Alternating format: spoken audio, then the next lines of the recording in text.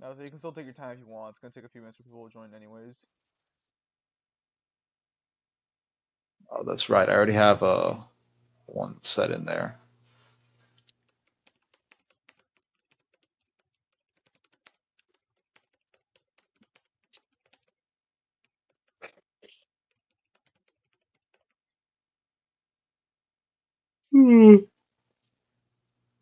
It's fucking 1 a.m. where you're at, isn't it?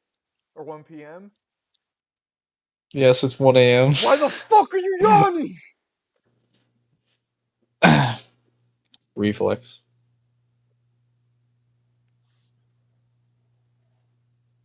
Hello, poster.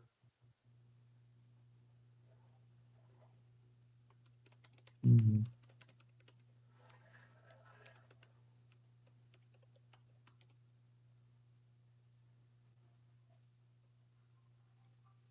Oh, damn it.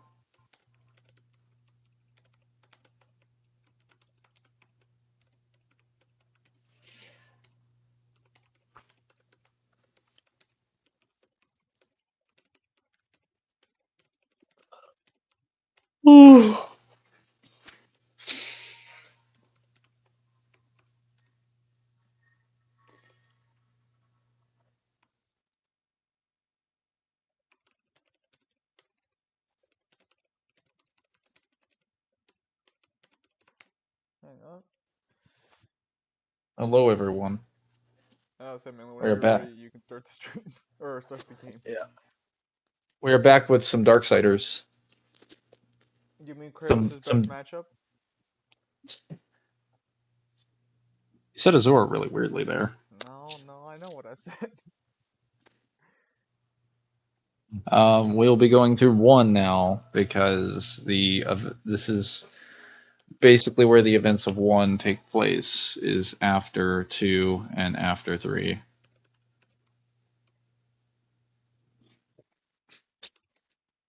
All right, we're gonna be starting with the Charred Council.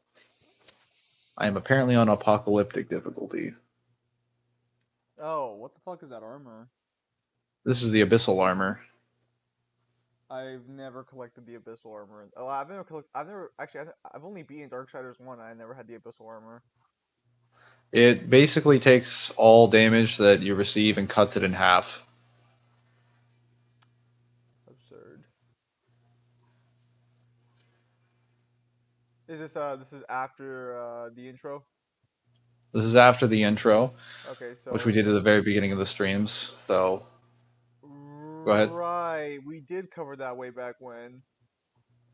I guess for anyone unfamiliar with Darksiders, just a brief reminder. The start of this game is the apocalypse going off, but apparently it wasn't an official apocalypse because the seven seals of the apocalypse weren't broken. So War shows up to an apocalypse that's technically not valid, and he gets blamed for all the crazy shit that happens on the planet Earth because he's totally in charge of the forces of heaven and hell. Yep, it's a scapegoat in a nutshell. Um, yeah, he's blamed for it, and then this happens. You'll be told what the time skip is in like one cutscene, but this takes place a very, very long time after that intro cutscene. Technically, according to Darksiders 2, War's soul is currently in the abyss during the length of time that he's in there. I think he's judged. He's mostly being judged by the council, and then his soul at some point is kept in the abyss because you see him in Darksiders 3. He's chained up before the council. Whack. I don't know. I don't know if that's like if they judge him before his soul goes to the abyss or afterwards. It's not really clarified, but we do know that like his soul does sit in the abyss sometime after the events of the game. Yeah. Ooh, Blade Geyser. You mean his only good attack? I'm sorry. There's like immolation would like a word, and like affliction, Uh-huh. stone skin. You can just say Blake Eyes is the best. It's okay. It's good, but like so is immolation. If you say so. I believe you. Uh huh. I believe Sure. you.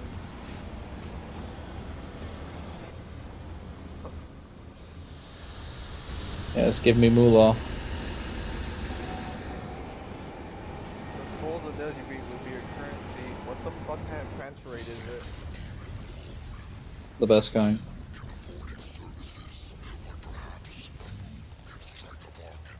I don't remember Volgrim being like a cheap loser. He mostly does trades. I mean, if you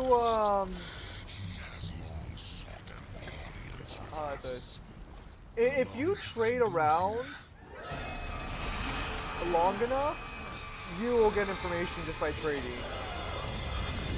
Well, yeah, that's the thing. Like he mostly deals in some information and precious rare artifacts, but like his actual currency rate is not that expensive. I guess they're just referring to like your average Joe, but there isn't really any like demons that are going out and doing deals with him. Looks like our trajectory was a little off. Not so fast, horseman.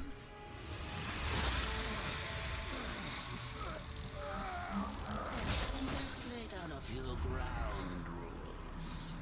Until this is over, you're a dog on a leash. Oh, I need to turn up the voice volume. If I have to kick you, you'd better not bare your teeth. Understand? Or should I teach you to play dead?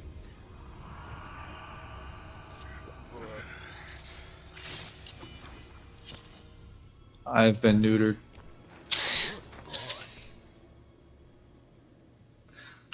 Being led to the battle by Mark Hamill. It took me a while to realize that was Mark Hamill. Like the voice was like eerily familiar to me. It just took me like forever to realize, oh, that is Mark Hamill. Yes. Wait, what would video be if it wasn't voice? Was that for? Yeah, I'm gonna put those right there. There we go. No, so much. Seems people are still showing up. I'm surprised we got more than fucking like 2 people. I know. Because we probably, for sure, we probably won't get Red Dust because I think she'll be something in the middle of working.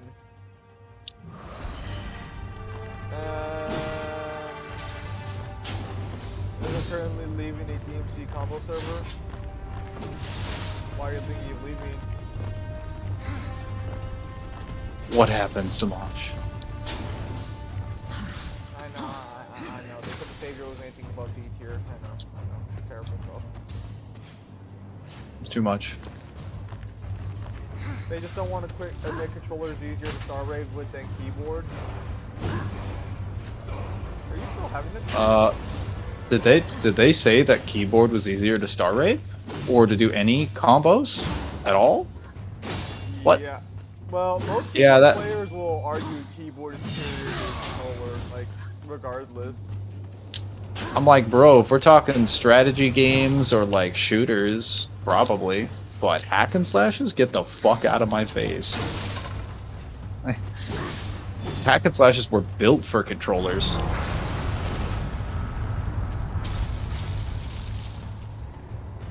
They like to think keyboard's easier, but it's a star rave argument with the recent side gimmick that has surface, slide gimmick. There's a slide gimmick that's exclusive to controllers. Controllers built fighting game? Yes and no, that's not entirely true. Controller was not built for fighting game. The fight stick. You guys doing this Thursday? Oh yeah, Rockin', I didn't tell you because you showed up late to the Far Cry stream. Yeah, I was saying during the Far Cry stream that Mangler is going to be streaming Thursday morning instead of Sunday morning because of issues. Yes. Well, yeah. I kept saying it during the Far Cry stream, but I think I stopped saying it around the time you showed up. Here comes the welcome party. Alright. The first wave has started. Let's get our perks. The slide gimmick, wow. Why don't you introduce yourself? The slide gimmick refers to pressing style, then style A, and then side motion star raid. What the fuck?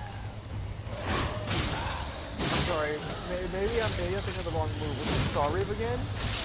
Star Rave is when you basically Skystar into Sword Rave from Swordmaster. I call it Star Raving because it's just a combination of two moves. Shooting Star and Sword Rave, aka Star Rave. Shooting Star is just the move where you fly into the air, where you fly further in the air, right? Yeah, you use a platform to boost yourself.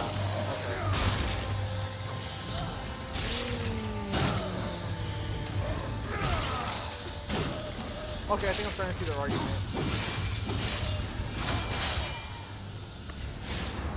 Because that combo doesn't require a lot of movement.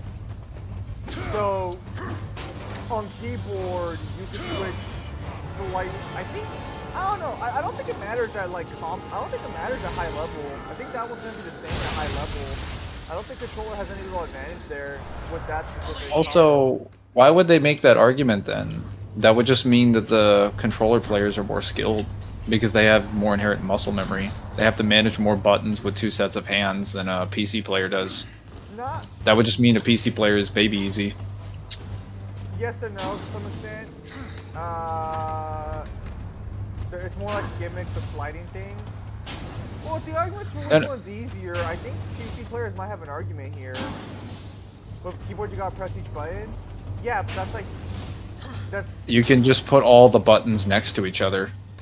yeah. Well, keyboard binding. I mean, it's not as crazy as like it would be implied. I'm just saying, like, if they say it's easier, I'm like, okay, so then it's less skilled then. Because keep in mind, I wouldn't necessarily make this argument, because this is not how I view a test of skill. This is how Combo Mad players in DMC for DMC 4 and 5 do, or specifically PC players. They're under the impression that something being harder, faster, inherently makes it more skilled. I'm like, well, okay then. Then PC players are less skilled. We have to assume that, because you have access to higher frame rate, you have access to more features, you have access to more button mapping, everything is more accessible. Yeah, you're less skilled as a player then, on average. Like, I'm sorry, but by your logic, we would have to conclude that you are a less skilled player. It's weird how that works. I did that with the slide gimmick. You can take care of the Skystar, Rave, and just cancel aspect, the style switch, the pad. Wait, where am I going? Where am I going? I'm lost. Okay, so I did have the right idea for what the Star Rave. Okay, so I had part of the idea for what the Star Rave was. I assumed it had the aerial rave. I just didn't realize it had the start. But no, okay. I think I understand their position then, because yeah, they can just map buttons to make it easier for them to do the combo, because it doesn't require that much movement. Even with the tech the controller offers, the argument isn't which one's more practical or which one's more effective. It's which one's easier to do. Granted, I think keyboard players are. I have my opinions of keyboard players for games like DMC, but that's just me. A little bit of resentment there, maybe. There's a perfectly good $20 controller, and they go out of their way to play it in the worst way possible. Yeah.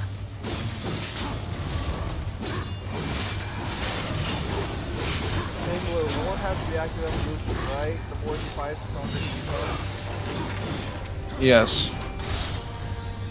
Anytime he bathes himself in the carnage of war, death, or any sort of destruction, he becomes stronger.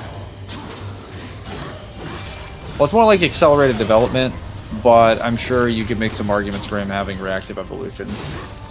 Because if it's in the context of fighting, then yes. But if he's just like passively existing or getting hit by things, maybe not. Well, it's a preference for Star Rays are brought up. Wait, they only debate Star Rays? Why? Yeah, fuck out of here. Different fucking minimal at best. a good player on fucking controller will have just as much effectiveness as someone on fucking. I was only debating Star Raves. That's still dumb. Samaj, I hate to break it to you, but I think you might be wrong here, buddy. They can literally find all the... So, the actual combo of Star Rave itself is not require any real movement to do. Because I think you don't even have to aim your fucking dash and Trickster, right? Because you can just jump in the air and just click B and it'll still do it. Wouldn't be hit by stuff, maybe fall into combat. If it's in a combat given situation, if someone's like sneak attacking him and he's off guard, I don't think necessarily. Or if he was put under a status condition outside of a combat context. But if he's going into a battle or on a mission, then yeah, I think that's fair game. What if a snail walks by and it trips him? Is that now a combat situation? No, that is not a combat situation. He gets to be tripped for free. You can rebind Sorry, War. for controller too. Yes, I understand that, but like you have to understand that PC players don't have to move their hand as much, and they're just rebinding to the same keys they use for every single game on the planet. You know, Hollow Knight, which is a game I thought would have worked a lot better with keyboard and concept, literally tells you at the start, this game's recommended for controller. Try not to play it on keyboard. And I guarantee you there are so many people who just took that as like a personal challenge.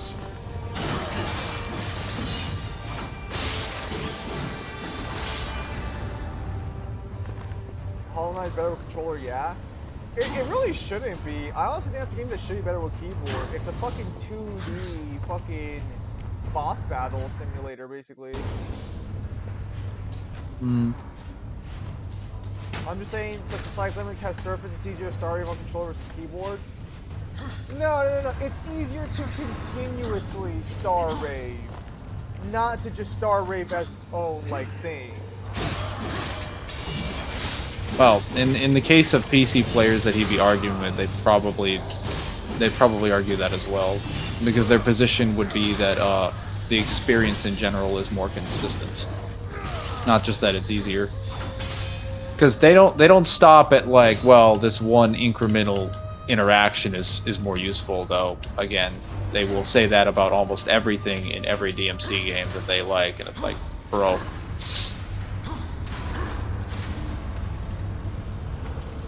More efficient is easier with the slide gimmick. I don't know. What do you mean the slide gimmick? I'm pretty sure shit's been around for a while where people just randomly move in the air while doing fucking aerial rave.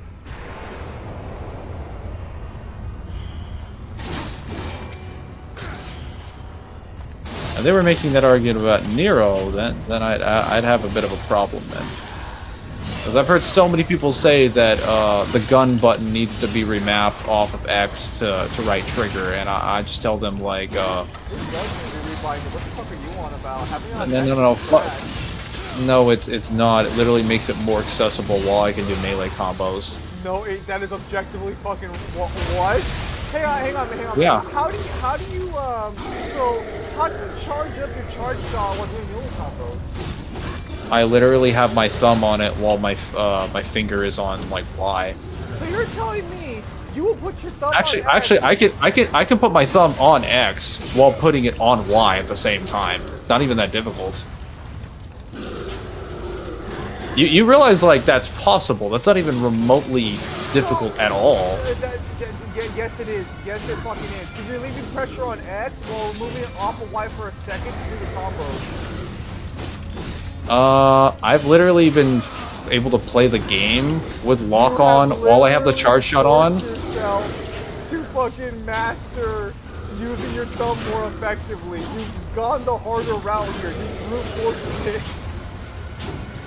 My style's more efficient though. No, it's not. In what capacity? Yeah, it is. Also, first off, on RT, it's the wrong actual choice. It should be on LT.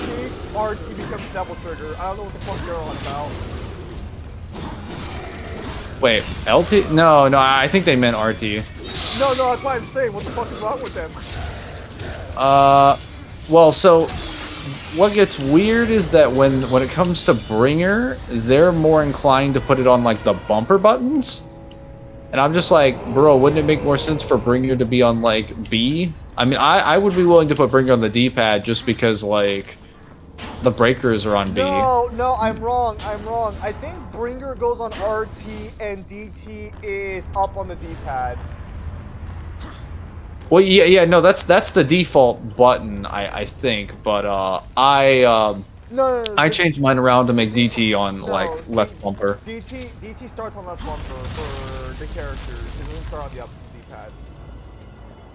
I'm pretty sure for Nero it was defaulted that way because of how his control scheme was changed around. No, because breakaway was put on breakaway was put on left bumper. 5. Yeah, and DMC5. I'm not talking about 4. Oh, I'm thinking DMC4 Nero right now. Yeah, 4 Nero has DT on left bumper, Bringer on B. I don't think he is. Wait. They move Bringer to right bump. Wait, I think I've seen that tech before. So is there a little explanation for the health the horseman gets from killing enemies? I could just get souls. In Earth years, about a century, long enough for the last of the mouth breathers to die off. Confirmed Darksiders 3 happens after. Then, the third kingdom is lost. The humans are alive in DS3. Confirmed Darksiders 3 happens after this. No, it happens before because they haven't died. Because then that brings back humanity. Dude.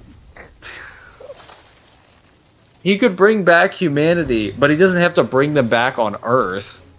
Very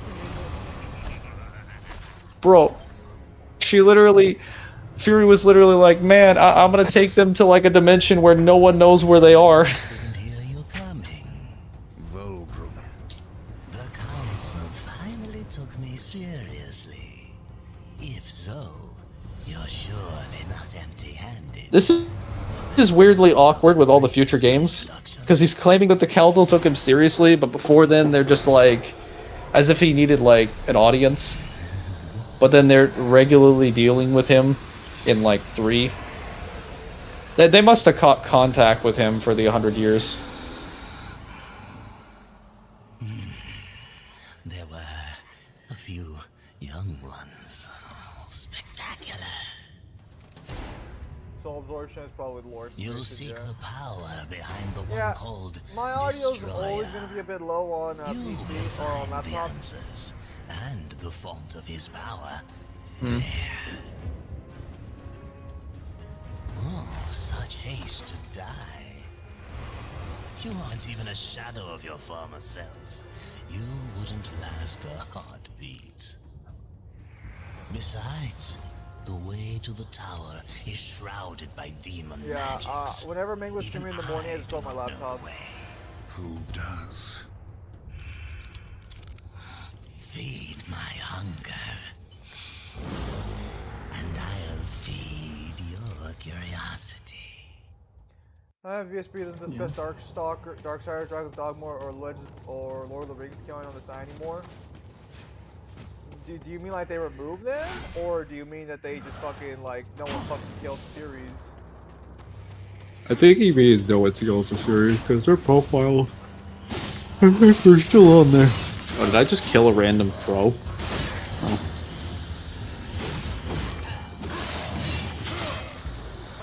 Man, I need some moves. I do not got the moves. Yeah, if anyone Ninja Gaiden, I think from her correctly.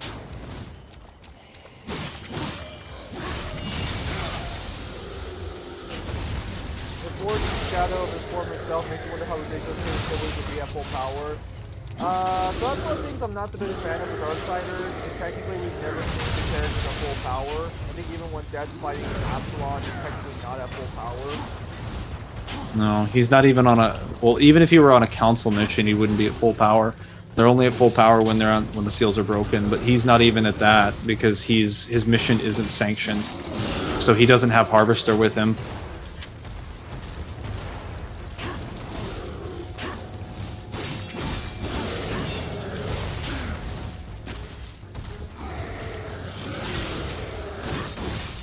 Maybe we'll get Darksiders, maybe we'll get Darksiders 4 finally in the future, and they'll finally answer all of our more questions.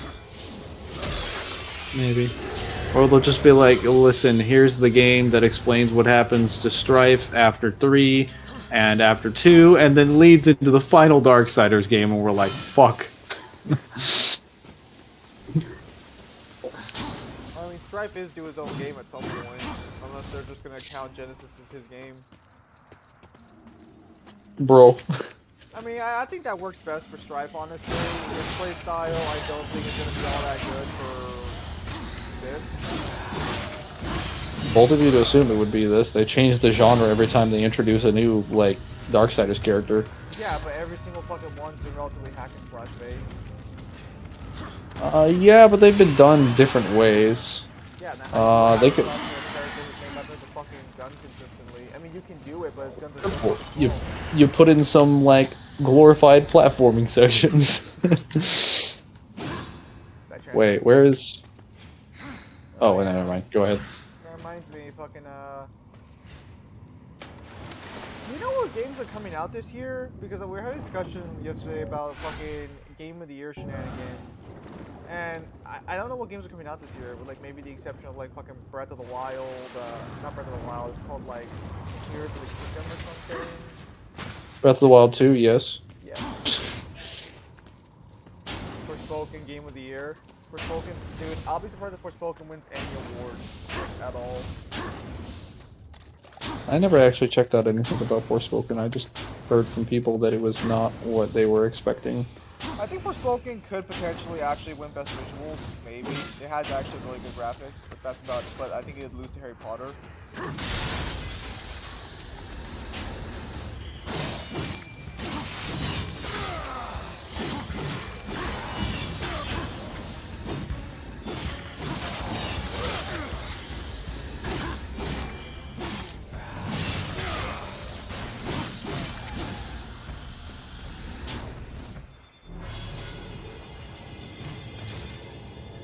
Harry Potter might win Game of the Year.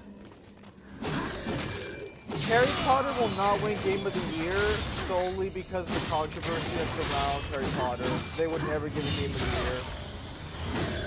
Thankfully, they don't even have to think about it because Legend of Zelda's coming out, and that game's probably gonna be fucking just as good or likely even potentially better than Harry Potter.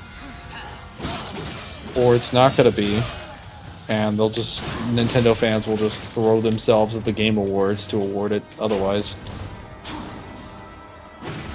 Look, all I'm saying is that Harry Potter has a very small chance of winning Game of the Year, not because it's a bad game. In fact, I like Harry Potter from what I've seen and what my brother told me. It's actually a really good game. Visually, it looks incredible, but that controversy around it, they never awarded Game of the Year.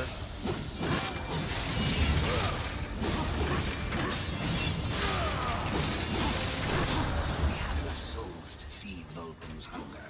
Now, maybe he'll feed our curiosity. Captain City blog according to VSB, what, Harry Potter? No, Darksiders. What the fuck? Yeah. That's too high, they gotta lower it. It's adorable.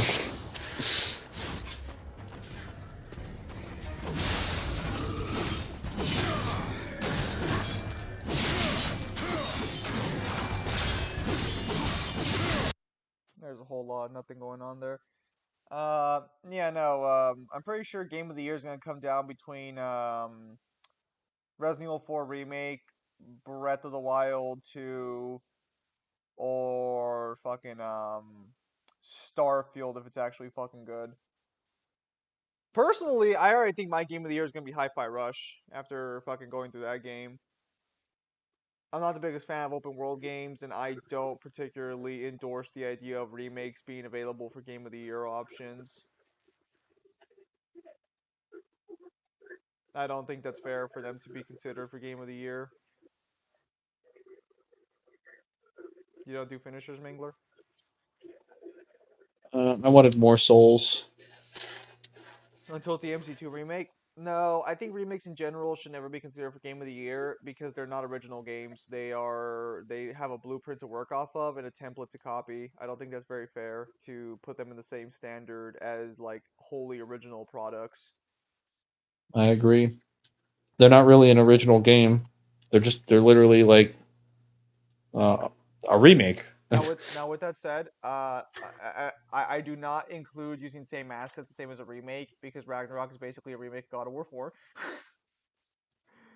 That is a little different. They have an original story. But yeah, no, because the problem is RE4 remake is gonna win awards this year, like fucking fat awards. Oh yeah. Or Dragon's Dogma 2. I mean, Dragon's Dogma. We don't even know anything about Dragon's Dogma 2 right now.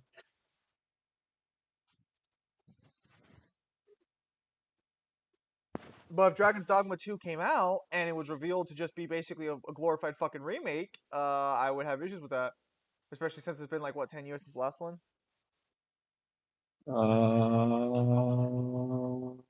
No. Well, okay. Since the original or the remake of the original? Since the remake. I think it's been like 6 or 7. Dead Island 2 maybe game of the year. Oh, that's right. Dead Island 2 is coming out. If it wins game of the year, I'll be completely fine with that. That game's been in development hell for like 20 fucking years. I know it's been like 10.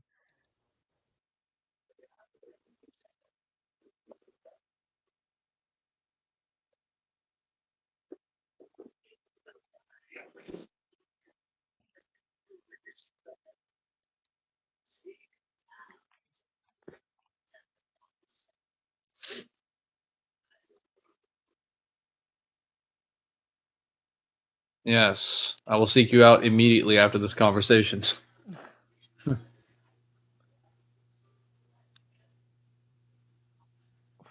They tried to cancel it. What? Oh, Dragon's Dogma 2? Oh, convenient. I just found a Legion artifact. Well, that's the thing is like, I don't know. I can't stand open world games anymore. I've gotten to the point now to where like I just like fucking they're just such a fucking waste of time. And that's not the case for all open world games, to be fair. But like, fuck, like I think that's like the main reason I can't fucking force myself to beat GTA 5 is like, dude, it's like I don't fucking care about driving across the city every fucking 5 minutes. That's the main reason I never tried to tackle Red Dead Redemption. Is like that open world's massive and you're on a fucking horse. I guess. GTA 5 story is bad though. I've heard mixed reactions to GTA 5 story.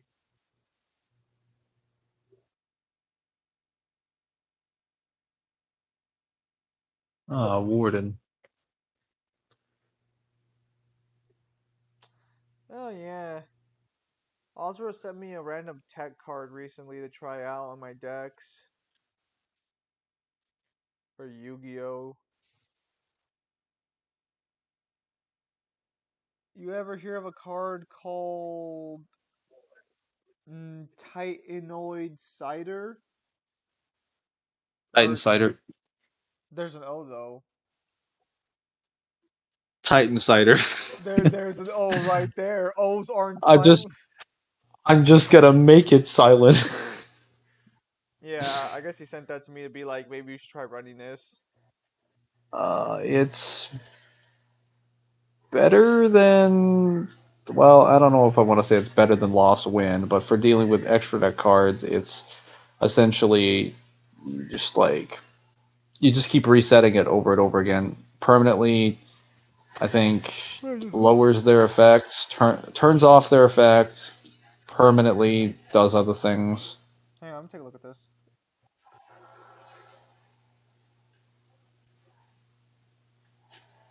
Unfortunately, it targets. It does. All those cards target. Wait, Lost wait, Wind, Breakthrough wait, wait, Skill. wait. It does.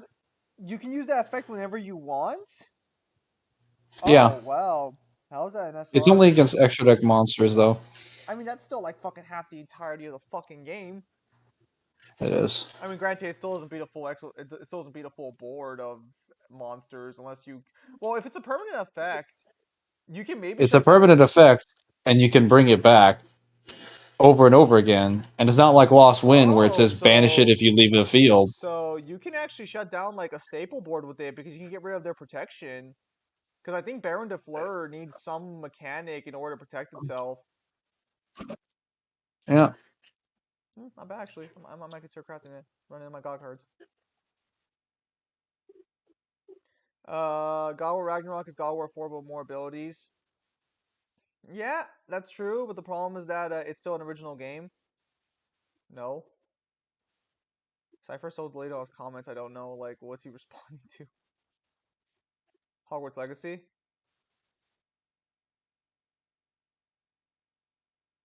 Oh yeah, they tried to cancel Hogwarts Legacy, yes. The game's fine, like, I mean, I'd play it, but I don't think my PC can run it. And, honestly, I'm like a loose Harry Potter fan. I don't even know if calling myself a fan would be the right word for it. Because, like, I read I'm most of the very books. I'm very loose, to be honest. Mainly just watched the movies, read part of one book. I didn't go around buying like Harry Potter outfits and shit, but I probably would have bought a scarf if I had the money because the scarves look.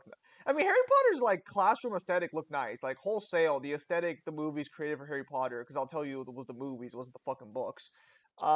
Is really nice. Like the scarves look fucking awesome. The actual like student outfits look oppressive as they should be. Um, the color scheme's really nice too overall. Metal Gear 5 for me was I think the last open world game I was actually overall fond of because I could just go straight to the mission and there was literally nothing else anywhere else. Yeah, it was kind of annoying running around, but in Metal Gear Solid 5 I didn't mind because I could just start blasting my tunes.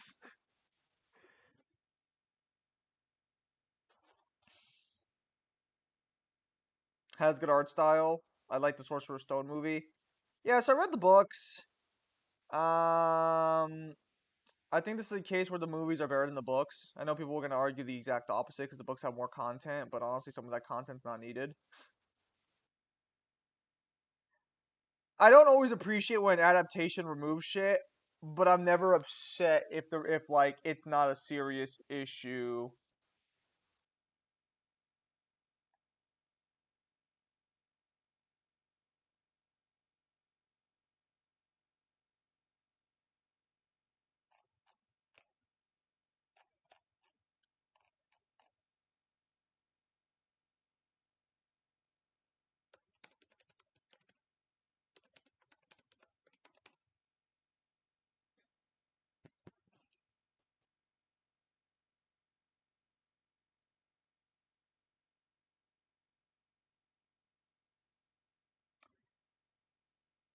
When the horn becomes your best weapon.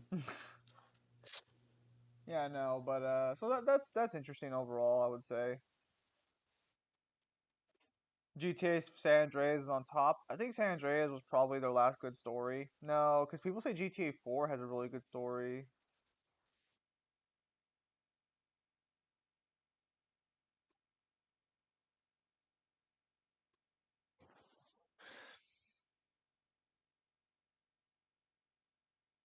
I've never played GTA 4 though.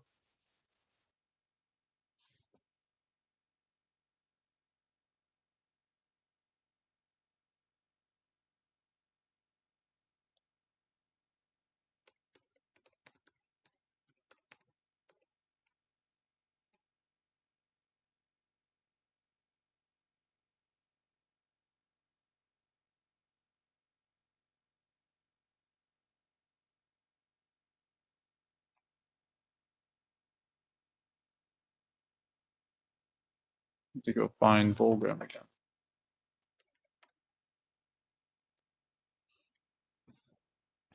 I'll just never understand how Harry Potter took the world by storm the way it did. That'll be something that'll always catch my eye. Because I've read book series that I'd argue are better than Harry Potter, and they do not get anywhere near as much attention. I have to wonder if it's like because of the mix of young adult and fantasy. Because Harry Potter is like an actual world building. Like sucks. Its magic system is convoluted and not explained at all. Which I, because if you ever actually watch Harry Potter, it never really feels like they pre-established how the world. I don't even know how magic works in Harry Potter. I don't think they ever properly explain it, do they? I wouldn't know. Spend some Mangler, time. stop being an uncultured swine. Too late. Yeah, like I don't even think they explain the difference between using a wand, using your hand, and just enchanting and just like mouthing out the spell. I don't think they ever explain the difference between those like three different styles. I asked my brother if the game tried to explain it, and I guess the way it works is that the game just claims that using it with the wand is just easier. I'm like, ah, so they didn't have an answer either.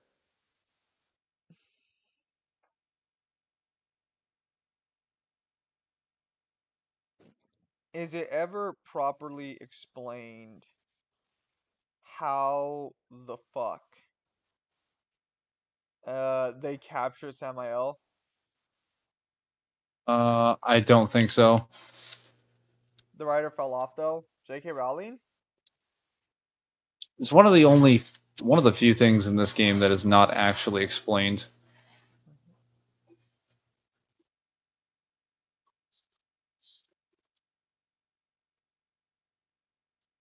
Oh yeah, he's bilingual or You multilingual, should I fear, guess. horseman. Once you were strong, but now you are weak and you are alone. The destroyer knows of your coming. Even now, he moves his legions against you. Then I'll make this quick.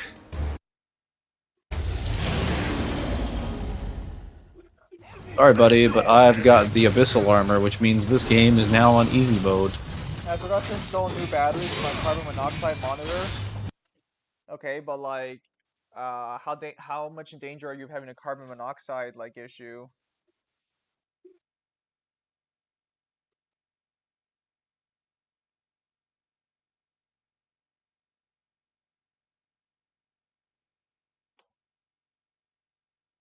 Actually, I think I might have. I think I don't have batteries for my carbon monoxide monitors either, but I just have fire. Is that the smoke alarm? Because I got like smoke alarms that haven't had batteries in them in years. Probably should buy some batteries and put those in one of these days.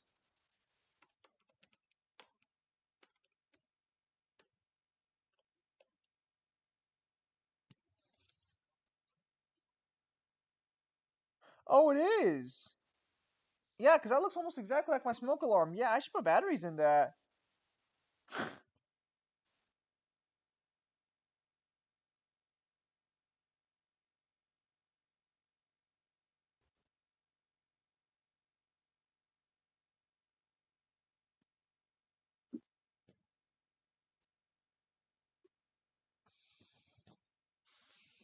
Uh, so J.K. Rowling, I don't want to say she was never a good writer because that sounds like fucking super massive arrogance for coming from someone like me. But remember to keep your house safe, everyone. Better yet, remember the warning signs of carbon monoxide poisoning and work from there. Basically, if you start getting a random headache and it gets progressively worse, and you have to go outside to remove the headache, there's carbon monoxide in your house.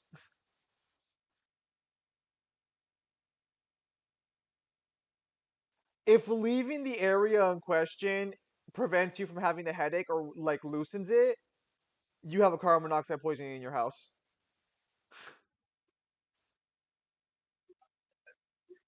Now, granted, I don't know if you have to go. Then, would you prefer getting BFR'd to Khalid or Brazil? What the hell is Khalid?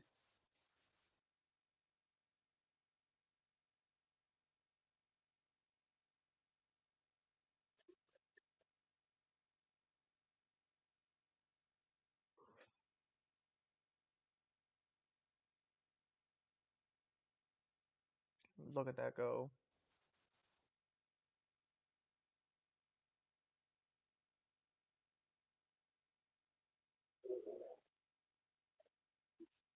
The writer of Harry Potter? No, no, no. I know you were talking about the writer of Harry Potter. I should have sent all four of you. I have no interest in killing you, Samael. Ah, the Destroyer. He's beyond your reach, beyond mine. Has prison made you a coward?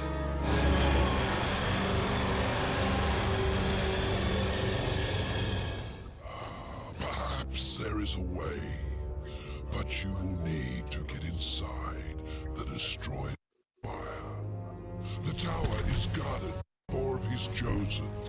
Bring me their hearts and ask me no questions. My reasons for helping you are my own. Where can I find these guardians? He just said ask him no questions. The Twilight Cathedral, where the Bat Queen Tiamat has gone to We're already 2 seconds in and we have a contradiction. blistered my land. I think to be fair to Samael, he meant like no questions in regards to my motives. But in regards to the plan, because he does say immediately afterwards, my reasons for helping you are my own. But he could have worded that a little bit better. Also, I'm pretty sure Samael can tell what's going on outside his prison, or can sense, because he knew war was coming, and he knew where the Chosen are located, despite the fact that he should have been in prison during that length of time. Considering his knowledge, or his, I'm assuming he can sense people just flat out. Maybe you could argue that the second he got out, he could just pinpoint where they were at. But he knows That's about entirely the- possible, because as soon as the gate opens, he says, "War, you're here to finish me off." He's not even out of the portal yet, so he hasn't even seen him with his eyeballs. I'm pretty sure he can Well- just sense people. I mean, like, not to be that guy, but War probably has a very, very unique sense. Yes, the writer of Harry Potter Oh, fell probably. off for making the mistake of speaking her mind on the internet. That was a very big mistake on her part. What was the fucking... Oh crap. He's about to explode. I was going to say, the multiple characters in the series do point out that, either not just, presence-wise, but even scent-wise, the horsemen feel different than angels or demons. Yeah, so Because they they're could probably just supposed to make be it- Nephilims. He could just make an educated guess, like, yeah, you're a horseman. You don't seem like a demon. Or Well, even if they don't know they're a horseman, they'll just say you're a unique being because you're not like angel or demon. so I guess based on his statements, the destroyer is probably stronger than he is. Currently, yes. No, because like he doesn't say like at the moment. He just says beyond my reach, beyond yours. So then I think like what that implies that he tried to fight the destroyer when the destroyer came to Earth the first time. The destroyer beat him in a fight. It's possible, but given what Darksiders 3 introduces, I think that's probably unlikely. What do you think Darksiders introduces him? Well, actually, so here's the thing, though. It's tricky because Samael isn't completely beyond the Horsemen. I would argue, given his fight with Death, you could argue the Horsemen are technically stronger than Samael. So if Samael lost to the Destroyer, but they have the ability to beat the Destroyer, then that wouldn't really be that'd be consistent. Because again, like you said, he lost him. Like we could assume he was sneak attacked, but like even then, like I doubt for that situation, especially given what Volgrim says. I doubt the Destroyer didn't just fight him in a one-on-one fight. Even if he sent legions of demons, Samael would have snapped his fingers and killed them all. So the Destroyer. Well, go ahead. Khalid, that area with the Rot Swamp from Elden Ring. Oh, boo! Brazil only because Brazil has tacos. I was gonna say the Destroyer is the only one in that army that's strong enough to fight Samael. So it wouldn't really make sense for anyone else to have beaten him. Until, Darksiders 4 comes along and it's like, hey, by the way, they had an evenly matched battle and then somebody came along and tried some shenanigans, and I'm like, oh god. Well, hang on a minute. Isn't the Abraxas capable of fighting Samael, or no? Abraxas. Oh, the demon that's making the Yeah. tower? No. No, he has no statements. Basically featless, other Sam than like his engineering degree. Samael trying not to lie level impossible. So cosmic awareness. Oh, is that what the power's called? Fuck, I should have called it cosmic awareness in the fucking Airsight video. Well, he's aware. Keep in mind, like his senses extend to the future to some degree because he's aware that the death that's there, is not even the death in the current timeline. It's the death from the future. He's even aware death is there without being sanctioned, which is not something he should know. There's no way he could know that. Even if he knew, like, oh hey, you'd be stronger while you were sanctioned, that wouldn't matter because you can't, like, we have no indication or evidence that like being sanctioned by the council puts anything different about your presence or your scent or anything like that. It would be kind of cool if we had those details. But like his sensing capabilities do include the ability to see things that like should not be possible normally, or know Or things. more like that's just what's assumed because like there's not enough information to make another assumption. Well, so the reason I say that is it's not so much an assumption because there's no other information. It's the fact that like you shouldn't be able to see things or know things from the future without like having some ability to do that. Because What if he can sense time travel magic and he sensed death using time travel magic and when he saw death wasn't wearing like a specific suit or anything, he's like, "Oh, this is unsanctioned." What if it's just not as impressive as you're making it out to be? I mean, I've just assumed it's higher time awareness. Like I just assume he has a better like interaction with like time travel and the flow of time. I don't necessarily equate it to like cosmic awareness. I just assume he has sensing capabilities and he can like he's aware of, like the flow of time on like a greater degree than your average being. But maybe the next Darksiders game or something will elaborate on it. Oh yeah, I forgot. Ruby Volume 9 is currently out.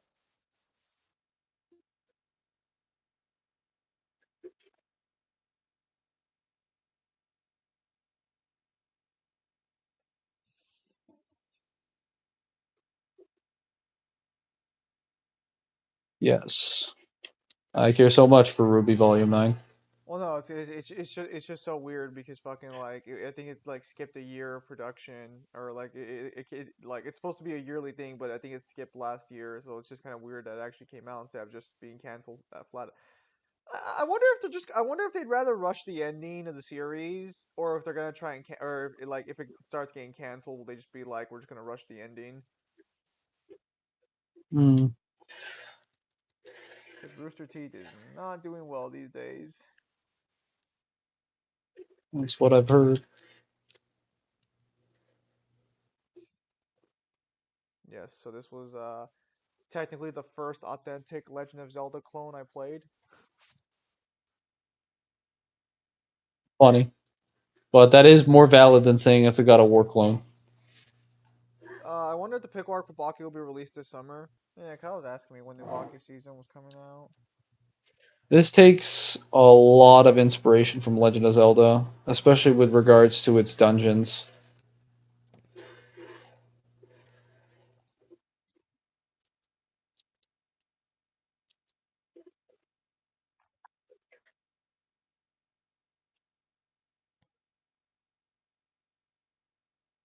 It might come. It seems that people are hoping it's gonna come before the end of 2022.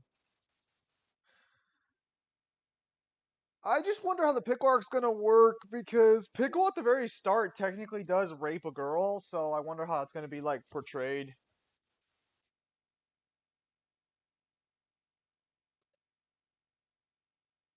You can just feel Mangler being confused in the corner. Kind of focusing on the killing and the maiming and the death that I'm engaging with now. They might cut that out, lol. I think they might cut that out. So for context, for people who don't know Baki, Pickle is a prehistoric human. He has no concept or understanding of what society is like or anything like that. So I guess he finds a female and he just mates with her in an airport. Wait, does he get pulled into modern times? Yeah, so what happened is I guess he survived the meteor that killed the dinosaurs and was frozen in ice, so he was perfectly preserved for Oh, like millions of years. And they find him and it's wake one him. of those cases. Yes, they find him, they wake him up, and then he shows up at an airport. He sees a girl and just fucks her. Now, granted, it's not as brutal as you would think because she's just so shocked at what's even happening that like I don't even think like she doesn't like scream or anything. It's not like a violent like manga panel or anything. It's just like it just happens.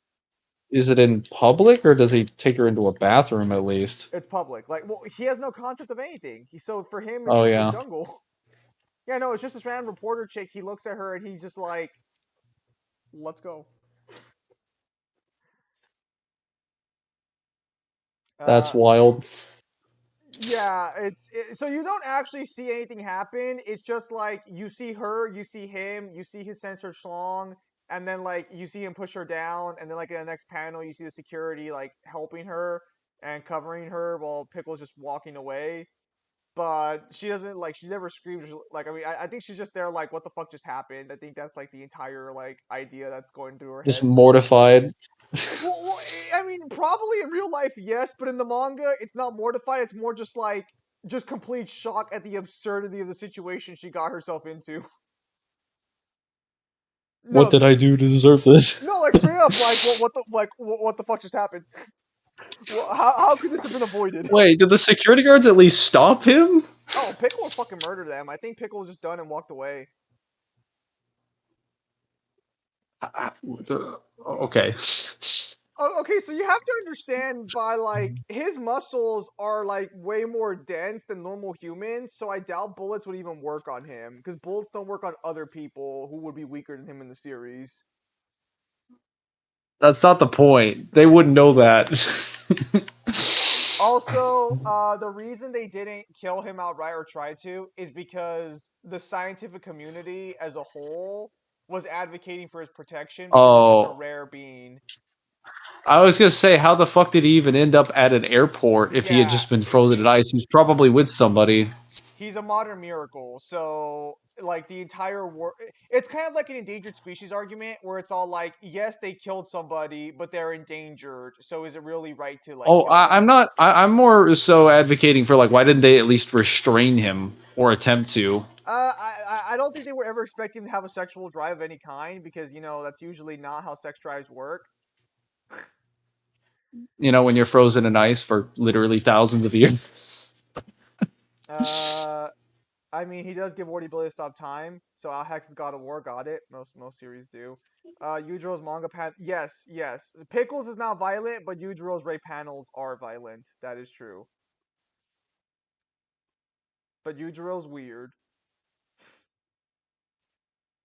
I mean, he literally kidnapped his wife technically and forced her to marry him because he thought she'd give good genes for his son. And then when she like tries to protect her son, he snaps her like in half basically by hugging her so hard it breaks her spine. Yes. No, see, the main character's motivation in Baki is to kill his dad for revenge. Until I guess the writer realized I like Yujiro a lot, so we're just gonna forget that happened. And like, it's very rarely if ever brought up, and Baki's now fine with his father. Um. I don't know how I feel about that. That seems kind of. I mean, having a son avenge his mother is a pretty traditional, like fucking like adventure story in regards to like themes of family and whatnot, especially if the father's like sociopathic or close to it. But to have it be like, yeah, I'm just gonna forgive that. I mean, like, it must have been a really good reason, right? I don't think he says forgive. I don't think he's ever directly said I forgive you, but he doesn't like.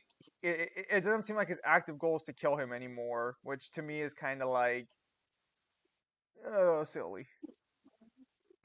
Your mother died, and you're gonna like his brother still wants to kill his dad for raping his mom. So like at least his brother's got the right idea.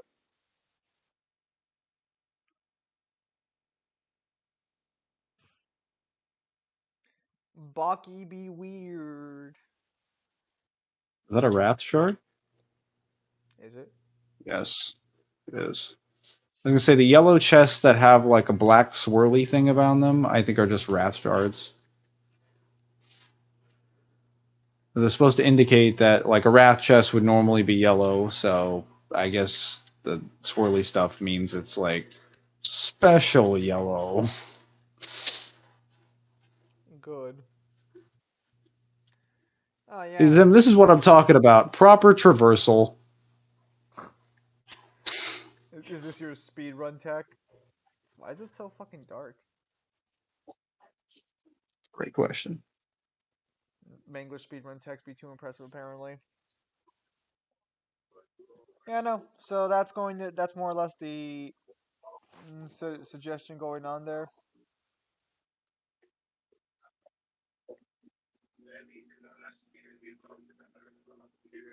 I like how Cyber's Discord says he's gone for the entire day. Yeah, he's still online Discord. Might have just left it on idle.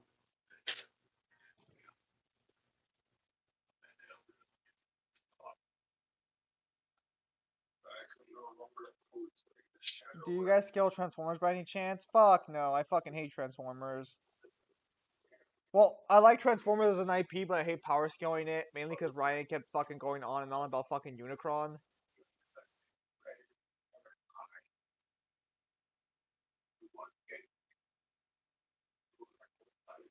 Ugh. Oh, how nice. I guess Steam technically confirms that the Horseman at normal circumstances can go into the realm of shadow, but War is not able to do it because he's lost most of his power. Maybe he shouldn't be trash.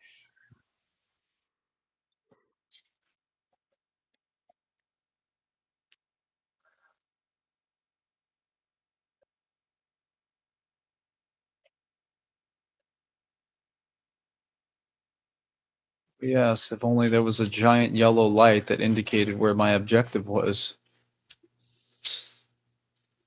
The Unicron versus Galactus debates were heat back then. Yeah. I still subscribe to Galactus winning that out as higher tiers personally. I don't trust I don't trust my source on Unicron. I feel like there's some fanboyism going on there.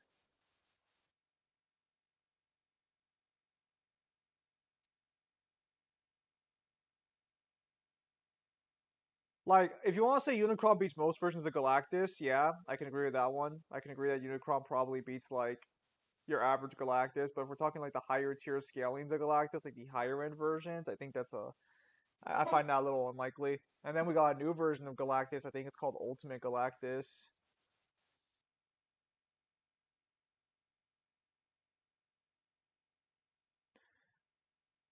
It's mostly base Galactus. Yeah, if you want to say Unicron beats base Galactus, then yeah. Because base Galactus at best scales to like fucking like 1B.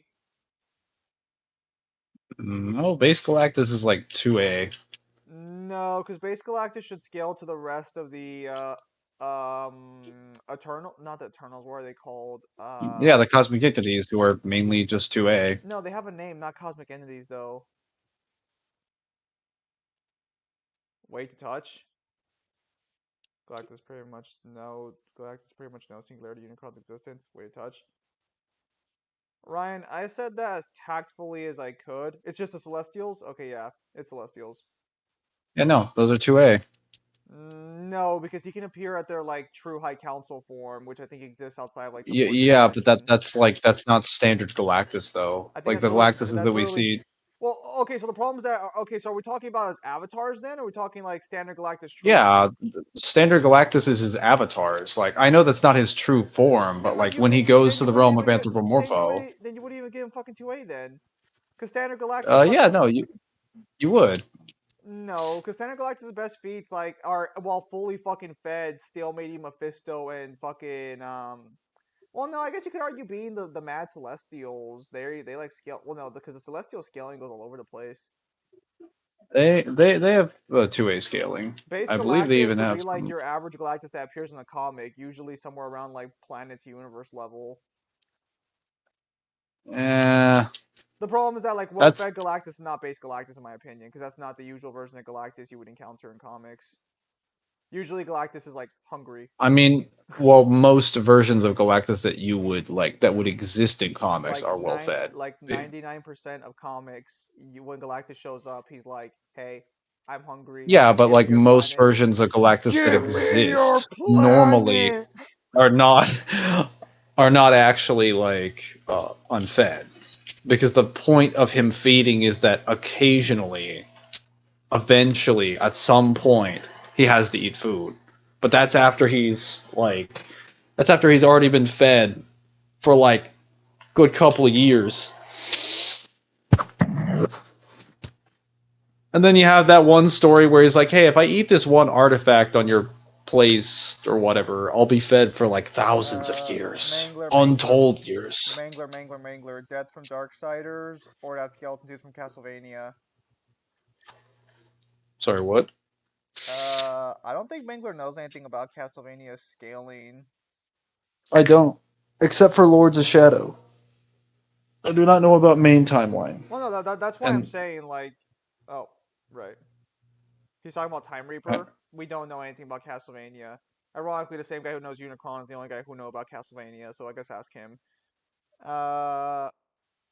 Regarding Singularity Galactus or Unicron, if that's a unique version of Unicron, then that kind of proves my point there a little bit, and that's not the version people are bringing up when they discuss Unicron versus Galactus. Hang on, so Singularity Unicron. What the fuck is this?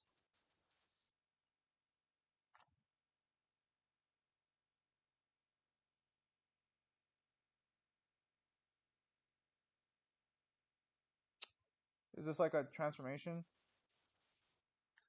Does Lord of Shadow have a death? It does, but if I remember correctly, death in Lords of Shadow is not that impressive.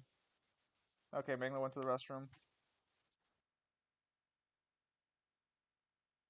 Yeah, okay, so this looks like a unique version of Unicron then. And also, again, like, I don't know on that one.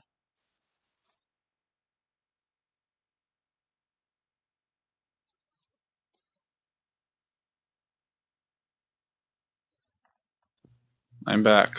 Welcome back. Yeah, no, Lord of Shadow does have a death, yes.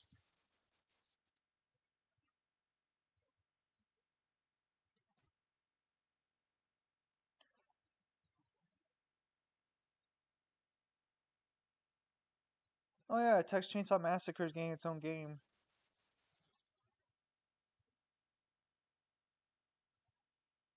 I did scale Castlevania a bit. I don't want to scale Castlevania, personally, because it sounds like a pain in the ass, and also if I come to a different conclusion than other people, I feel like I'm gonna have to like get a lot of Just shit. do Lords of Shadow. You'll be fine.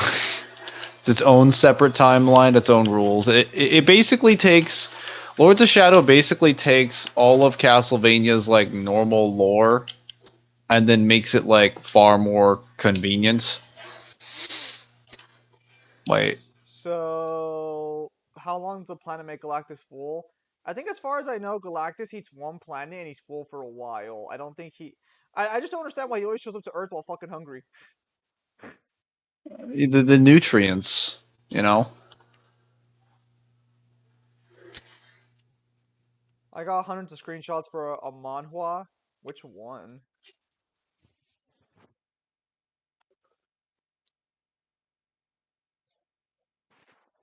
Hang on, why is it working?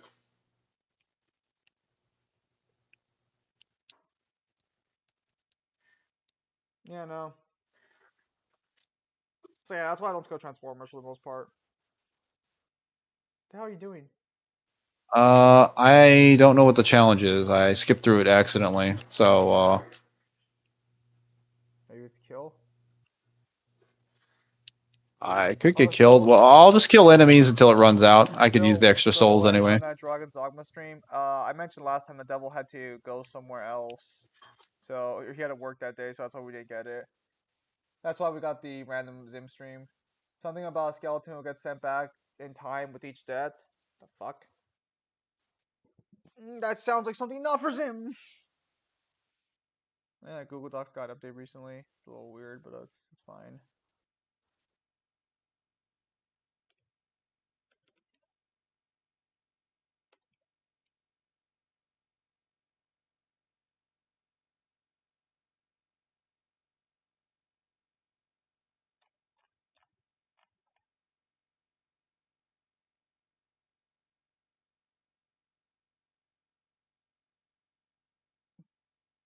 Oh, excuse me.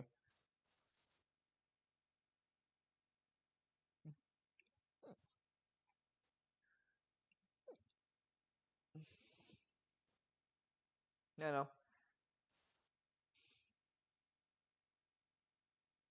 Yeah, because I remember the reason it was so popular was because the assumption was that Death Battle was going to do a Unicron versus Galactus matchup at the very end of the season, which I think the reason it didn't happen was they couldn't rip the models out of the games they were planning to. Because Wait a minute. I don't think they could get Fortnite's Galactus model, so they had to make them from the ground up, and I think that's what like stalled production a lot. Because Unicron, as far as I know, has no 3D models you could easily get a hold of. Because I think his last 3D model that was relevant was the one from Transformers Prime, I think is what it was called. Mangler, what do you Yes. scale? What do I scale? Yes. A lot of things. There's your answer to the demon, apparently. Yeah. Yeah, no, so they couldn't get a hold of anything, so they decided to, I guess, just hold it off. So, spoilers for Bayonetta Origins. Wait, hang on a minute, hang on a minute, hang on a minute. Before you do that, Minato, Mangler, do you care? No. I will not be buying Bayonetta Origins. Go on, Minato. Is there anything power skill and relevant wise? Tell me right now, 2060 Bayonetta is a thing. Just pull me out of my misery. Just let this matchup die right now. 2060 Bayonetta. Let's go. Come on. The diamonds. Yes. Also, most people use the Armada clips for video edits. Yep. Mango's too many to name Pimp Demon. I'm sorry. Wait, is Bayonetta Origins already out or no? Name the bitch. I do scale uh mostly hack and slash versus like DMC. Oh, I have to kill them in the air. Okay, okay. I figured I had to kill them in the air. Um Oh yeah, Singularity Kid Jean Fodem. What the fuck? Wait. Can you wait? First off, Kid Jean fought Singularity. What? which singularity? Well, I mean, it wouldn't be the final form regardless, but that's what? That doesn't really make too much sense. Wow, DMC really Mangler. Wow, Also, who knew that DMC guy did DMC? I know it's crazy. Insanity. No, it wouldn't matter then. So at this point, wait.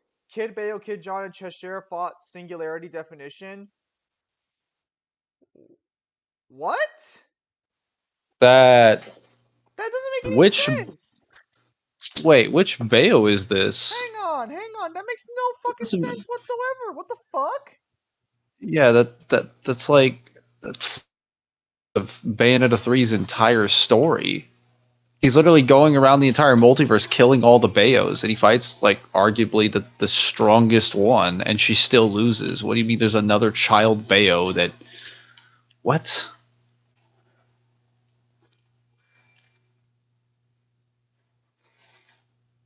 I'm watching this. Also, is this another version of Singularity? How does that even I mean I guess it makes sense with a multiverse, but like how does I don't believe it can't be Singularity definition. That makes no fucking sense. unless he was sent there after Bayonetta 3. Okay, so I'm watching the final boss fight right now, and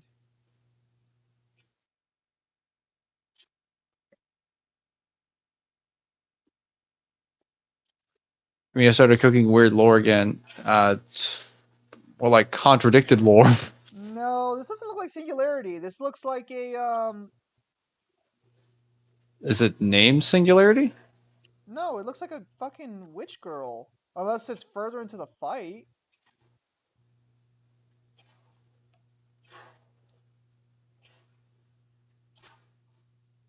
The story will explain it, Mangler. It's pretty confusing.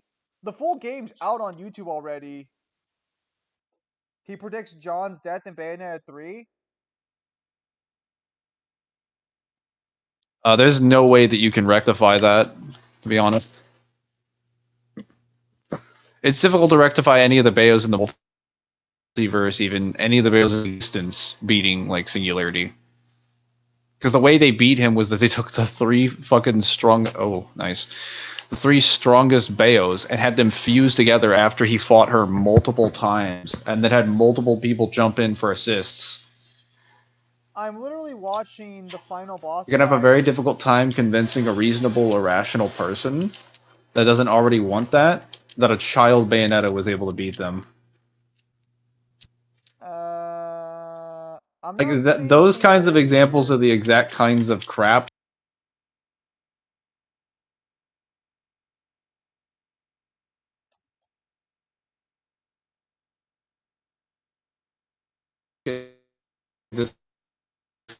disconnected.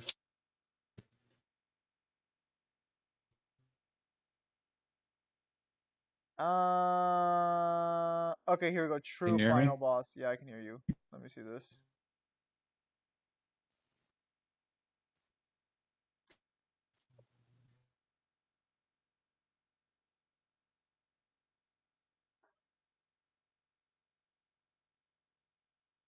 Mangler's cutting out. Yes. No, no, I know, but the fucking problem is that like I looked up. Okay, here it is. I found it. I found it. I found it.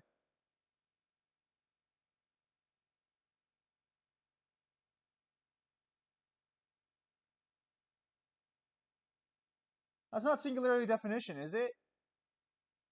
It's singularity for sure, but that doesn't say definition. But let me continue watching. He looks different.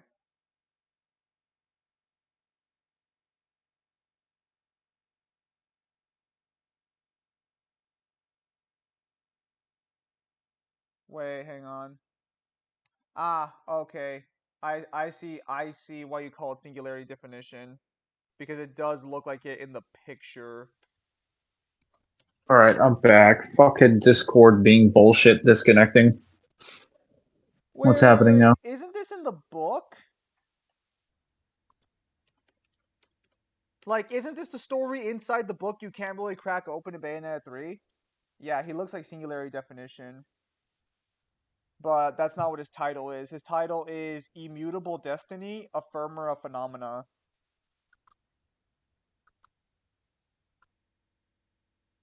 Is there a Maybe this description? is like a thing. Maybe this is a thing that ends up making Singularity later. This could be the progenesis to. Okay, no, he looks exactly like singularity definition after the first cutscene.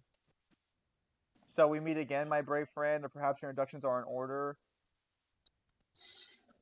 Yes, you may call Uh, me he who affirms all phenomena. yeah, that just like Singularity. The problem is that he's acting rather chill about things.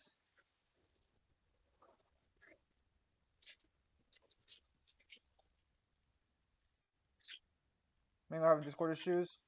Standard Mangler stream. Yes. Arch Can you hear Eve me now? origin. To think her continued defiance would bring me to this place. Wait. A slight miscalculation, but Can she you will hear? be. Yeah, I can hear you. What the fuck? Okay. Wait. And then I will affirm my word. What? No? Okay, so. Yeah?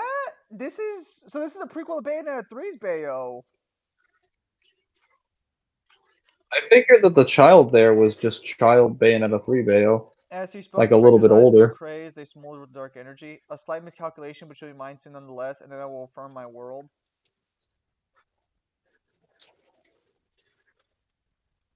So then, if this is a prequel, this is not. This can't be singularity definition, unless there's more lore behind it that confirms it. This would have to, we would have to assume this is what singularity originally looked like before the events of Bayonetta 3. Because you now have to argue if. Well, let me continue watching. This is such a stupid fucking twist.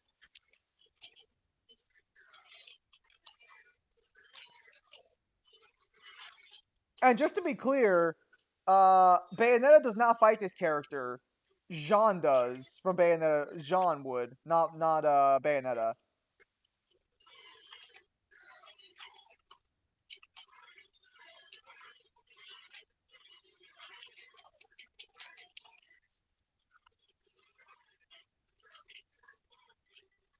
Oh my goodness, this game is literally just like playing V the entire time. I hope you guys like playing V in DMC5 because that's all this game is.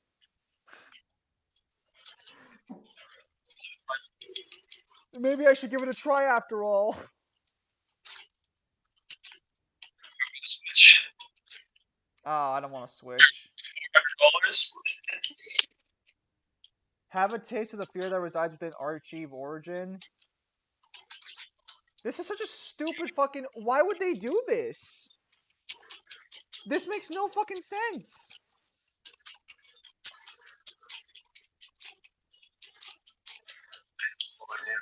Wait. It's saying that he's using fairy magic. Is Singularity using fairy magic in Bayonetta 3, or is it never confirmed? Never confirmed. So I guess his power. In fact, well, so his power in at least in regards to the homunculi is made through nanomachines, through artificial technology. According to this one, it's fairy magic. He's summoning using fairy magic to summon the Are fairies inside are the they heart. just saying that as an explanation because he's green? I guess because or maybe it's just because I mean he summons them with the same scrolls and everything.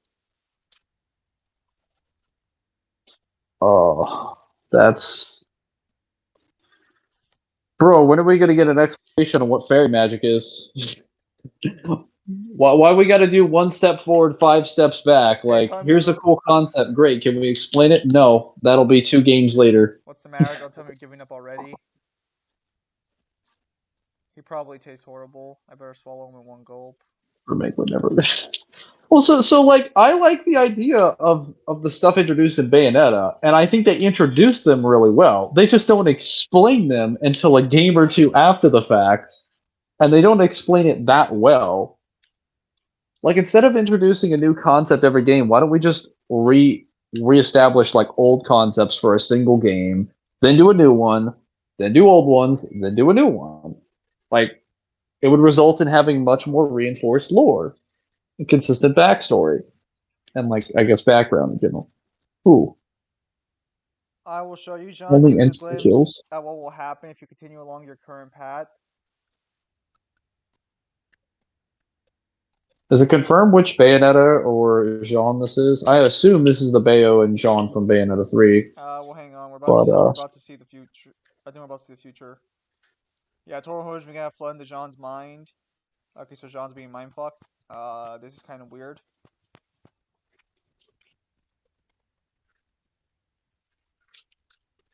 It was a vision of Jean as a grown woman dealt a fatal blow by an unknown assailant. Okay, so this is John from Bayo. Sounds like Bayo 3. John from Bayo 3, yeah. Okay, can I just say for the record, if she actually saw this vision in the future, this has to be one. It's the one that serially kills in the prologue of Bayo 3 where Viola was. No, this would have to be the Jean in the main campaign of Bayonetta 3 because the exact image of her death is being stabbed by the bald dude. I forgot what his If she's being stabbed from behind, then yeah, that's Bayo from Bayo 3's timeline. That's how she dies to Dr. Sigrun. John, I have shown you a vision of things to come. If you do not distance yourself from her, the future will certainly find you. This is so stupid. You think she'd be more prepared. But this fate does not Wait yet a minute. determined. Leave now and it may yet be avoided.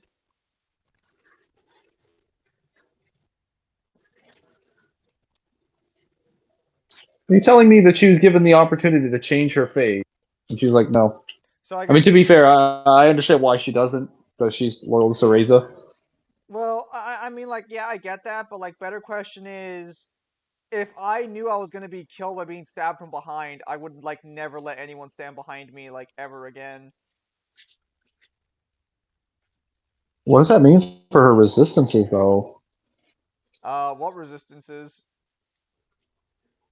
Well, like, So keep in mind, this would have to mean no, that she never lets her guard down behind her unless she's just a dumb bitch. I don't think Zhong's very dumb. She seems to be pretty on point most of the times. So then you now have to argue that Singularity's laser bypassed her durability in its entirety. It's kind of hard to argue in general. I always assume the laser specifically absorbs her because that's what he does. Is he absorbs you and then you're removed from existence during the absorption. But like, Okay, man, I that don't. must be some really good technology. Okay, hang on a minute. I don't think this is good for Bayonetta because according to this version of Singularity, he needs to absorb Arch-Eve origin, then, and I quote, then finally, phenomenal affirmation will be realized. Or released. Hang on, let me make sure, I think that's released. Please tell me that's not true. Bro. No, it's realized. So that means, unironically, No. you can argue that Singularity definition does not have phenomenal affirmation on the level he claims. He's fucking lying. Well, he might not be lying. He might just be like under what's the term? He might be misinterpreting his own powers more accurately. If But he needs Archie Origin for phenomenal affirmation, Bayonetta loses all of her fucking fate resistance.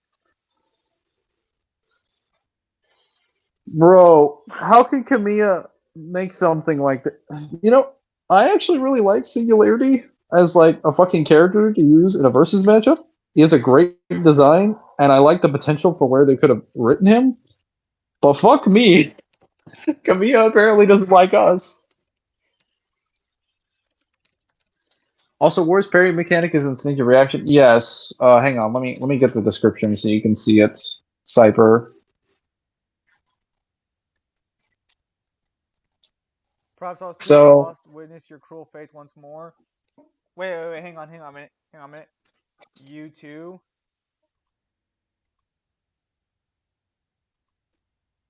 Never let Kamiya cook again. I don't have a problem with Kamiya cooking. He just needs to have someone there with him to tell him when he's going too far. He has great ideas. He just doesn't conclude them correctly. Hang on. Jean. It's like. Go ahead. Oh no, continue. There's a commercial. Oh, I'm just saying, like, he has great ideas. Like, I think he genuinely has created a lot of fascinating lore with Bayonetta. I want more of it.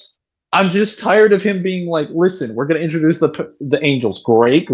All right, now we're going to talk about the demons. Well, hold up a minute. What about the angels? Fuck the angels. I mean, they're in the game, but whatever. And like, okay, then we're going to expand on the demons next game. Nope, we're talking about the homunculi. It's like, Wait. what? Wait. So Bayo gets fucked? Yes and no. Okay. So this depends. Okay, I'm gonna ask an honest question here. Do we take the most recent information, or do we take what comes later in the timeline? Because Bayonetta fans are never gonna like argue this. But real talk for a minute, if he needs Archie Origin in order to fucking have like realized phenomenal affirmation, what do we take? What do we take then? Because he knows about John's future. He knows the future to an extent. Wait, no, so he should know he dies then. What the fuck? Hang on, I'm gonna keep watching. Maybe we'll explain it more.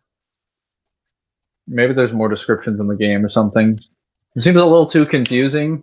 Because, like, I don't think Singularity is not stupid.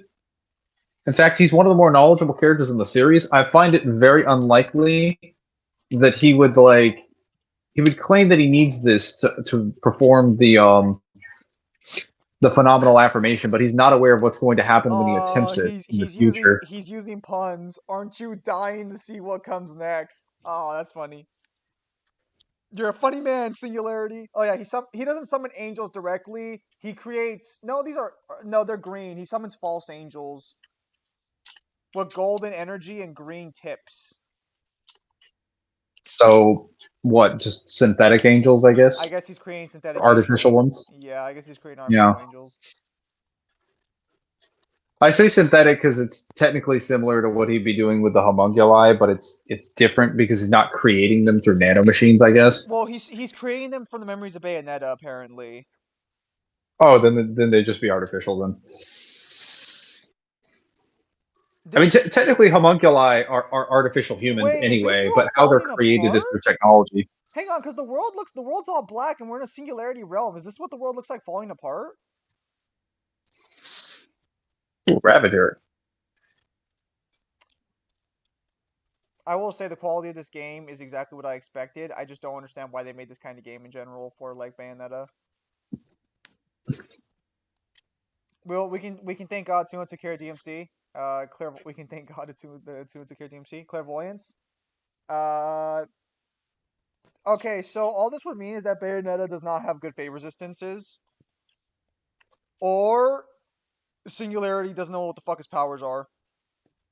Or maybe he just didn't understand them correctly. Or third option. The third option. So the third option is Archeve Origin alone would give him the power to have phenomenal affirmation, but he's still able to get it after absorbing all those other Bayonettas.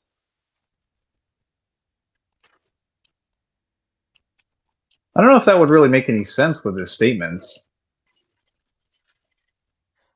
Maybe because she's the origin. In order to control Bayonettas, he needs her, and she's the last piece. Maybe. Does anyone have the game's not out yet? I was gonna say, does anyone have the description? Let's see, Power Strike, Devil's Cross.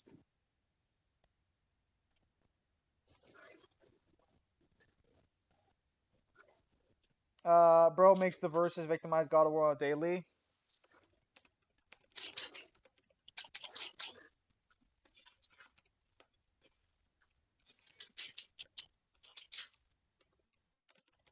To be fair, a lot of things solo God of War. It's not necessarily impressive.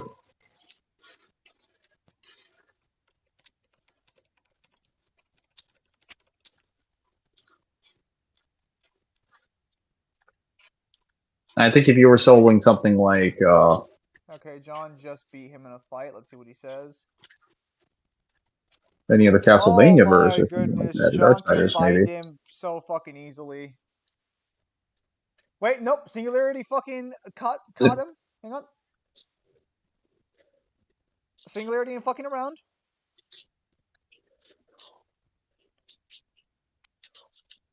Those souls.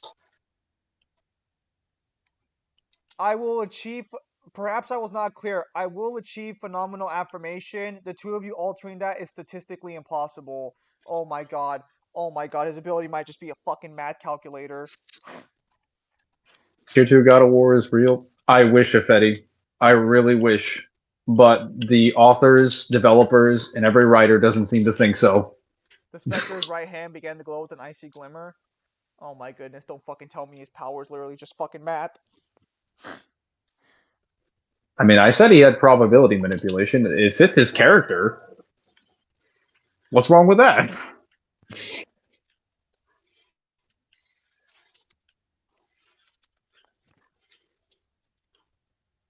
Is this just because you're an English major? Is this like a rivalry thing that you have with the math department? Is that what this is about? Apparently, John's demon died.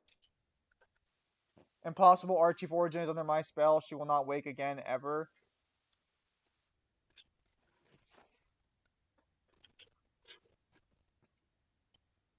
What? Oh.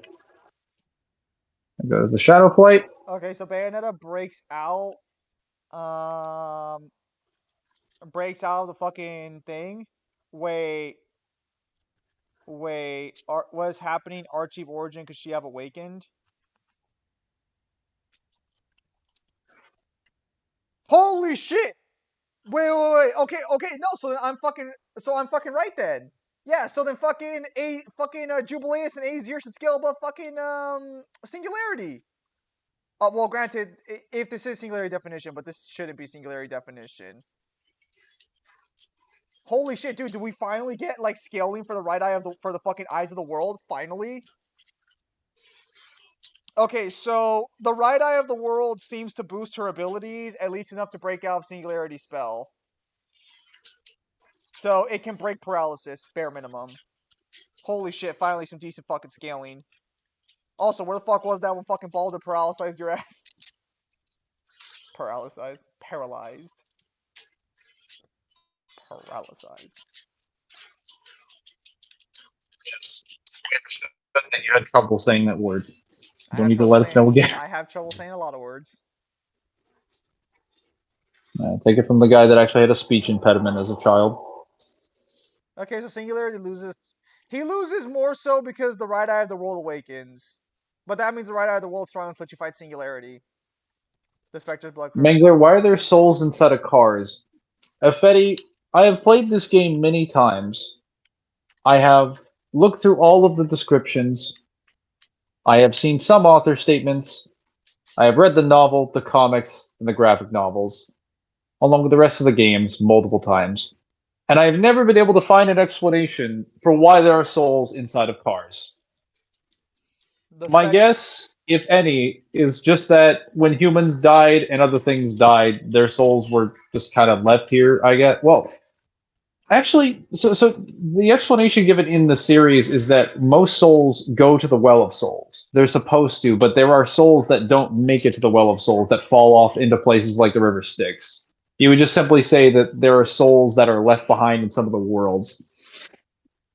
Um, that would be the best explanation, because the series does tell you not all souls make it to the Well of Souls, and there are several locations where they reside in. So these would just be souls that were left on Earth for whatever reason. Alright, so hang on. So, the Spectre's blood-curdling screams seem to shatter the air itself. This is unfathomable. John, you have made Souls. your choice. That fate is now immutable.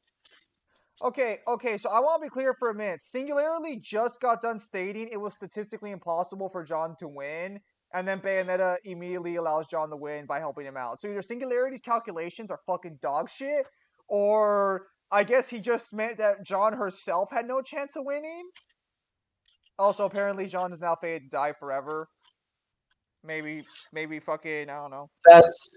That's so weird, because he just got done saying that, like, if you make this decision or you make the choice to stray away from her, you will be able to avoid this fate. So what? Because he decided to help her in this battle, she's doomed for the rest of her existence. I think the idea is that because you've helped her here, it probably means you're not going to abandon her because you didn't abandon her here, so you're going to die because you just won't let yourself die. I hope that's the proper interpretation, because otherwise that's so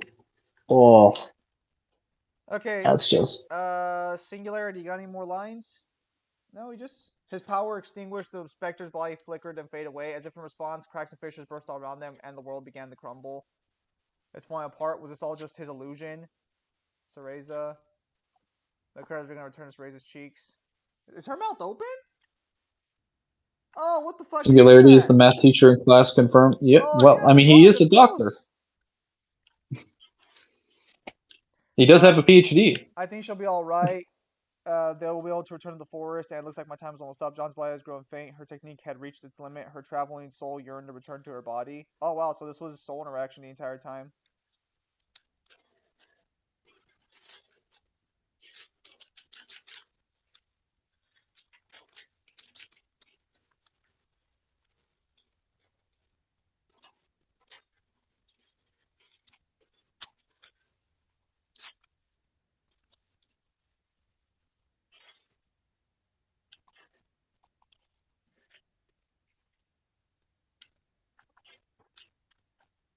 Okay, so apparently Jean was using the same demon Bayonetta was using, and apparently Jean could. Or Jean has Meta Miracle. I'm not kidding 1% that some bailers would argue that. What the fuck is Meta Miracle?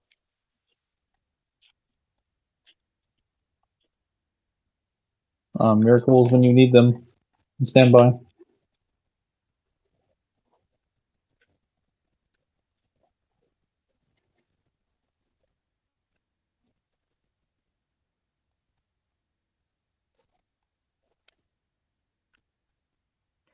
Okay, so Jean does fight Singularity on her own as a child, which with the help of Cheshire. So now I have a question. Is this the same Cheshire that would appear to help Viola in Bayonetta 3? Because if I recall correctly, Viola's not the same Bayonetta. But this is clearly meant. But this Cheshire. Well, I mean, this one can talk, so maybe it's not the same Cheshire. But that means there's a Cheshire somewhere in Bayonetta 3's world. More questions than answers. Whatever lies ahead, I'll be ready. I'm gonna be the strongest witch of all.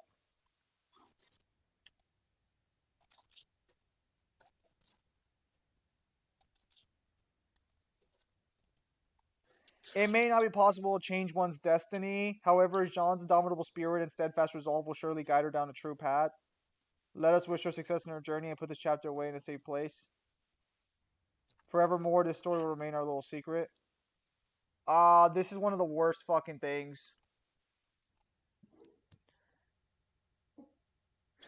I like the stuff they did with the right eye.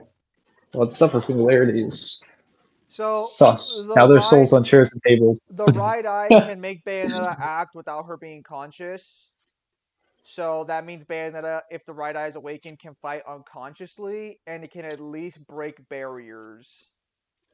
But she doesn't do anything besides just like trap Singularity for a few moments. So the extent of her fighting unconsciously is unclear.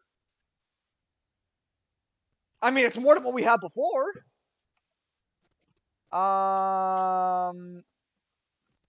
I don't know what to say. I don't know what to say to this. Have Bayonetta and Skeller started talking about this by any chance?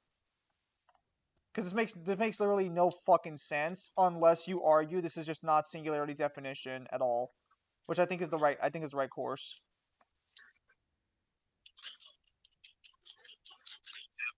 Statements. This is clearly something that becomes singularity at some point, or is related to it. Is the Bayo Origins? Yeah, it's from the new game. It's from Bayonetta Lost Forest. But he literally calls Bayonetta Archeve Origin or Archive Origin. So this has to be Bayonetta 3. The comment section is trying to figure out how this makes sense by saying it's a different timeline. But this is literally the same timeline. It's the same Jean who dies in Bayonetta 3, and it's literally Archive Origin. It literally says that fate cannot be changed. Or perhaps fate cannot be Yeah, changed. So this has to be the I same don't one. know. I don't know how much clearer that has to be. That's blatant writing on the wall. It doesn't look good, but unfortunately, that does seem to be the case. Fuck But me. seeing that cutscene made me think this is made me, dude. Oh my goodness, the copium in this comment section. They think because John saw the future. Uh, What? It's a no, different it's timeline. canon. Wait, Minato. Oh, wait, Minato. This is you. It's canon. It takes place in their timeline, just like most Bayonetta 3. Confirm that Bayo 1, 2, and 3 are different Bayos, just like this one. Minato, it's the same fucking Bayonetta. Bro, it's Archie Mangler got the works Origin! here too is real. You gotta believe BSB and Devil. No, I genuinely can't. There are direct statements against even Universal God of War. It's directly against the authorial intent of the writers. I'll explain it when I go through Ragnarok, the Ragnarok video. There's a lot of stuff you haven't seen. Dude, that's okay. Okay, so let's break this down. Number one, I do not believe this is singularity definition. It makes no fucking sense for this to scale to singularity definition. It looks like him, but there's no way this could be the original. I think this is what singularity looked like at first, and definition is just him returning back to his original form. Oh, this is fucked. Oh, what the fuck is wrong with Kamiya?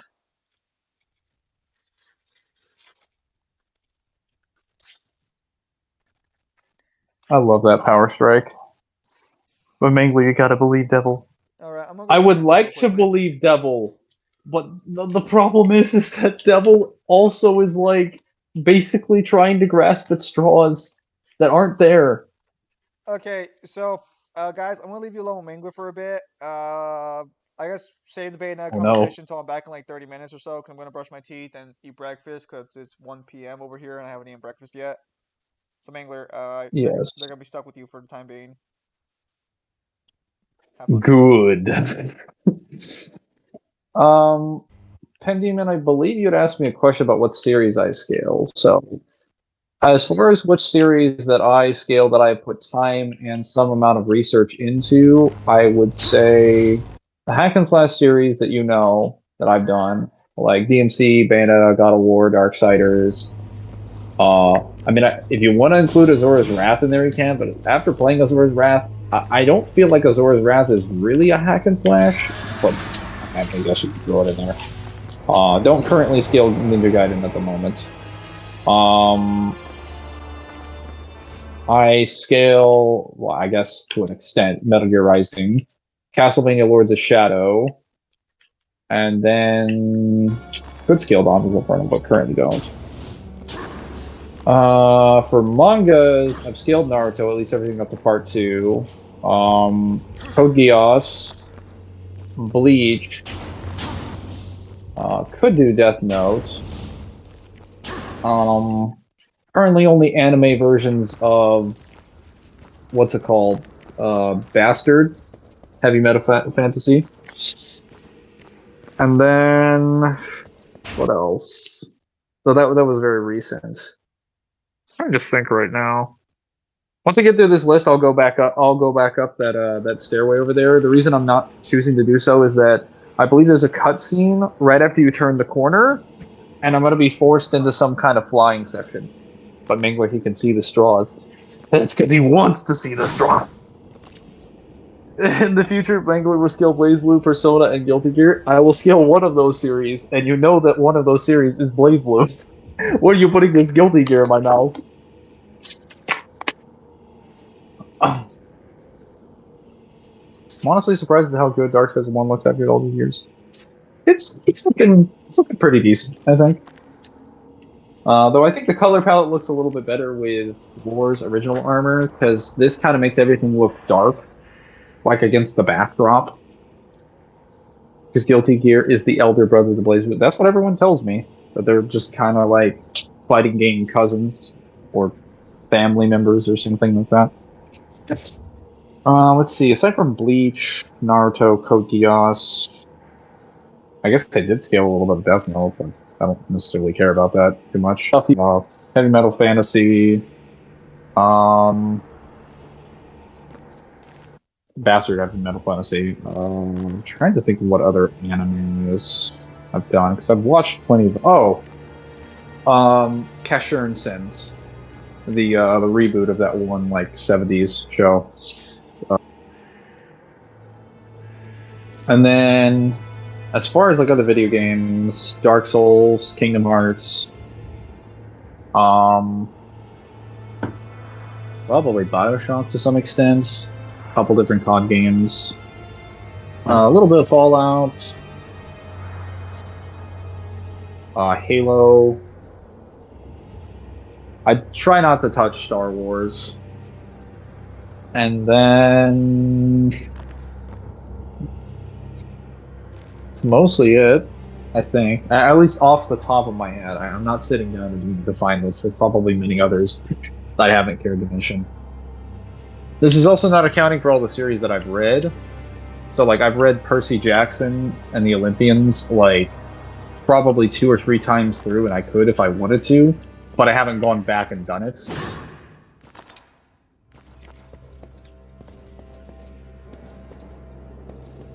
power scale COD and Modern Warfare. I will power scale Advanced Warfare, but that's the only one that I will do because that one is actually pretty silly. Advanced Warfare is a very fun COD to scale because it's not trippy. It feels so natural. This way. It's nothing. How does she not see me? Trick. I know what I saw.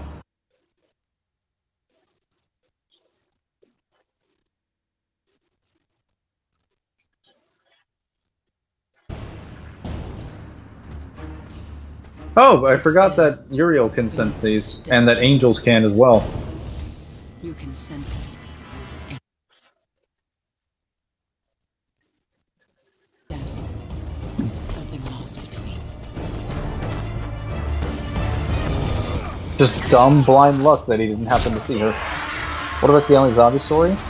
I have, but I don't want to, because in order to do that, you have to basically purchase like all the DLCs, which to be fair, I have most of them from BO1, BO2, BO3, but then I would have to also go and do the Easter eggs directly to see them for myself.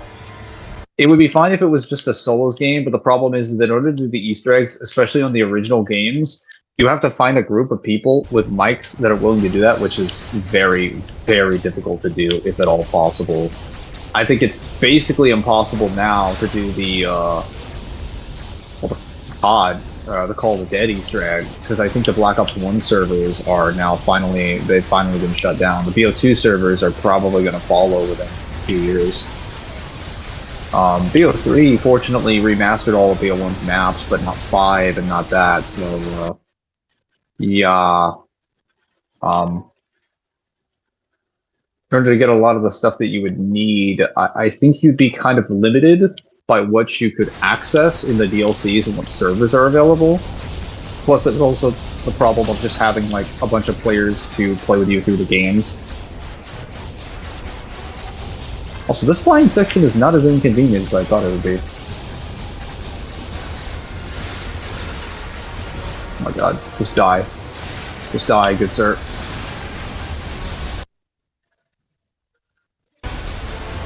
Oh yeah, you believe in low multi Dark Souls? I do.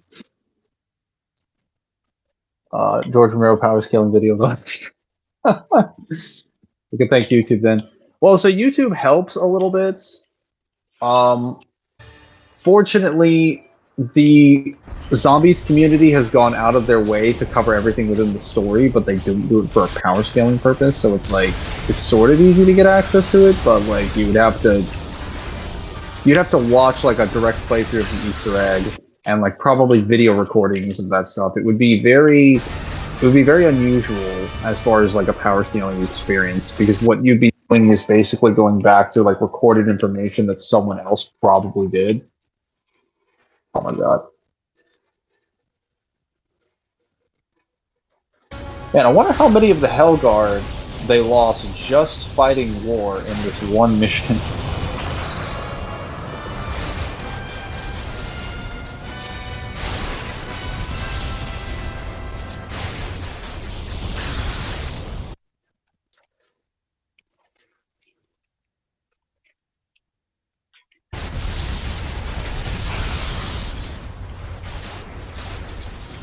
Yeah, demons are giving me health and angels are giving me souls.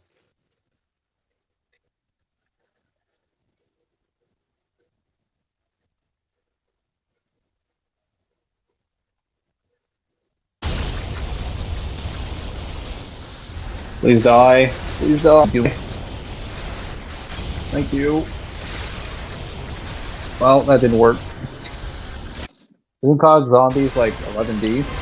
I remember them being multi, because there is confirmation that they're multiverse that's very, very large. I think BO4 confirms the size of it.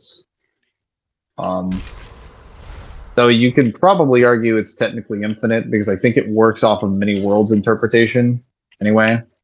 So it would have to be, in order for it to be mathematically consistent. But I'm pretty sure there's only a few people that scale to it, mainly like Dr. Monty and I think like one other person maybe. I'm not really sure.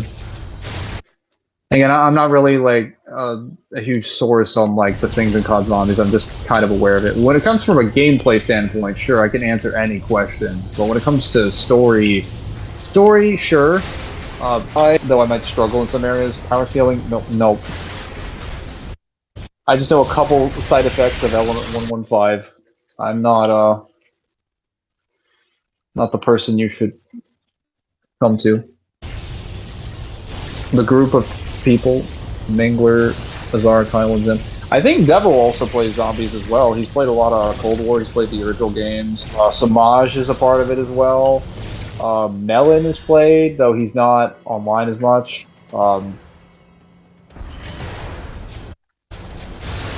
It's just mainly me and Azara that are playing much COD at the moment. Beyonder plays as well. Like, there are so many people in the server that play COD. Problem is that a lot of us are on different platforms, and we're not playing, like, Cold War or anything beyond that. Because Cold War and Vanguard are, I believe, the only ones that have crossplay. Which, if I had gotten Cold War on sale, I probably actually would have been able to play with Devil and Balrog. Definitely, I'll be able to play with Azara and Samaj if he eventually somehow gets his hands on a membership in gold.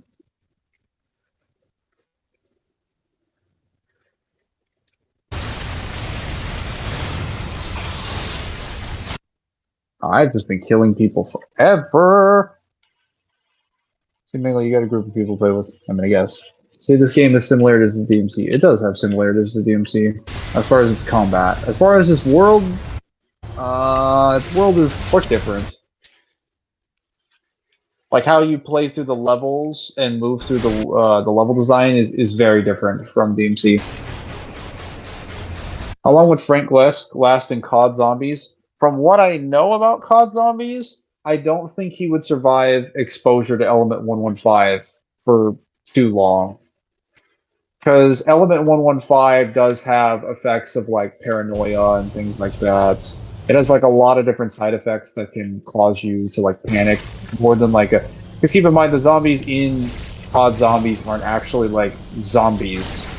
They're technically just corpses that have been like possessed by the energy from the ether or the dark ether. So they're just, I mean, I guess they are zombies, but they're not zombies in the sense of like a traditional style of zombie where they're just risen from the dead by like, you know, just spells or like a virus that infects corpses. No, they're more like just different dimensional energy. Well, actually, not even people that affect corpses, because keep in mind, like, I'm pretty sure they can think of the people that are alive, but it's usually a little bit more difficult. Or they'll just infect you with Element 115 while you're alive. So I guess it is similar to a virus in that sense. It fulfills a similar capacity.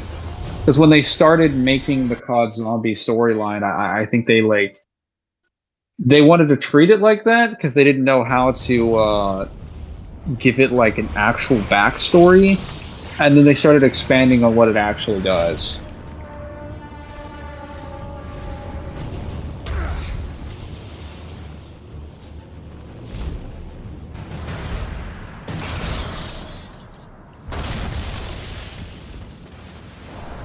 Tiamat, I assume? Guess she wasn't. Where's Volgrim? There he is.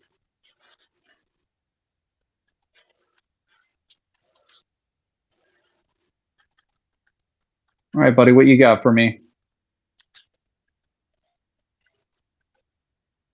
Oh, I made a lot of souls from that.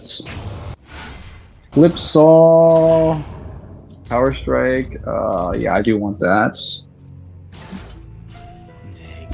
Increase the damage of this, yes. The hit frequency? Okay, yes. Alright, that should be enough. This has got to be the best Stinger-based ability. I will go out on the record and say that like how Darksiders did its lunge attack, its like harpoon tackle is infinitely superior to how Stinger is used. Because it's literally like a delay that takes forever. And it can be comboed into pretty much anything seamlessly. I mean, I guess Stinger does also get into million stabs, but I'm gonna be honest. I was never a fan of the fact that they made Stinger go into million stabs, like when you really wanted to commit. I didn't mind the change in DMC3, though how it was done with the crazy combos in DMC3, I think was better than how it was done in later games. Crazy combos in general should have had a much more reasonable input time, though. Some of those things were a little bit too egregious when they were put at 60 FPS on turbo mode. Leon Kennedy versus Frank West, who wins? So from what I understand, Leon Kennedy has very good strength speed. But Frank West is kind of like... He's like the definition of a character that you would want to argue with prep time, except his prep time is just, I exist in a location, I have materials, I'm going to make something immediately.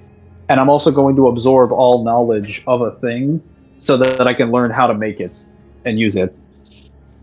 So it depends on what you give Frank West. If you stick Frank West in, like, if you had, I don't know, like the CIA abduct both of them somehow, trap them in a room, like a dimly lit room with, like, I guess a chair. All the walls and everything there has been completely stripped of any weapons or anything that could be used of a weapon, and they just gave them both lead pipes.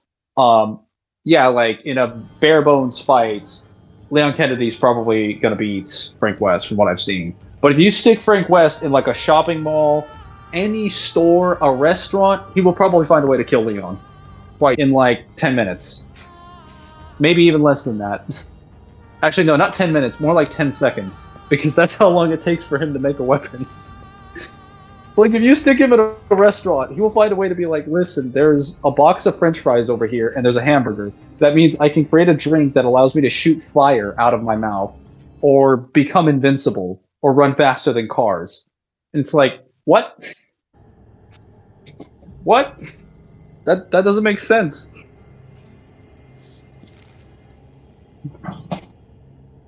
Moment 5 Manosphere illusion.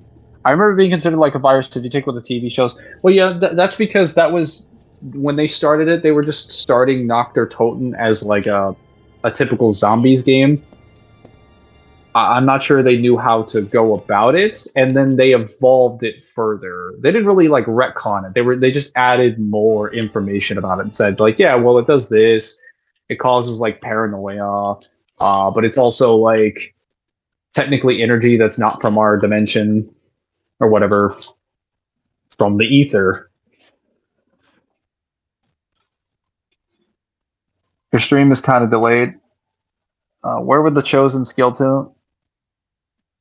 I'm not entirely sure, but if you want to take what the novel says, technically angels and demons and darksiders have laid waste to worlds across the darksiders like universe, and worlds in darksiders are directly stated to be universes in literally the previous page. So if you want to take that to its natural conclusion, even giving like a reasonable time frame, they'd be anywhere from like, I don't know, multi-galaxy to uni. Because, well, that would be in regards to the angels. Proposing would be probably higher than that, because keep in mind, it confirms that angels and demons since the beginning of time have been fighting. Since the very dawn of time. And they've destroyed millions and millions of these worlds. They've destroyed millions and millions of universes. So, even though we don't have really like a time frame, the problem is that like for you to destroy millions and millions of universes, you'd have to not only have like incredibly insanely fast speeds to move across the universe, you would have had to actually like destroy everything in there, including its mass and like all life within it. I'll be generous and charitable and say, or I guess not charitable. I'll be reasonable and say, like, I don't know if they actually destroyed time within those areas. I wouldn't assume that because I generally need a little bit more evidence. But given those circumstances, that's a lot of. They would have had to at least be like multi-galaxy or galaxy level in some capacity.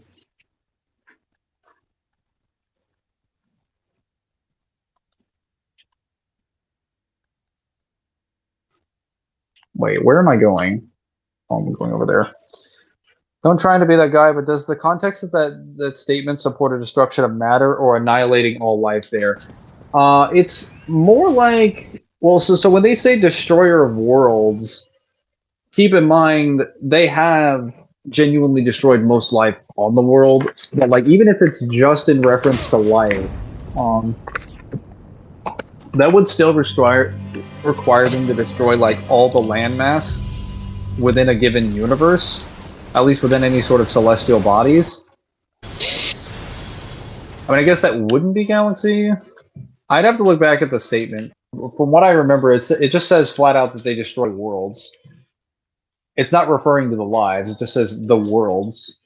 So, given how similar statements are phrased in the series, how Death's description for Darksiders 2's game just refers to him as destroyer of worlds. It's not like, destroyer of man or destroyer of kingdoms, or like the kingdom's people, or the annihilation of this kingdom. It's more like, yeah, it seems to be more so the actual space, the location itself. Granted, Ward does say when Mark Hamill, or the Watcher, tells him like, hey, it's been, how long's it been? And he says about a century in human time, long enough for all the Malfritas to die off. And he says, then the third kingdom is lost. But he is referring to it in the context of like the humans being gone after someone prefaced the statement by talking about like humans being there. Because he asked a question, how long's it been since I've been here? And the Watcher tells him like, it's been long enough that humanity itself has died. So the Watcher is telling him this information. He didn't ask like whether or not humanity was alive. He also didn't say the third kingdom is destroyed. He just said it's lost, because it is true. You can't really have a kingdom if you don't have any, well, servants, or no, I guess not servants. What's the term? Denizens, citizens, sovereign people. Like you can't really have a kingdom if you don't have like people to be living in that kingdom. Kind of. Oh, whoop. I thought it was death there for a minute. Leon upscales from 8 Ganados who could push a El Gigante. He takes hits from El Gigante vaguely, according to VSB civilians. I'm assuming those were all unrelated statements.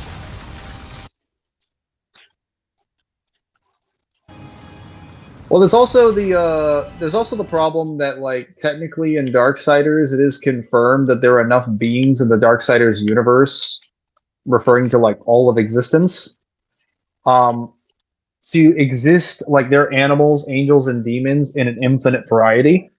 So there's not only an infinite number of living objects in the Darksiders universe, there's an infinite number of different types of like living sentient beings. So even if we were to assume that the angels were just killing the land, or just killing the individuals, they would have had to kill like an infinite number of them within like a finite length of time.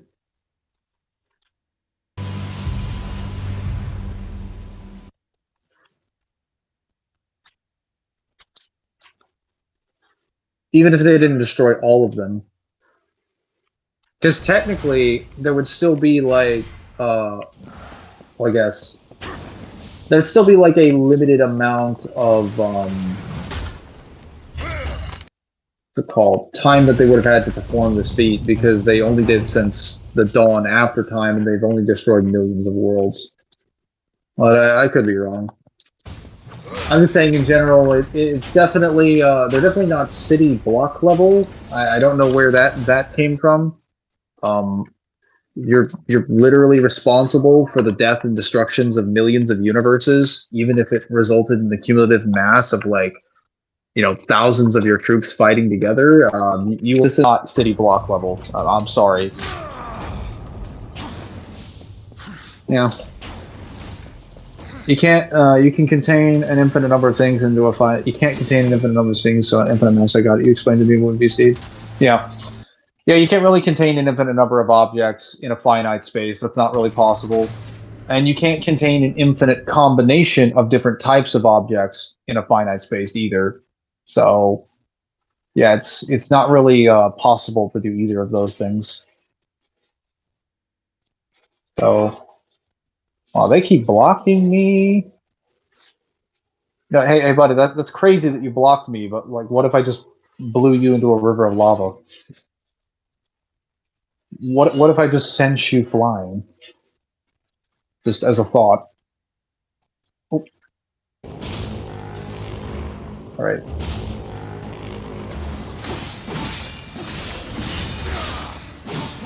Okay, maybe I can. Let's see if we can get over there. There we go. Easy peasy.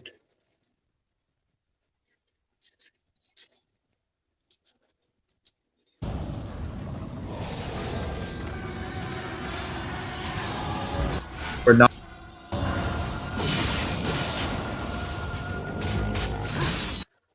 There we go. Damn, the audio desync is real? Oh no. Oh no. I haven't actually checked the audio in this part, so we'll have to wait for Zim to get back to fix that.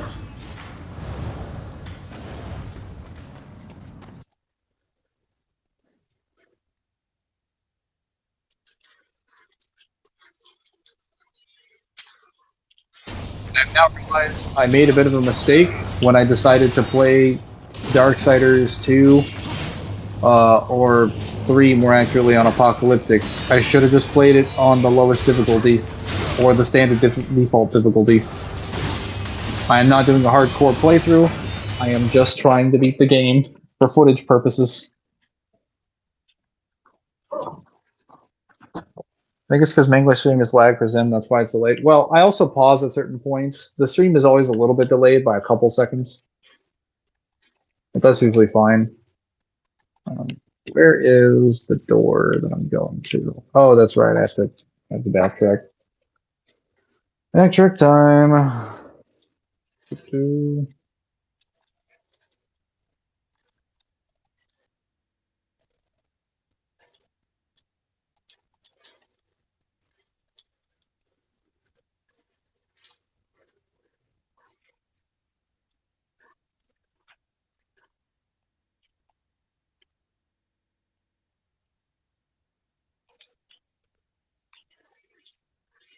Oh yeah, I forgot. Technically, I also scale a couple different first-person shooters and things. James Bond movies, stuff like that. John Wick, and the Perfect Dark games as well. Specifically, just original, not Zero. Along with GoldenEye 007, but only GoldenEye 007. I have not scaled any of the other games.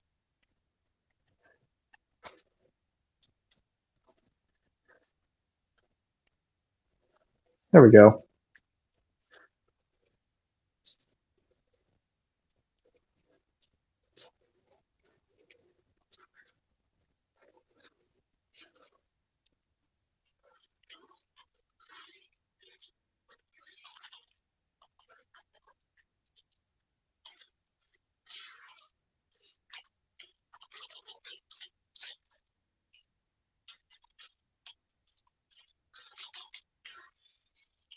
Nothing like opening a door by causing someone to lose their eyesight. Best way to open a door.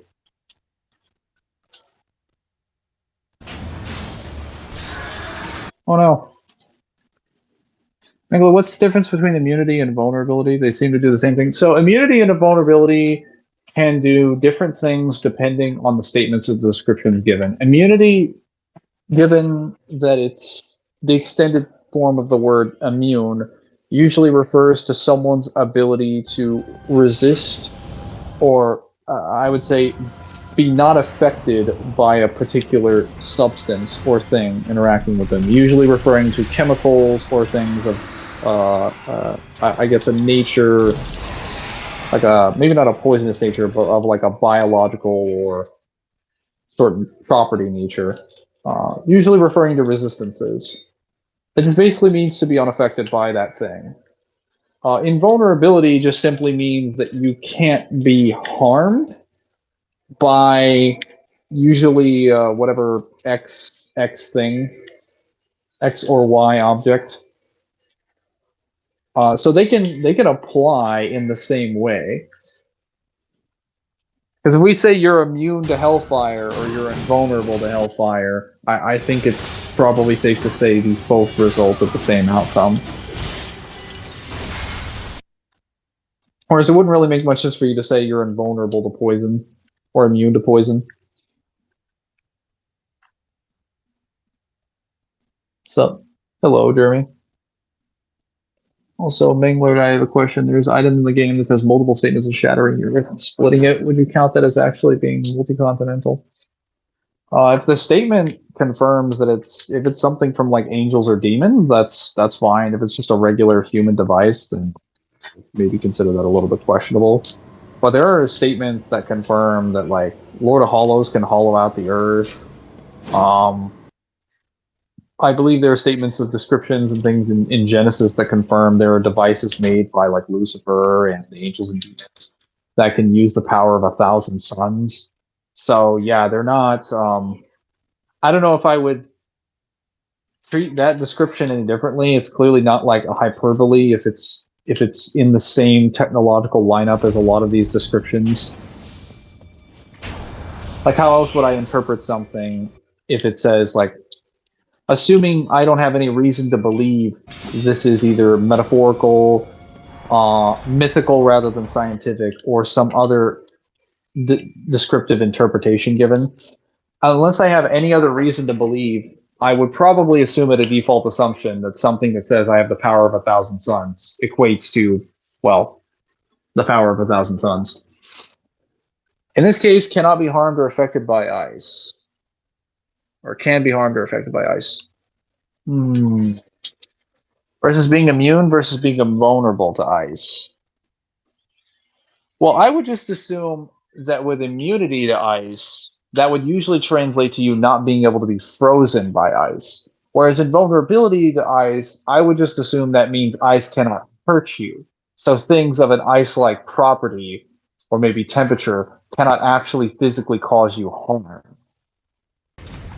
But invulnerability, most people usually take invulnerability to mean that it has a broad category of application. So it refers to like the ability to not be harmed, not be interacted with, not this. But like, keep in mind, being invincible and being invulnerable don't necessarily equate to being uninteractable. It just means you can't be harmed by something. It usually just means, at a baseline interpretation, unless specified otherwise, of course, that you can't be damaged by something. It doesn't necessarily mean that you can't be affected by something, or you can't be hit by something or touched by something that can then, in and of itself, have additional consequences. Because, like, you could say someone's immune to hellfire, okay, but what if that hellfire has properties that drive you insane? Like, if someone touches the hellfire, that drives you insane, right? Well, like, even if you're immune to hellfire, that would just mean, like, when the flames hit you, or I guess if you're invulnerable to hellfire, the flames hit you, they wouldn't do any damage. But the actual properties of the fire would still seep into your body, unless your invulnerability obviously removed them. I would probably still treat it a similar vein. Because immunity is more so equating to flat-out resistance, whereas, like, invulnerability is more of your defensive reaction to things being used on you in a combat applicable manner.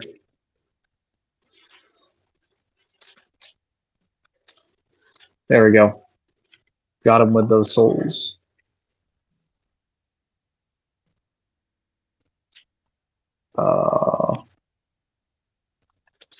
There we go. The example I'm trying to give, immune status can mean can't be harmed, interacted with ice and everything related to ice. Well, if the example you're trying to give means you can't be harmed, interacted with, or like even frozen by ice, then I mean, I'm not sure what invulnerability would entail at that point if immunity already covers all those things. Because keep in mind, that's more than what I would say immune covers. Because like a person who's immune to being frozen by ice doesn't necessarily prevent harm by ice. It's just ice doesn't typically do anything outside of freeze you. So that's typically how you get harmed by ice. But it's entirely possible for ice to have like secondary effects that would cause that. So if immunity already covers that, I'm not sure what invulnerability would need to cover. That's kind of all the bases. Like if I can't freeze you with ice, I can't touch you with ice, and the ice wouldn't do any damage even if it hits you, I'm not sure what invulnerability can add to that isn't already covered by what you provided.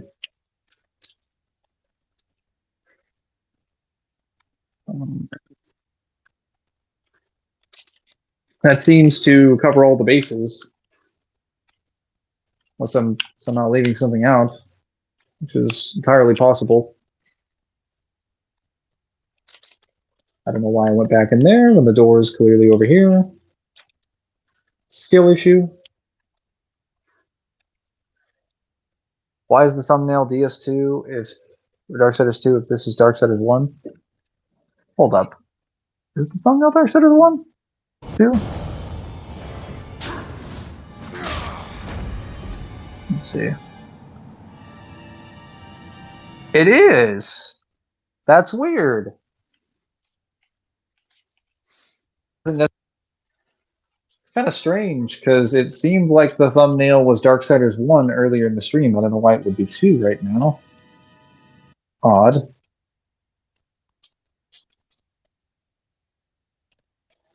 Oh well. Should index as invulnerability then? Well, I'm saying at that point, if immunity includes that, you should probably say that this is what immunity entails. You could perhaps treat it as invulnerability because every form of interaction is not applicable.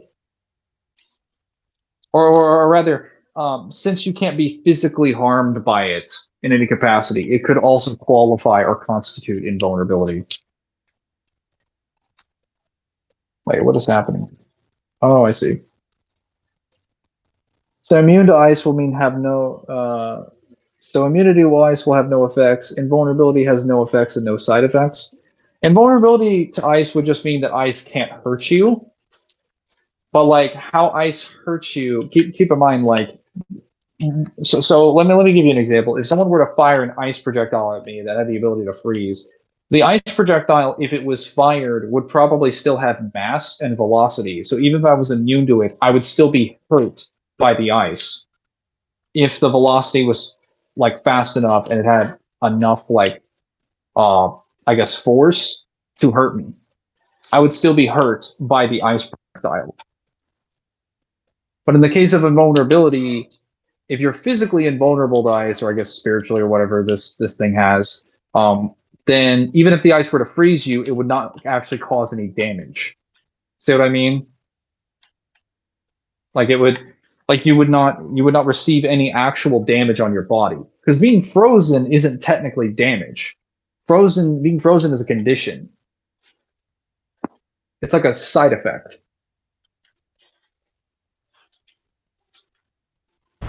Though some series try to interpret them as the same thing for some reason. Most series don't, though. Most series will treat frozen as being like a side effect, and will go out of their way to be like, yeah, your character's frozen, do this to break out or something like that, or do this to improve your resistance.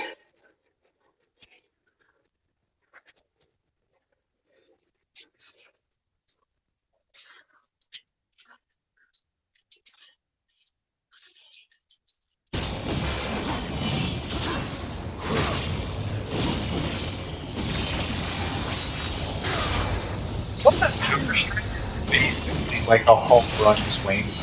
Like, look at that. Oh, I can't do the thing yet. I think you have to upgrade Power Strike like several times before you can like repeatedly spam it. Oh, nice. I think this is the crossblade, if I'm not mistaken. Yes. I will get back to it in a moment, though. Did you scale Metro Exodus, Mangler? No. Oh, I should have realized invulnerability is more of a can't be harmed thing. Well, because whenever you see someone say invulnerability, they're usually referring in regards to armor or some sort of defensive mechanic in response to someone doing something to them. Like if you say this thing's invulnerable by normal means, it's usually in response to a person wearing some metal or some special material around their body that prevents you from hurting them.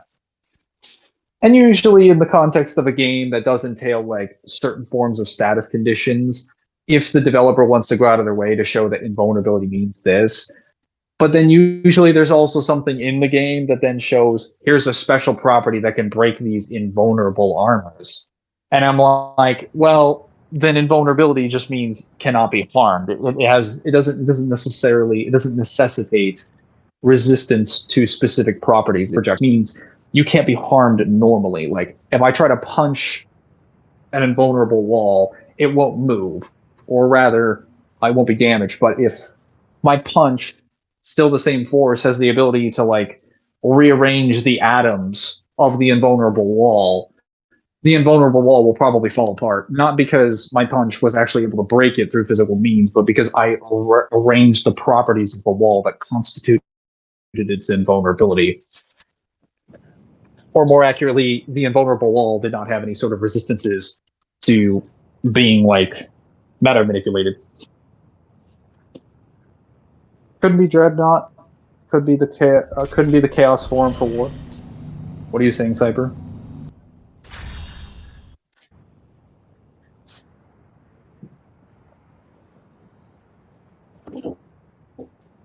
Hang on, I have to use the restroom. You guys can provide your comment section or your comments in the comments section below, or I guess the chat.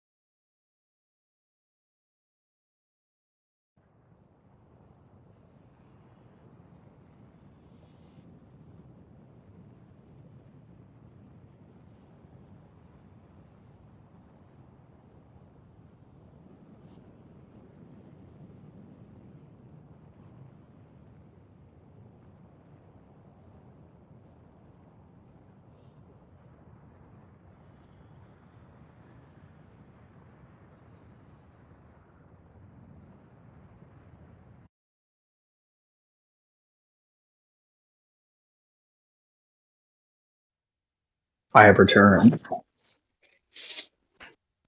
I exist yet again. Actually, would you consider the Horseman's transformation as a resemblance to what might be the true form of their power? It seems to be implied that the... Well, actually, no, it's not even... Well, okay. I don't know. I don't think the Horseman's forms are their current peak power, but they are confirmed to be their true forms because Death's is confirmed to be his true form. So I have to assume Chaos form for War is his true form. I don't think that's their full power, even aside from the armies, because it is confirmed when that description is made when he has the Chaos form for the first time that the Horseman is broken, but there is still much power in him.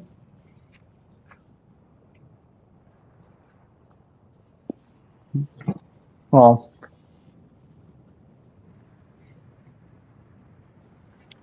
oh.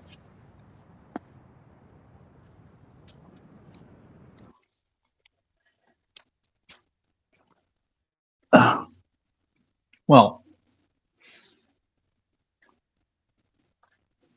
I definitely feel a lot better now. I went to the restroom and I had 2 sandwiches.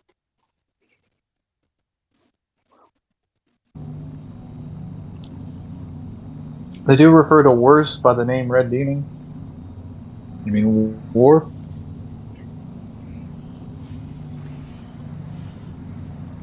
Well, at any rate, let's check out this crossblade.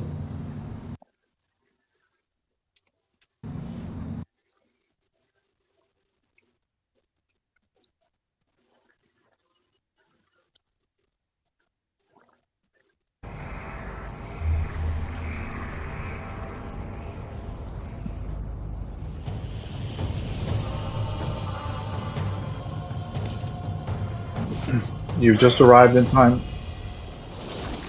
Yes, you just arrived in time for me to receive my ninja star. Oh, so you still haven't killed the first one yet? Yep, my demon wind shuriken. Yes. Well, I'm curious to see what Bayonetta fans will argue for what all this means. Or not worse, autocorrecting is giving me AIDS. Yeah, autocorrecting is a nightmare.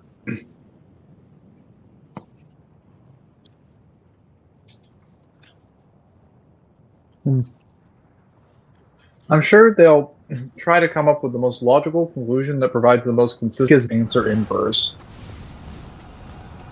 I doubt that very much. At least that's what I would say if their positions were logical. They're probably going to come up with whatever suits the narrative of like their current scaling chain, not what would be more consistent with the actual lore.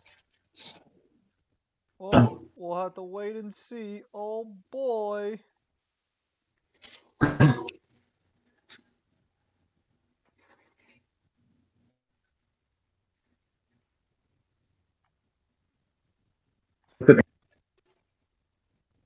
What was that? Sound like you were saying something? Nope. Really? Because it just sounded like you were about to say something. Nope. That might have just been me like burping or suppressing a burp, but that's yeah. I wasn't talking. I promise. Lies. Copium alert. Well, I want to know what. Well, I guess I'll have to watch the game's like fucking cutscenes because I'm sure there's some other statements in there that are sure be valuable. Well, hang on. We still get 1C without POC right now. Yeah, even without POC, 5D DMC should still be fair game. I believe you were referring to it as a low 1C. Because 1C is, I think, 7 to 9. No, 1C is anything after 5, so I guess low 1C is correct, but like, yeah, we still get technically 1C. I mean, we could argue for 60 and DMC alone. No, low 1C is 5 to 6. 1C is 7 to 9. When the fuck did they change that? What I happened think in that's been a POC? thing for a while. Okay, so what happened was the main guy who does the advertising for DMC and runs all their social media for POC stated that POC is not canon in an interview during the live stream. But then he goes on to say it's a parallel universe or it could be an alternate timeline. So if you Or want that to it could believe be his, canon. if it, he doesn't say it could be canon. He never says it like that. What he says his exact words are, "It's not canon," or I mean, I think it's not. I mean, it's not canon. That's what he ultimately says, something akin to those lines. But the problem is that he also says it could be an alternate timeline or a parallel dimension. So, for purposes of DMC scaling, this would only really affect DMC 3 through 1. I was asking if we still were going to gain just regular 1C, Mm, not low. well, technically it wouldn't because the Beast Heads still doesn't like. How can I say this? The Beast Heads are still inferior to Mundus and his power, which would technically include both 3 and 1 Dantes. So, No, for the because purposes of the top I would tiers, argue it wouldn't change anything. we can't scale weakened room just to anything. I mean, I guess you could argue scaling the Sparta's power because technically Arkham does get Sparta's power. Even if he gets a fraction of it, I guess that would Well, still like, scale. the point I'm making is that Nah, bro, Mundus I still claims that waiting for the Dante beta can full still beat release. him. You understand, like you understand we're not gonna get another answer on canon, right? Like even for advertising purposes, unless they come out and say direct sequel of DMC3 in the description for that fucking app, which isn't up on the Google Play Store yet, which I'm kind of curious as to why that's the case. So all of the descriptions that we've already had for the games confirm it's an Orthodox sequel.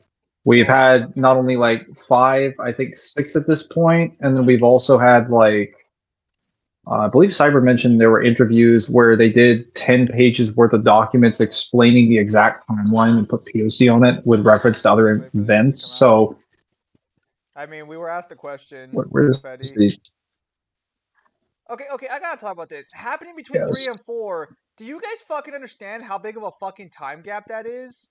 Most events in the games happen between 3 20 and fucking years? 4.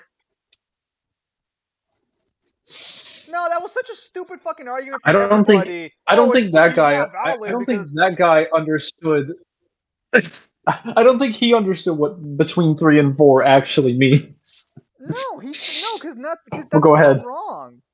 That's not wrong. Like no, because like everyone was calling it out like, oh, he says between 3 and 4. Obviously, it's wrong because it's between 3 and 1. No, you dumb motherfucker. 3 and 1 still happens in that timeline. Like 3 and 1 happens Well, between 3 and 4. so He you expanded the fuck. misunderstand. No, because Like you he guys. didn't really word it. Well, okay. So are you gonna argue now he didn't word it say he worded it in a way that it would be between 3 and 4? Does that not include 3 and 4? No, he didn't really word it very correctly. He could have done it. He could have done it much better. There were a lot of things he could have That done was kind of better. incompetent, to be honest. He's not a developer. Yeah, like That would saying, not. Okay, I'm gonna just shit this one for right now. That does not matter. According to Cyber, he's the main guy in charge of global advertising for the game. You now have to argue the guy in charge of advertising and promoting the game on all of social media on a global level knows next to nothing about the product he's advertising. he doesn't have to know next to nothing. He just doesn't have to understand how his canonicity works, which is not really that difficult, especially if he's been told that like alternate By timelines are his a own thing in words, DMC. he So barely keeps in that's touch with the mainland branch.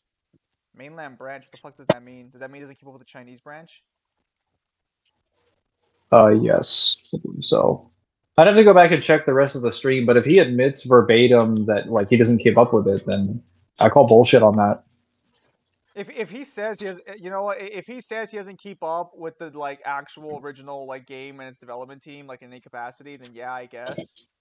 Cyber literally sent a scan. Lol. No, I saw the scan Cyber sent. Unless he sent a new one. Hang on. Where'd he send it in?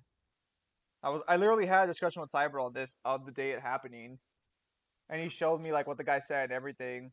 So unless Cyber didn't like see that statement when we were talking, even then though, like, I mean, the guy on the scan is literally the translator and PR guy. Okay, where do you put the scan at?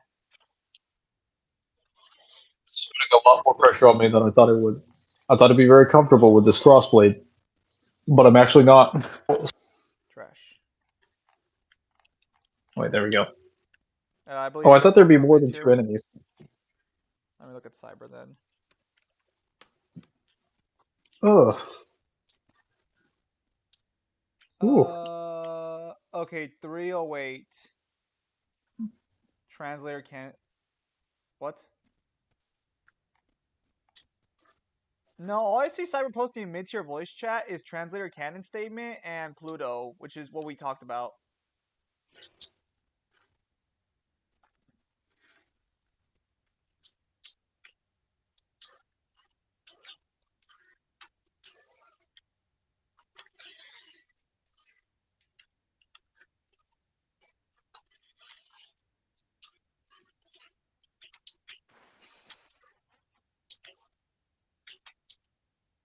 Well, so the problem here is that like if we assume that it is canon, then we just assume that the guy who runs the advertisement is just bad at his job then. Or I guess maybe he doesn't care about whether or not it's canon He, because of like it not necessarily needing to. So I anyways, think he might I'm have just made a cool and He you'll might have piss just me off made a in the mix for mistake. no reason. I like how explaining the situation and explaining how it ultimately wouldn't matter based off his statements make it seem like we're panicking. We heard that statement in like 5 minutes. We already rectified it because of the alternate timeline shit. The only We people, also weren't blowing it out of proportion either, the only guy who was blowing which it out is of not. proportion seemed to be the guys in cyber servers because I guess fucking everyone there just wants DMC POC just gone. Which to be fair, technically I do too. Saves me a lot of time on editing and I don't want to deal with fucking 90 DMC. Dude, like when Cyber was telling me that, it's like, so it could be not canon. I'm like, good. Saves me a fucking fuck ton of editing. Mangler's still working on a POC video. Saves me a whole fucking load of trouble.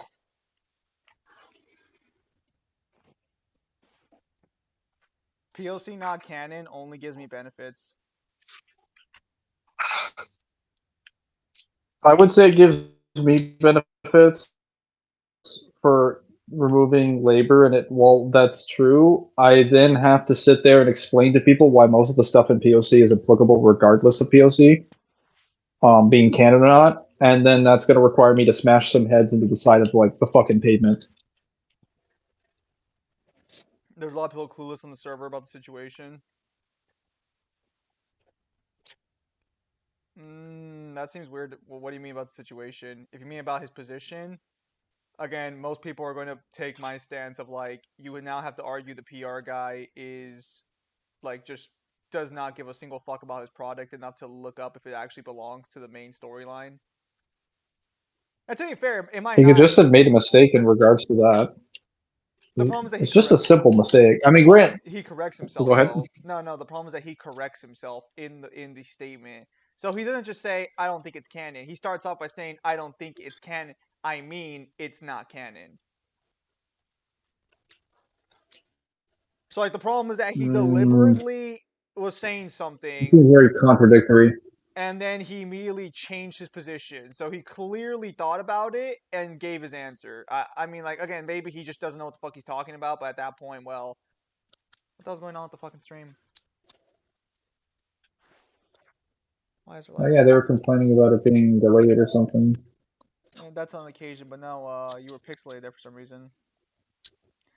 I mean, the game has become a Hanukkah Impact clone. Yeah, I heard about that. Apparently, they dumbed down the gameplay.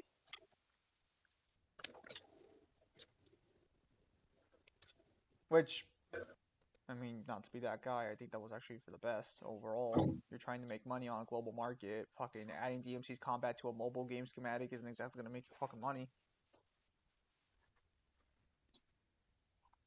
Maybe I'll watch the gameplay. Why do they have to go with character switching? Because that's what the other Did you, mobile games do nowadays that have like combat like this. You just switch characters to do shit. Fearmongering's in. People there doesn't know the full context and we're complying with some insane goalposts, including Cyber, who's worried about this for no reason. They do realize that even if it was non-canon and not applicable, that would just make a different version of Dante 9D. I think they care about So canon. I think we all know they only care about canon Dante. Because I mean, if we're gonna I talk mean, about people would if we're just gonna use talk that about other versions of argument. Dante that are already super strong, I mean, we got like fucking like 2 SMT Dantes over there just chilling out. No, we don't want to bring up those Dantes. They don't exist. One who apparently scales above Stephen, because you know that's a thing. Yes. You could say that the game got Where weebed. is? Well, I never played Did it get Honkai leaked? Impact, and I never played Genshin Impact because I have some degree of standards left in my soul. So I'll have to that's like weird.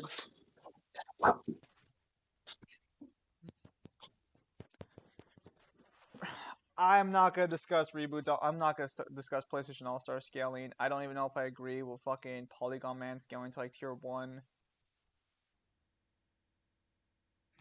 Tier 1? When did that happen?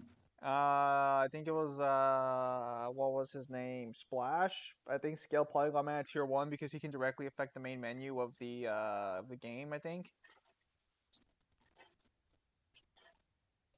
What? Also, Marvel's Capcom down 2 scales to Galactus. You're better off scaling Marvel's Capcom. You're better off scaling Marvel's Capcom Dante to Jeddah than Galactus because Jeddah with the Soul Stone is stated to be a threat far greater than anything else. I don't want this bomb. Get it out of my face. People also there along with Cyberthing, Pluto, and the name ID stuff comes from an event named Bloodlust that doesn't exist anymore. Despite again, Gallon had those scans, but even before the event. Wait. I want to be clear for a minute. A timed event does not mean it's not canon. That's It just objectively makes it silly. exclusive. Yeah. Also the Mephisto. Okay, so what's the deal? If I recall correctly, Infinite is after Marvel vs. Capcom 3 canonically, right? Like it's supposed to continue off where MV3 ended. Yes, I told people that. Yeah, there's no fucking argument there. If it came out in the game and the game's canon, even if you can't get to it now, it's still canon. Yeah, maybe if I just put the bombs up there. God, you suck with these puzzles. Like you and Kyle are just not the best at puzzles, are you? Bro, are you saying that when you wouldn't even be able to play them? Bro, excuse me? Excuse me? I'll have you know I Yeah. beat fucking Portal. Congratulations. So many people have. Have you? No, Then because I shut don't your really whore care. mouth.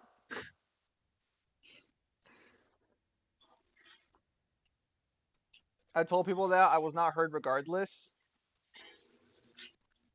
All right, then yeah, then like I mean then yeah, just don't fucking worry about it. If they really not understand, if they don't really understand how the situation goes, and like I mean, there's nothing really else to say there.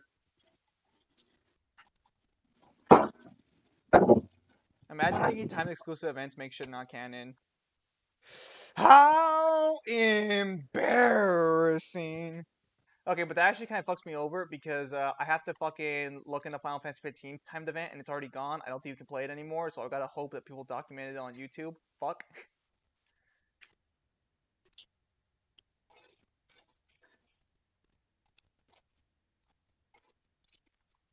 A crossover like that is not valid because that would be a crossover between two different IPs. You would not be able to scale it that way. The same way how you. So the only time you can use a crossover for scaling purposes is if the crossover takes place within the IP of the same verse. So, for context, There he is. you would not like if Dante showed up in SMT, you would never scale like base Dante that or base Dante's feats to SMT Dante. But if like Nero crossed over maybe into fucking like I don't know, I want to say like let's say Monster Hunter, and there's no statements of him getting weaker, you can probably make an argument that like the Monster Hunter characters might scale. Wait, why is this spinning? Oh, it's just moving now. I see.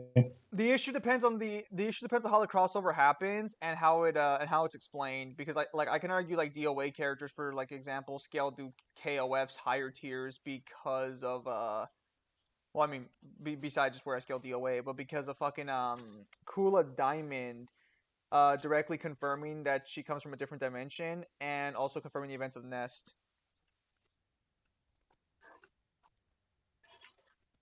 Behemoth also has no statements of him being weaker. Also, I was memeing there. No, he doesn't need to have statements there. Like you just don't do crossover scaling like that unless you have good reason to like do crossover scaling like that. Mangler, why the fuck you throw a bomb on that thing? Great question.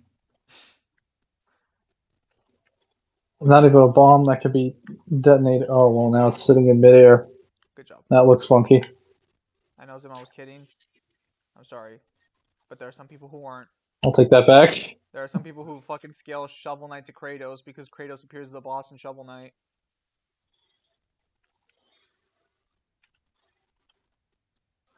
Oh, I burned. Did you fucking miss? Hang on. Why isn't it? Oh, do I have to be far enough back? I think I need to be far enough back. So just to be Oh my god, clear, get off the ground! now that I have more or less the Earthside script done, I'm just waiting for Mangler and Kyle's feedback.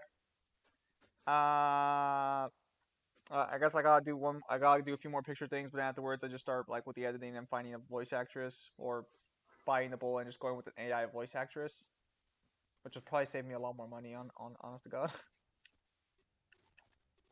And AI voice acting's gotten scary in these past few months. I don't know if you guys have noticed, but like fuck me, they have gotten their reach has gotten pretty substantial. Like people talk about the Finally! people talk about like the president, Yeah. like fucking AI things, but like have you seen like the Elden Ring ones? I have not. Like damn, that's actually kind of silly. The only problem is I don't know the legality surrounding AI voice acting or AI voice usage, because I don't think there's a legal precedent yet for it. It's not very common, so you would struggle to find one. Or any president at all. Well, it's like because I'm assuming the rule of thumb is going to be that like generic voices are fine, but if you use a specific person's voice, like probably not allowed. I'm assuming. Most likely because that would probably violate some rules in order of likeness. Because actors and like various people can like sue for the usage of like essentially not like copyright, but like essentially their ability to have their image be depicted in a certain way Well, the problem is that for accuracy by the purposes. way, Zim Bay Origins got leaked. Hasai, were you not here to hear me talking about the fucking game and shit? We already talked about the Singularity boss battle and shit. Keep up. Open your I'm mind's sure he eye. was here though. Open your fifth eye. Not your third eye, not your fourth eye. Open your fifth eye. Come on. Yeah, skip those other two. Yeah, because some people make an AI copy of someone's voice and cause them troubles and harm. Yes.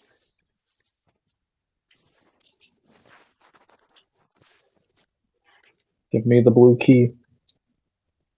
Versabality should now make blogs about the multiverse and DMC. They should just delete DMC off their fucking page. I don't know why the fuck they bother with it. It's such a pain in the ass to scale, and they don't even like the scaling of it.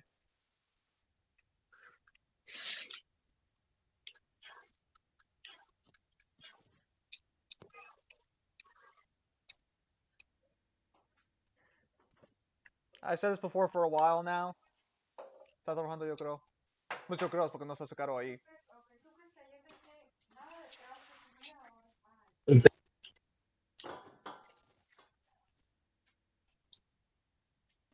Why do I keep falling? ¿Por qué te das Why do I suck?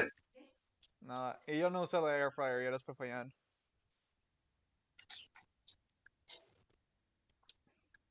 So Mangler with POC, if it is gone, do we still have infinite timelines for each demon? It's been there for a while.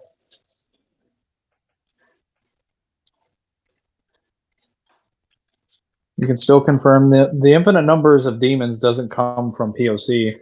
All POC states is that there is a demon that can see the futures of every demon. Oh, there's a spring Like, sale going on Steam.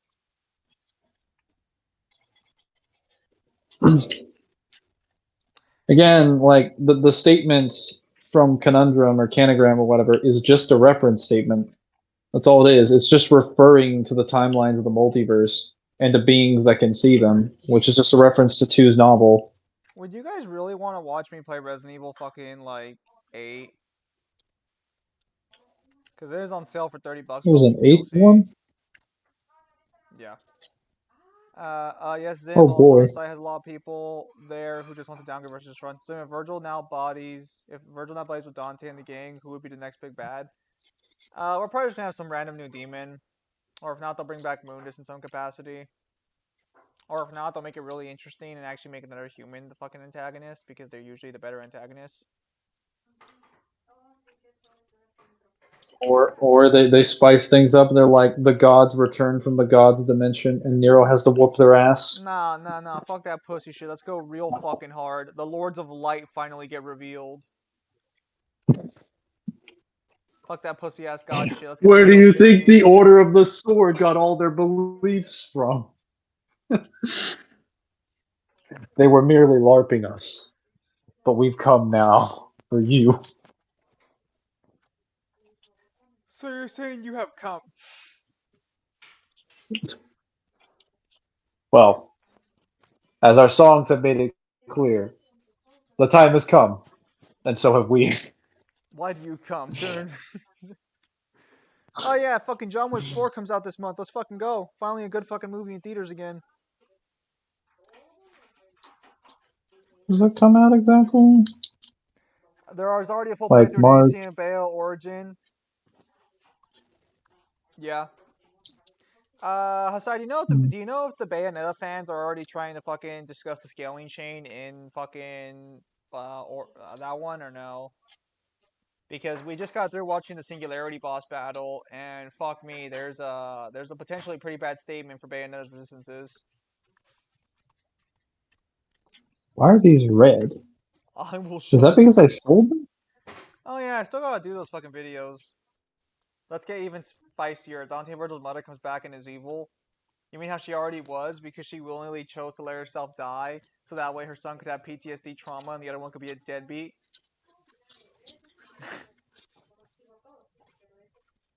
Bro. As if Virgil doesn't have trauma. Yeah, no. Because apparently, according to Singularity, in order to achieve perfect phenomenon affirmation, he has to absorb Archie Origin. So you can ironically argue that his fate manipulation isn't even like complete when he's fighting Bayonetta. Fuck, you can argue he might not even have it because technically he states he needs her to do it to realize it. So you can ironically argue that he doesn't have fate manipulation of any kind during the final boss battle. Now, granted, I'm not going to make that claim to have all the context and information. I've only seen the cutscenes and him directly stating it, so I'm going to need some more context. If that's true, we find out. Oof. It's gonna make a lot of that Russian art book seem pretty pretty immature by comparison.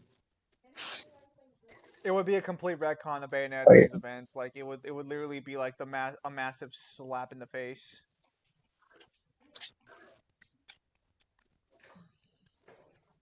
I think he should have had probability manipulation because it fits his narrative, and I argue that he did. But if that statement is true, and there's no evidence that contradicts it, oh, I'm gonna hate that. They're gonna argue his I'm gonna title despise contradicts that. it because his title's I think bringer of phenomenon or phenomenon after here. What's his title But again? Yeah, unfortunately, titles aren't really relevant.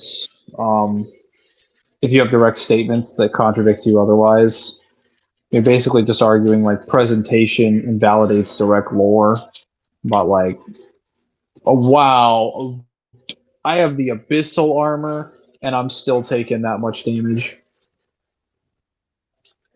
That's wild. Oh, there was a thing right over there. Wow, I'm Yeah, his name is Immutable Destiny, Affirmer of Phenomenon. yes. I'm aware of the countless statements he makes. Like he makes it very abundantly clear. No small amount of times, in fact. I want to say at least 3, 4 times throughout the game that, like, yeah, my phenomenon affirmation is immutable. You can't change it. You can't stop it. Blah blah blah blah blah. And I'm like, okay, I think I understand what you're going for here. Next game is like, by the way, that's true, but only if I get the girl. It's like, what? What do you mean? Are you What telling about me you everything you were said? lying the entire time? Or did you just not understand your own powers? There was a lot of copium going on in the comment section that wasn't the same Jean and Bayonetta. Ratio Singularity. Ratio Bayo. Honestly, I'm just glad we finally got some state. I'm glad we finally got some feats for what the fuck the Eyes of the World do. Holy shit! Finally, something. I'm so fucking happy. I have been waiting fucking almost a decade now to figure out what fucking powers those eyes have, and now they have some of the shittiest powers imaginable. I'm just happy they have some powers on their own. I mean, we had powers, just no actual statements involving the powers. We had no. Just feats. What feats did the eyes ever have? Give me the feats for the eyes power right now from Bayonetta 1 and 2. Go on. I believe, well, two just flat out states the eyes have the ability to Yes, the eyes, like, fucking like combined. see everything. Yeah, I mean by themselves. Also, you just shove a fucking. You just shove a fucking prison The on guy his head? shoved something in his face. Death versus Bayo? Ugh. Like death from Darksiders? Oh wow, I wasted that crystal. There was a chest right there. I'm upset now. I'm greatly upset. Yes. Oh yeah. Death would probably win.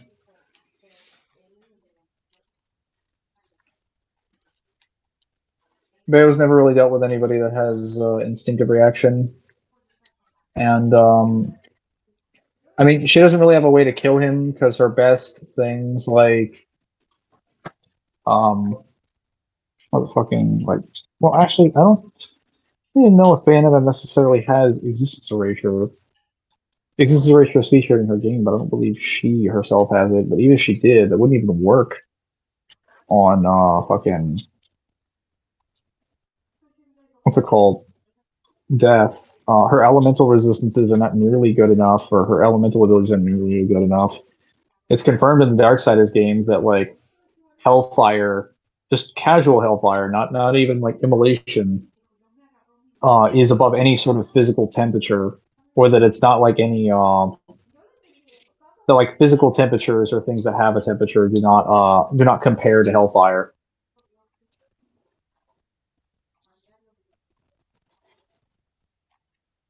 Yes. Oh, that I really just do that.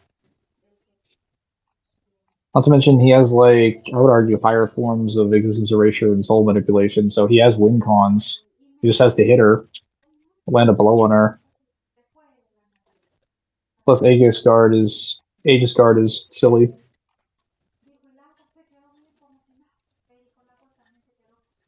Why is this not working?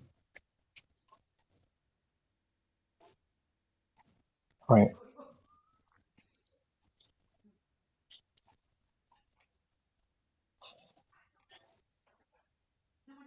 really depends on which you want to give Bayo. To be fair, though, like if you want to give her 5D, I think she technically does beat the Darksiders characters. Oh, there's no fire there. Sorry, I'm blind. Does Bayo If kind of? she's 5D, yeah, she beats the Darksiders characters, but I don't think you can prove she's 5D. Yes, you were not satisfied with the evidence they presented in any capacity. No, because the evidence they presented was shit and garbage, and you know it was.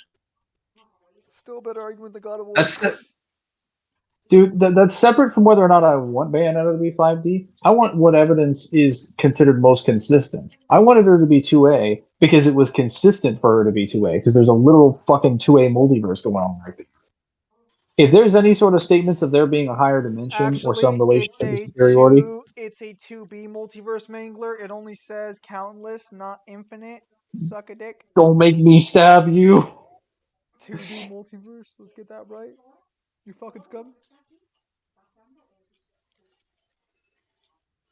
How can you even argue 5D? The argument for 5D Bayo is there's a statement regarding one of the areas you go to in Bayonetta 3 that's like the Called Genie universe Gap. in comparison to the Earth. And while they don't say it, while they don't give a definitive answer for how it is in reference to the universe and the Earth, the argument the Bayonetta fans have given to make it 5D, which was accepted by VSB by the way, is they are interpreting the statement to mean the universe in its entirety because the universe is a 4D structure and the Earth is a 3D structure. However, the problem is that you can easily argue that statement would mean the universe, as in like the space outside of Earth, the same way there's a universe outside of our planet that isn't directly just a space-time continuum. There's also the problem that the area that they're referring to is just an area that exists outside the multiverse that holds the multiverse in it's just the void. So now you technically opened up the door to argue that every single 2A character is now just 5D by virtue of destroying an area. Because the exact statement is just an author explaining that he always interpreted this area as like an area similar to how the Earth like grains of sand walking flying up from I think the beach, like how this is a specific statement that he makes, but like if you see his statement you'll understand like how he's describing the Guinea Gap is how it looks visually. My issue is that when you say the universe in reference to the Earth, you are not referring to the universe with reference to its space continuum. You're referring to the universe in a cosmological sense. Yes, you could be, you could refer to its space-time continuum. That's entirely possible. But when you just say the universe without specifying the flow of time, there is no reason for me to assume that you're referring to the space-time continuum. Yeah, that's why. Like we would just have to assume that. Yeah, that's the Go main. ahead. Well, no. So that's how they explain it to me.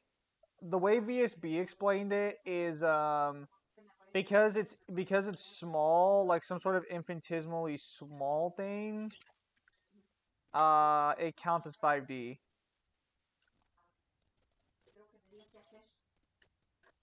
Yeah. Ay, ay. I've seen a lot of bad arguments I for was for, not a for fan 5D, but of how it was argued for on VSB directly, and I told that to the person who did argue for it. But when they explained it to me regarding the universe thing, well, that's not like airtight. Hang on.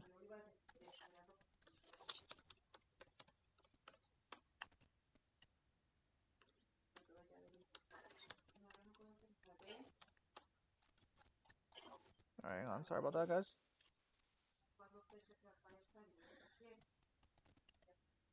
Yeah, so that was a little weird, not gonna lie.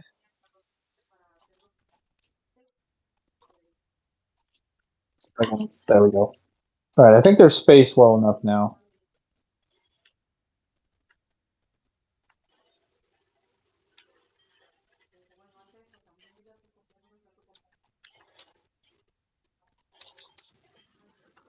Excellent.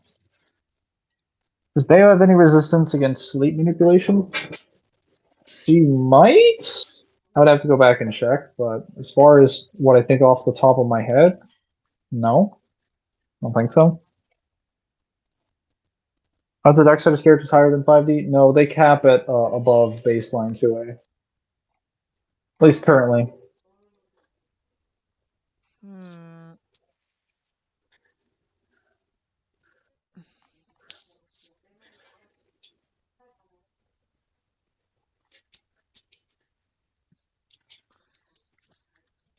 Yeah, so that's why Bayonetta has 5D on VSB, more or less. After like all this time of dealing with God of War shenanigans, the argument just wasn't that bad to me. But I can definitely understand why a lot of people would like. I mean, don't get me wrong. Like I explained it that I don't fully agree, but if that's the reason they're going with it, it's not the worst argument I've ever heard. Like you're making a lot of assumptions, but they're not the leaps in logic that like make me question like my own like humanity as a whole. Yeah, that was weird when it came to audio quality. All right, I'm here. So if I understood correctly, you said it was the worst argument. Yeah. I mean, I would say it's not the worst in the sense that like considering contradictory evidence from other verses, I definitely think that there have been worse arguments made by Kingdom Hearts and God of War for its 5D scaling than Bayo's. And I fully agree that if Bayonetta had some like more definitive statements, like some actual statements, and some like lore that supported that, I'd be much more in support of that position or more willing to agree to that position. But like the fact that I'm willing to consider that more reasonable just means that I've just been dealing with some of the worst arguments you've ever seen, and that this just seems very tame by comparison. So my situation here is regarding VSP downgrading it. Bayonetta will never receive a downgrade so long as DMC doesn't get receive a downgrade first. This is true. There would have to be a massive amount of like thread people that were willing to accept that, and then a handful of like staff members that were willing to act independent of any sort of bias, which I think is probably not that likely. Because the problem is that even when I show random people who have no beef in this fight, when they looked at the upgrades, they're like, it feels like they just upgraded her to catch up to Dante. I mean, to be fair, that's what the Bayo scalers. I mean, didn't Daniel mention to us that was one of the reasons that he wanted Dante to catch up, or that he wanted Bayo to catch up? Which, like, I understand that he wants that. I can appreciate that, but like, that's not how we dictate accuracy.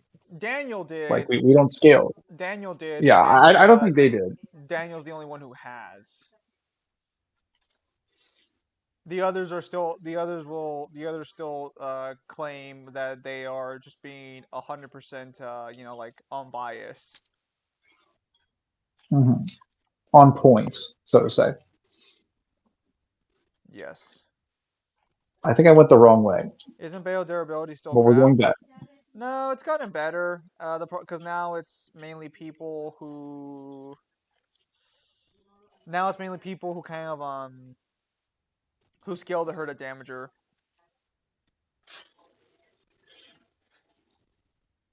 By that logic, make the MC60, make Darksiders 5D, make the fucking Shadow Fight 5D.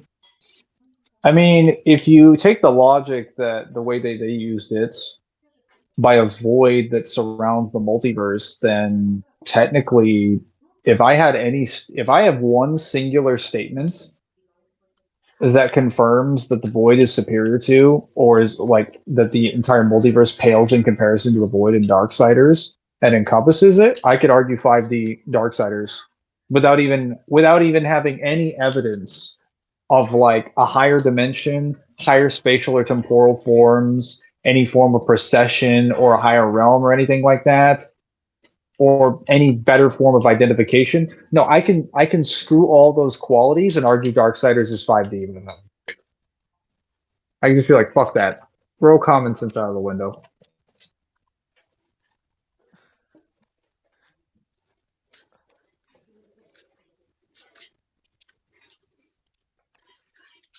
Can dead darksiders kill people who can survive existence erasure? Yes. The real question is, does existence erasure work on characters who are non-existent? That's. Or are you just saying in general? I'm saying in general, because how can you erase my Uh, existence if I don't have an existence to erase? I'll erase your non-existent. You have to scale to non-existence erasure. I mean, technically, the Darksiders characters can erase things from existence that are from the Abyss, and things in the Abyss are already referred to as Oblivion or Nothingness. So they've technically already Source. proven that they can kill things that are. Source. Were you not there when I was playing Darksiders 2? Lord of Bones is literally like, Source. this thing's Oblivion. Oblivion is referred to as Anti-Life. You'll see it all when we do the Darksiders. That's all that matters. Fuck you. Well, I'm pretty excited. My Fist of North Star mobile game is releasing a new version of my favorite character. Granted, not the one I was expecting, but I'll take it. Oh, that's nice. Who are they releasing? They're releasing a character named Souther, but the problem is that they're releasing him as a child because in the manga he has a flashback to his days training with his master, so it's a dual unit with him and his master. Oh. It's not what you wanted, huh? Well, I mean, don't get me wrong, like I'm fine with that. The only thing is that, in order for him to become the character he ends up becoming, he has to kill his master to pass a ritual to pass a test for successorship. So I don't really understand if like how this character is going to work because there's no way they wouldn't incorporate that in some capacity to the kit. I mean, I'll take it. The last one we had was fucking like 3 years ago. So I mean, or like 2 years ago. So I mean, I'll take a new one. Fuck it. I'm glad my fate was rewarded because I skipped Rao. So on rerun, I'll have to get Rao.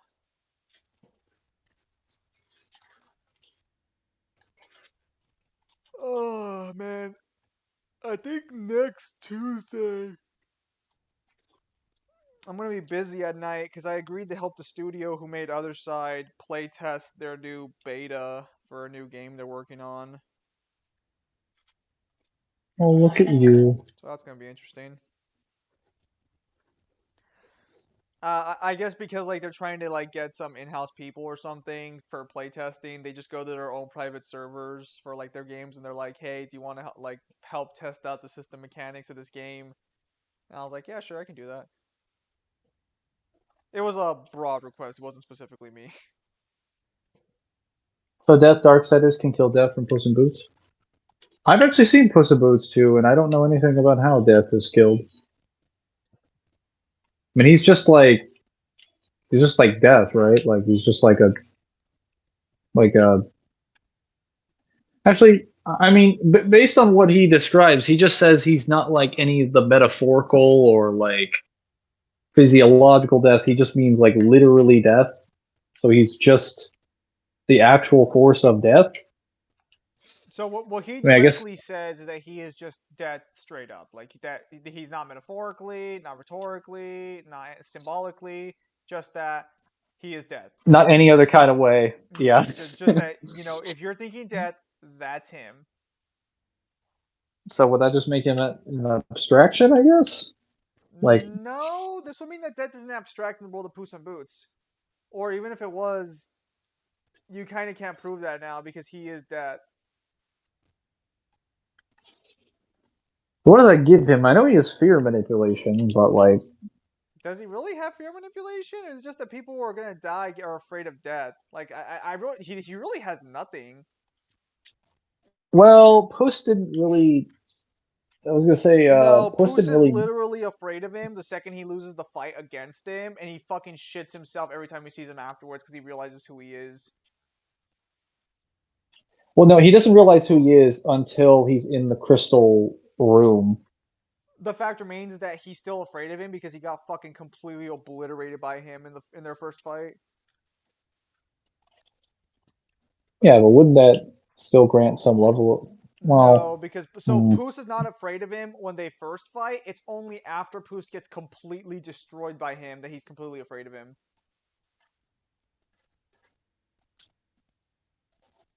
Let's say what does Death have that makes him special then? Because people have been telling me that he's like something significant in Puss in Boots. I He's mean, just cool. granted, he's a great fighter. No, he did like literally. There's Oh, nothing special about him. He's just a really cool version of Death. There's nothing like power scaling wise special about him. Also, there's a scene where Death walked through existence erasure, which should confirm he's conceptually dead. Okay, then yeah, no, like there's no real power scaling things about him. I mean, I guess he resists existence erasure if that's true. No, like that's the thing is like where does existence erasure pop up in Puss in Boots I 2? think that's I might probably the not have been watching. fire because I remember that he walks through the fire that surrounds like Poos when he like goes inside the arena. No, he creates that fire, doesn't he? Uh, I don't remember. It's been some time. It's funny because I saw this movie less than a month ago, like probably 2 or 3 weeks ago. I should remember this, but I don't.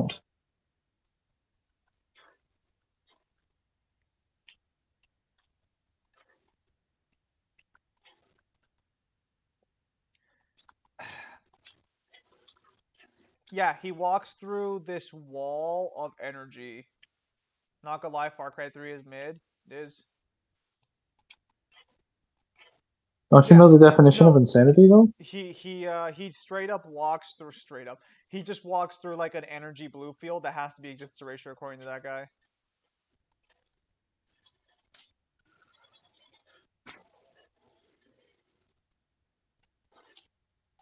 Oh, is that the blue energy field surrounding the wishing star at the final part of the movie? Yeah, Um, I guess that's what he's calling I existence I erasure. don't know if it's confirmed to be an existence eraser, but it does vaporize you. So, I mean, you just walk through it completely unscathed.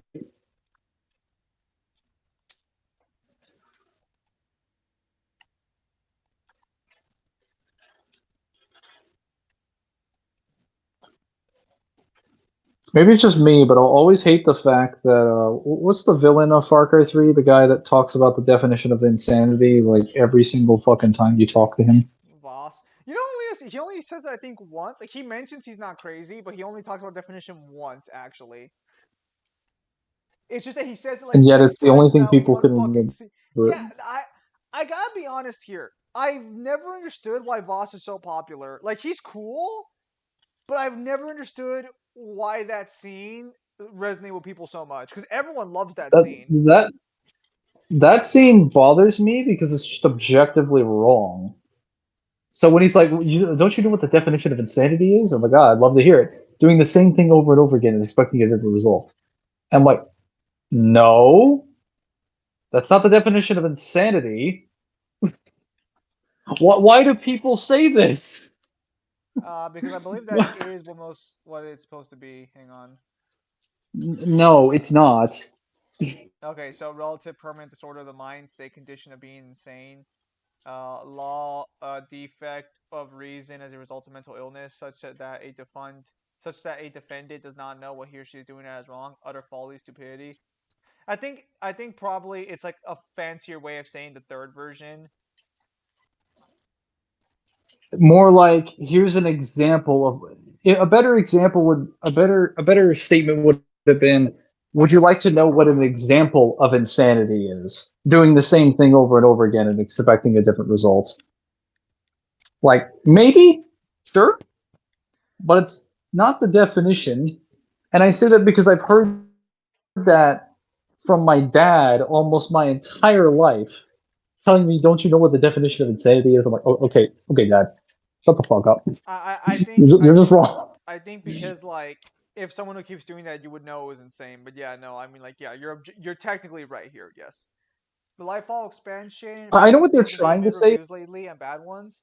I think Lightfall started off strong, but people just didn't like it afterwards because there were a lot of things that weren't done properly. Wait, did I not? Oh wow,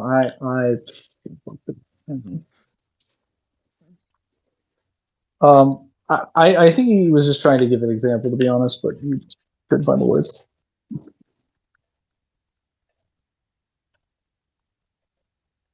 What's a light ball?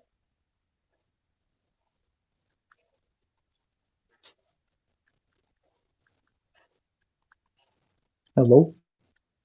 Lightfall is the recent expansion pack for Destiny. It was a big reveal, big announcement. It has this guy with a weird looking hairdo as the main villain. The Hasn't raid, Destiny 2 gotten like 10 expansions at this point? yeah, Destiny 2 has become a really big game. I'm never playing it. Yes, and the raid boss, like I'll play RuneScape before I play that again. Yes, the raid boss's design was a total disappointment compared to what he was supposed to look like in the concept art. I know Destiny 2 just kind of fell off a cliff.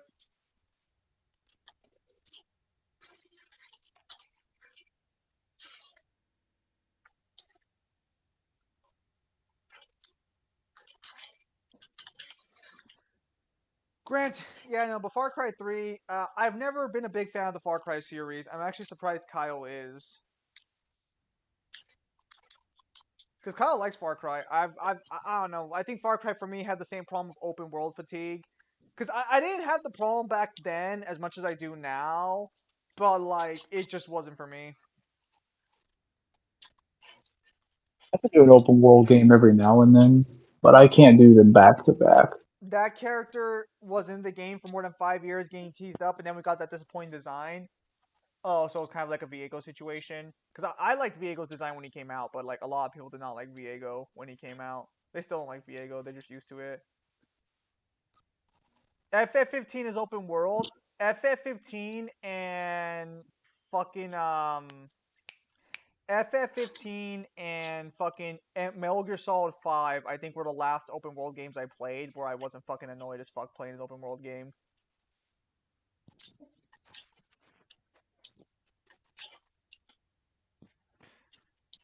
And I think that's partially because they were somewhat interesting to play open world.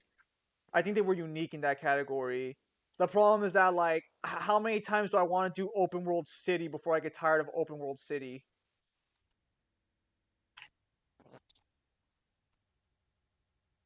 I was trash at the fishing mechanic. I wonder, is his description already on the website? Let me check. There we go.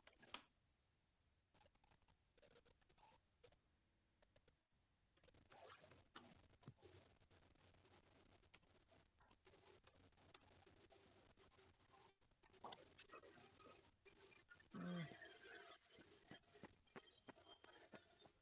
I'll take a look a little bit. Yeah, I mean overall it was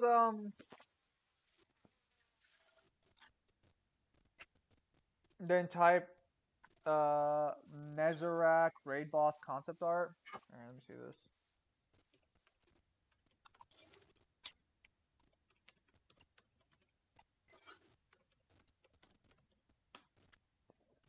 Okay, I looked up Nezarec concept art. Okay, so that's Nezarec's concept art. What does he actually look like though?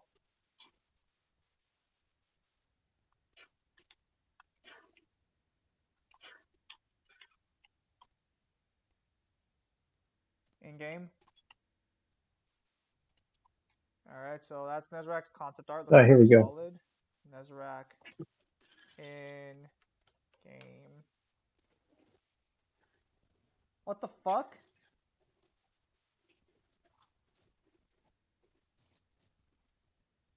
Oh, it took her the entire length of my playthrough of this temple to kill that thing. No, let me look up Nezarec raid boss. You're right. You're right, my bad. Nezarec raid boss. Let me just make sure. Okay, so I see a guy with a weird fucking head, and then I see this one green monster sludge thing. Which one's the raid boss?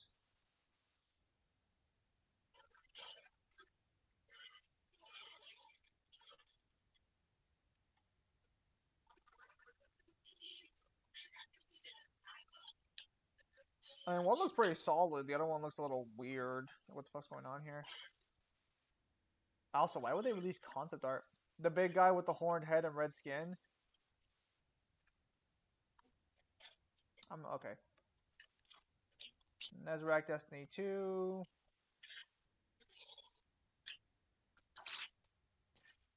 So is this the end of Destiny 2 then?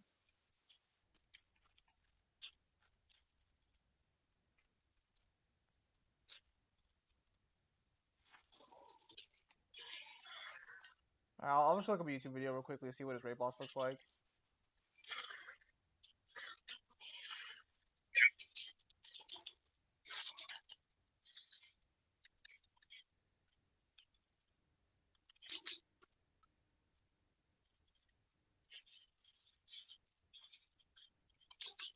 What the fuck? Okay, red guy with horns. That looks kind of stupid. Alright.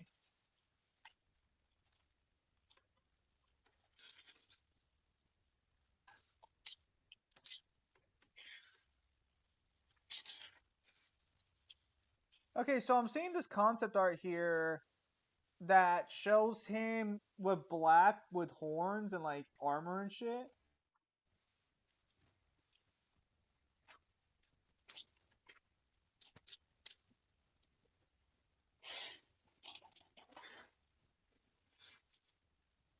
Is the Witch Queen dead?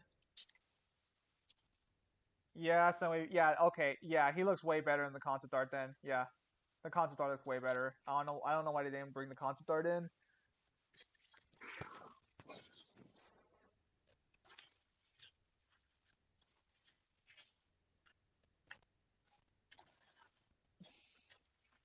There's one more expansion. This game's been going on for what, like 10 fucking years? Holy shit.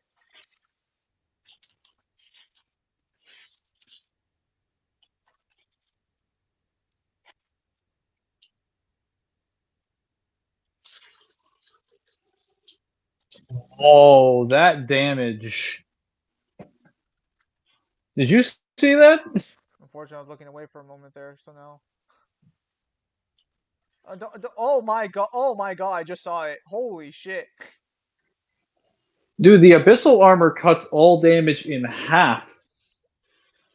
That did 2 bars worth of damage. What the fuck? None of her other attacks do that much damage.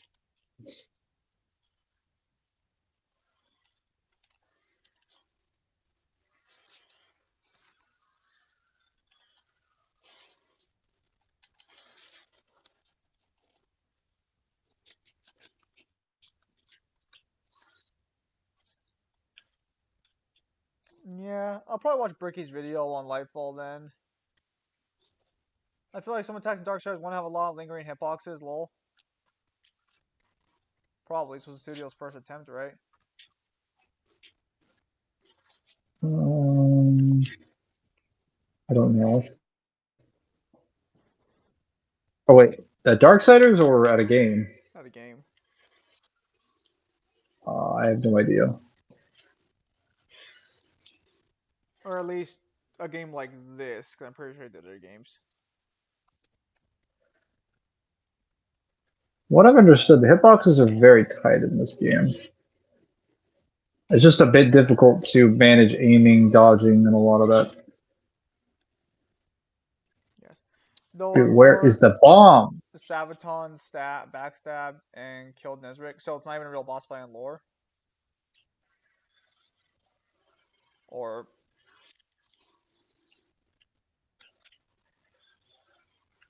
oh, and Curse's corpse. Oh, okay, this is a previous thing.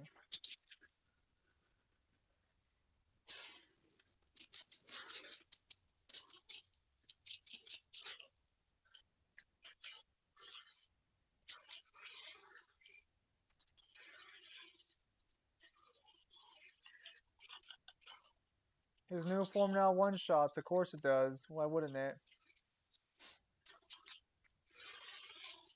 So I mentioned this last time, but just to be clear,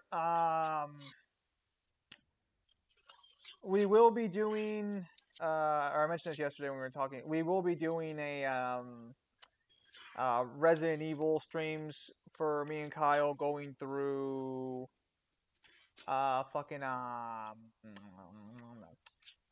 going through fucking damn, Going to Resident Evil Revelations 2 next week. Who the fuck is the witness?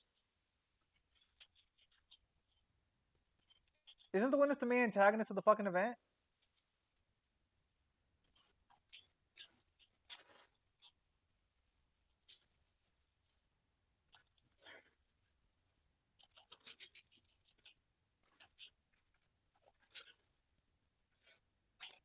So Jack Supernatural vs. Bale vs. Dead Darksiders. Who would you put first, second, third? Mangler, go! Oh yeah, I also scale Supernatural. Forgot about that. Anyways, hang on. You got a cutscene.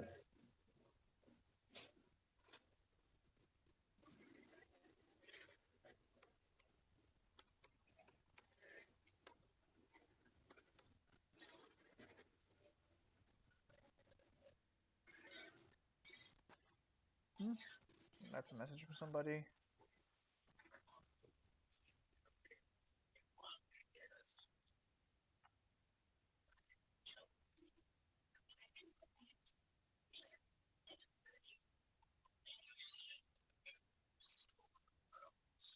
No RE7 stream? I don't like RE7, and Kyle, as far as I know, has no plans to play RE7. I think RE7 was boring as shit. Death, I would put first. Well, yes and no, because Jack has a lot of abilities, like a lot of abilities, like too many abilities.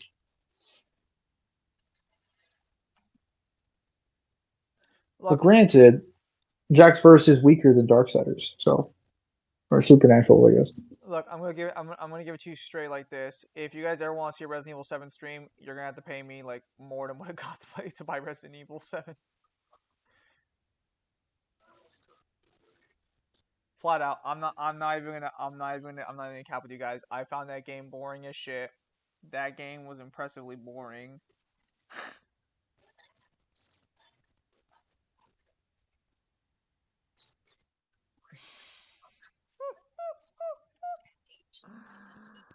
Oh, I'm not kidding.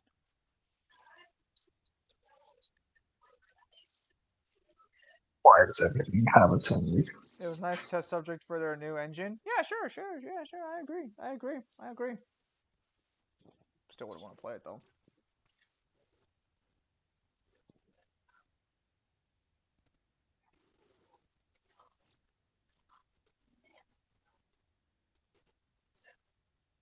Listen, I hear you.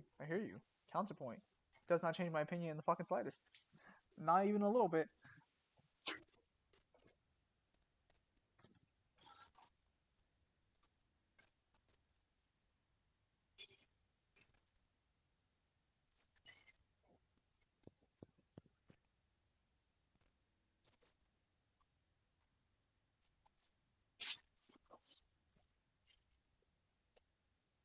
Jack did absorb shotgun. He did. No, I was asking who the fuck the witness is, because wasn't he the guy with the weird ass hair?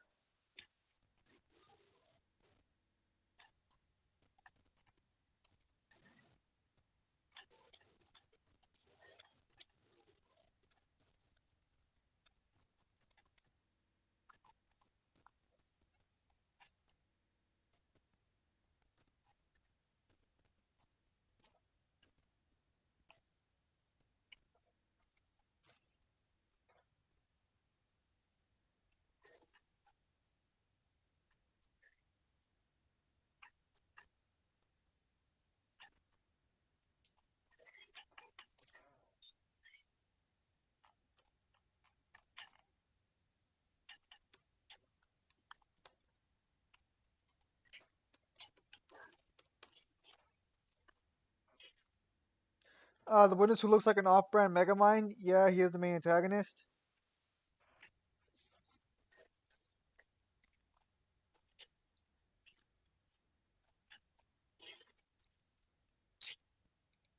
Oh wait, did I purchase the right one? Yeah, no, I didn't. I love the middle's cheaper now. Let's go.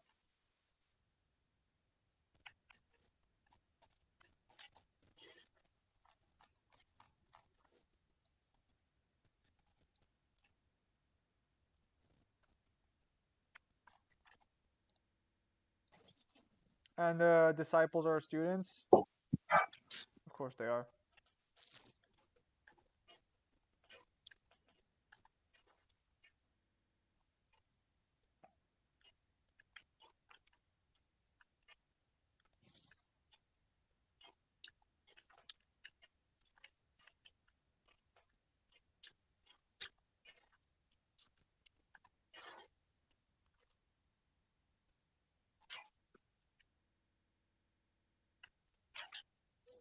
Though Rourke had paid a hefty price to become one.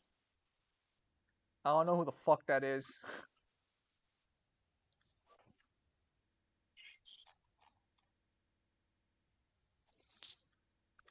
So I thought he paid a hefty price to become one. Whoever the fuck that is.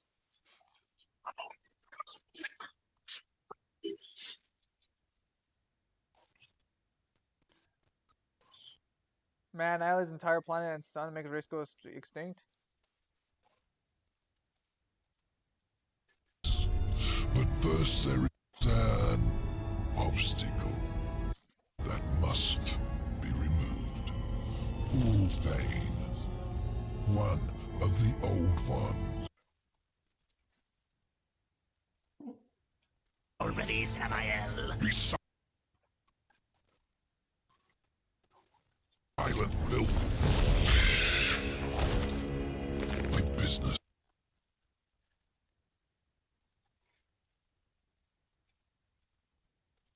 Okay, so for some reason the audio's cutting out on this one. Will require strength you don't possess. Yet. What the hell do you think you're doing, Samael? Tell him, Watcher, how you stifle the horseman's true power in order to keep him on the council's leash. War. Destroy this parasite.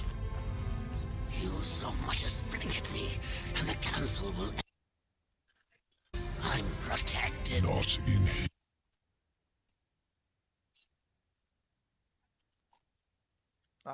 The finest lag imaginable.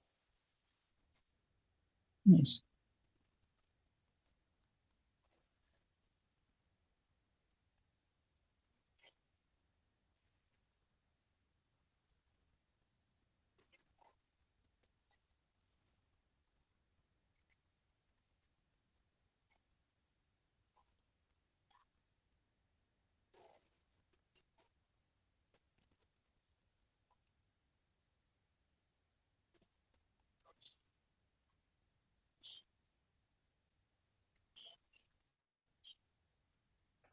I don't know why they felt the need to capitalize army that way. Incorrect.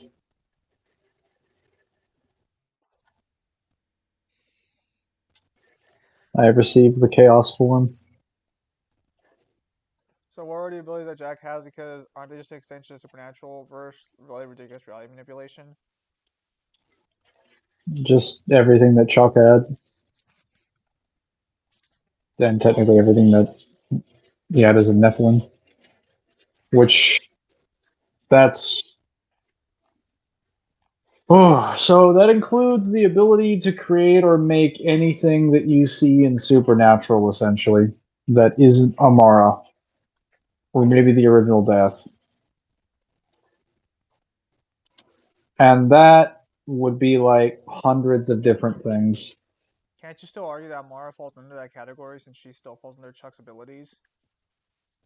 And doesn't he absorb Well, Chuck? actually, Doesn't he absorb Chuck anyway? now he has. I was gonna say he now has Amara's abilities. No, Amara didn't technically fall under his abilities because while they were both part of the original being, they're made of two different like properties. He is the light. She is the darkness. But that wouldn't matter in this case because the Amara that he or the Chuck that he absorbed had already fused with Amara. So he would now have Amara's abilities. Yeah, because Amara willingly chose to go back to Chuck. Yes. They were both originally part of the same being, so they basically went back to that, I guess.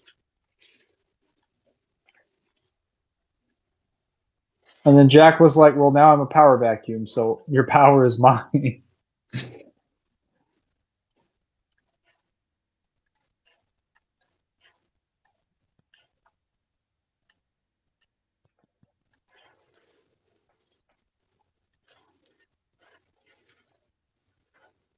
Hello, that power of yours, give it to me.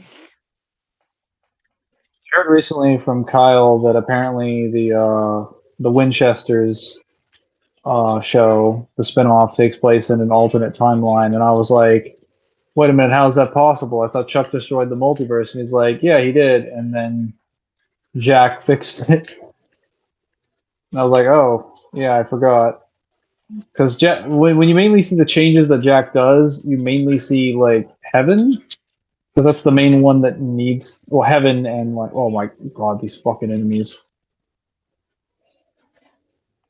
So what you're saying is that Jack just restored like the multiverse then?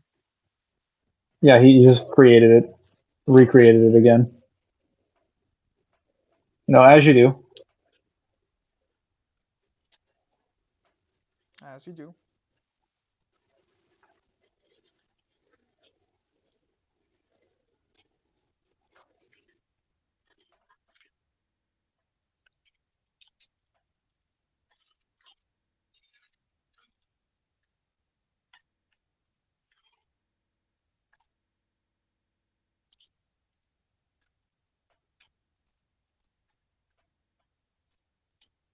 I need more enhancements.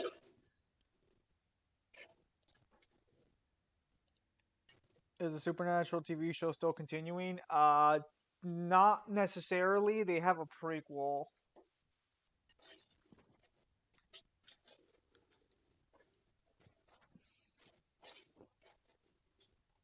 They're probably not going to continue the main story. They're probably just going to make spin-offs. Or they'll just make either sequels, prequels, spin-offs, whatever that take place in the supernatural like world. Yep. Alright. We'll probably be ending the stream in like after like another 40 minutes maybe. Okay, that should give me enough time to get to the Griever. Yeah, because I got everything to take care of today. And I gotta figure out when to eat for dinner. And it's also gonna be 4 o'clock my time, so I don't wanna be around in the kitchen when my brother gets home. That is what I'm looking for. As the Shillings say. Yeah, because especially since we're streaming, he's gonna like throw a fucking. If we're still here, or if I'm still here while in the kitchen, why not? So you would put Death in first, Jack in second, and Bayo in third. Yes.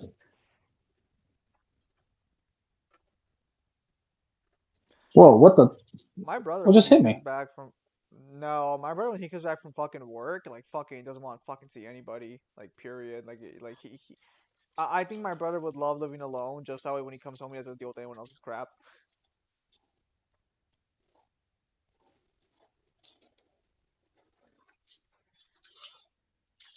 So I gotta wash all my dishes because I'm gonna reuse my oven again from yesterday to finish off my fish sticks. And yeah, then I just go to my room and chillax. Why is there a area over there? Heck, No. Oh, there is.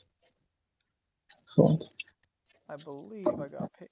And I'll probably play a couple League of Legends games before Kyle gets home.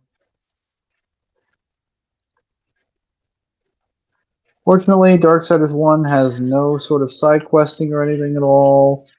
The only additional objective I have is fighting Wicked K, which just involves fighting him in like 3 different locations, and then that's it. That's the end game.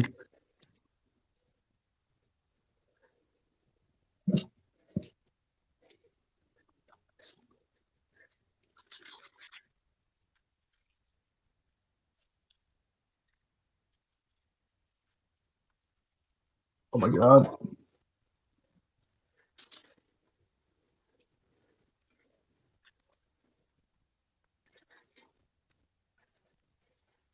I didn't know that thing could jump. I saw you pick Nasus. Yeah, I was gonna pick Kale, but they picked Kale, so I just picked Nasus because, like, no, I only pick Nasus for a hard fucking counter. Like, any range top laner, any character who needs attack speed, anyone who picks Kale and takes my main, just wanna just really make them suffer. Tryndamere, oh dude, you W Tryndamere and he fucking kill he basically walks over to the noose and hangs himself. Darksiders, but every side I go on becomes dark. Oh, Red Dusk. Yeah, we're only gonna be here for like another 40 minutes. Dude, the horsemen have plot resistance, Mangler.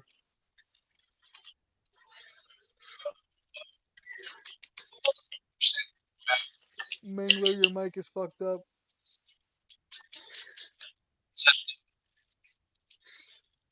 Hang on.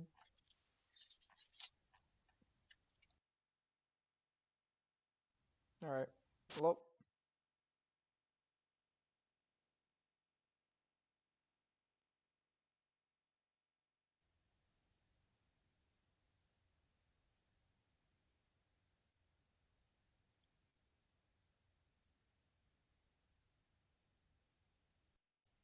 Can you hear me? Yeah, what's up? Oh, nothing. Just playing some darksiders. To that question that was asked, no, they do not have resistance to plot manipulation. Yeah. So,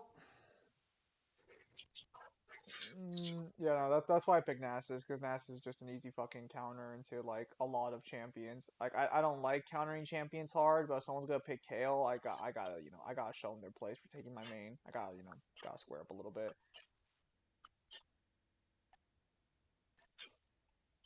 The thing is the dumb fuck playing Kale not only never really played safe, he kept extending outside a tower, his first mistake.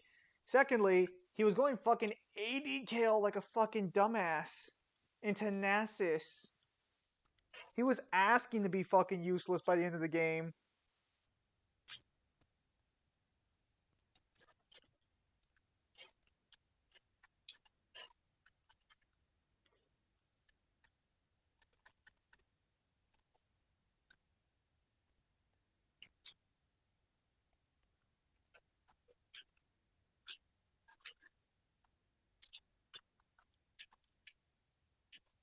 The only swimming sections I will ever enjoy. Are you saying you like Darkstar swimming mechanics? I like being able to swing 20 feet while underwater, yeah, and disjoint anybody before they touch me. Yeah, I raged at League And then, Wolf. I know. Samaj, you got that weak mentality going on. Got that weakness. You gotta refine yourself. Commit to the grind. I mean, you're already gold. Like, I'm gonna be honest. Once I hit gold on leagues for this like half of the season, I'm probably just gonna like stop playing League of Legends for a bit. It's a fun game, but it takes up like takes up like 2 hours when I do a gaming session. Those 2 hours could be better spent doing something else. I just want to hit gold and move on.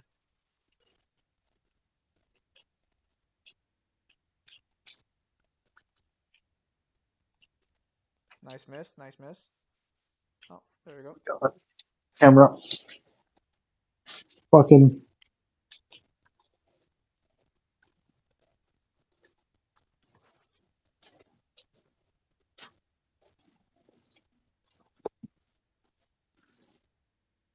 I mean, you don't even have to reach gold to get the free skin anymore, to be fair. Like, I just have to play enough, but if you hit gold, you're, like, guaranteed the skin. I'd rather just, like, get the skin guaranteed.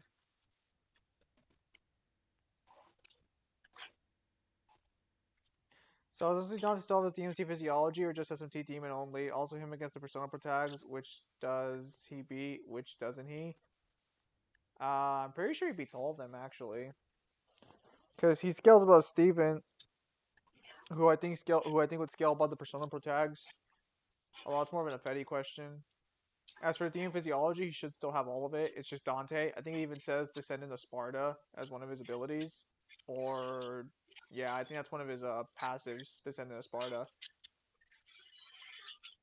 If I remember correctly, I think it was either a Fetty or Cyber found this on a porn website, but there's like an actual guidebook for SMT3 DMC or SMT3 that talks about how Dante ended up in the world of SMT, and I guess he's like drained of his magical power for most of SMT, if not all of it.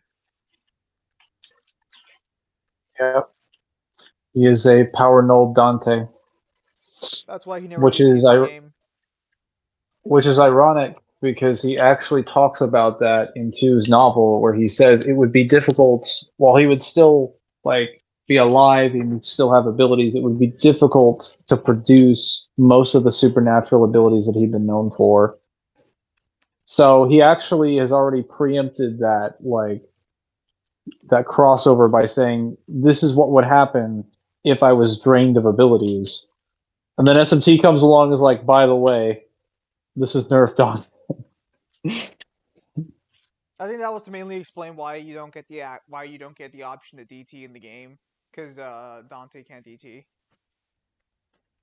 In the Kratos and the DMC5 protagonist swap, save Kratos was too slow and using does kill Nero for good. Where does the story go from there? Nowhere. Yeah, Hmm. Kratos just loses to Urizen. I think he was on his second life at that time. Yes. I don't remember. Yeah, he would have just lost to Urizen, and that. Well, yeah, no, he would have. The same thing would have happened. I mean, I guess he would have pursued further, but yeah, that would have been it.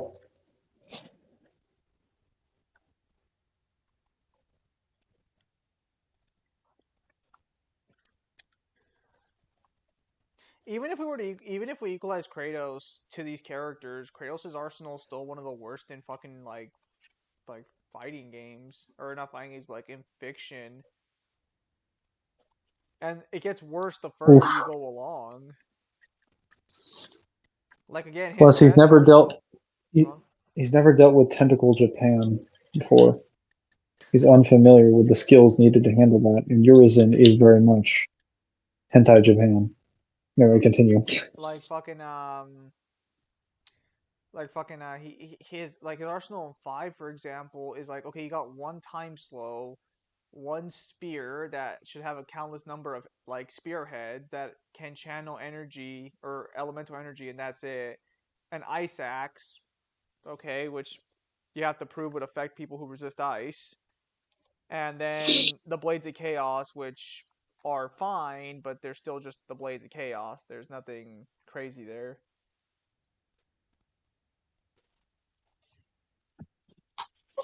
Because we would die too, because he would not have been saved by Malphus if Nero's not there anymore. I mean, yeah, but like once Kratos died, like then I mean they were all kind of screwed anyways, because no one else could really do much in that situation. Not Kratos doing much there. Oh.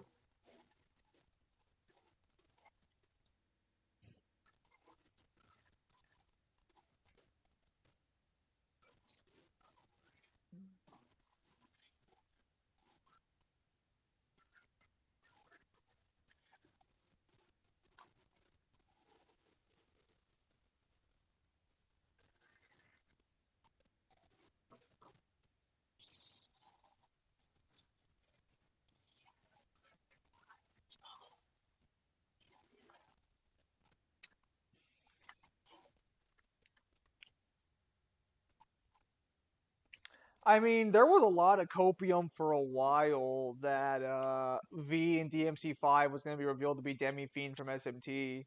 I remember that was like a massive theory going on. That was a thing? Yeah, because so this was mainly because of the way Capcom advertised V, because V is a completely original character, but they advertised him as somebody we would know. Because I don't know if you remember the lead up to DMC5, but they never show V's face until his release trailer, like I No, think a they month. don't. They don't. They go out of the way to be like he's the mysterious one, Yeah, so and a they would lot of say it every people. time they would market him. Yeah, so a lot of people assumed that he was a character we would recognize. So because we had no other like characters to really work with that aesthetic, a lot of people were like, "Hang on a minute now, this might be like Demi Fiend from SMT5 because he also had tattoos. This could be like a redesign of Demi Fiend." That would be funny.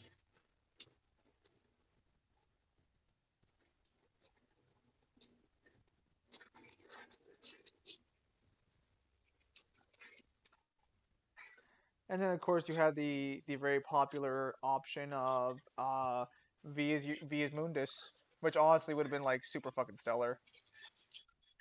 I was hoping V was just Moonbus' spawn. That would have been much more interesting. And that's why he has clones of all the fucking demons, but he's just doing his own thing now.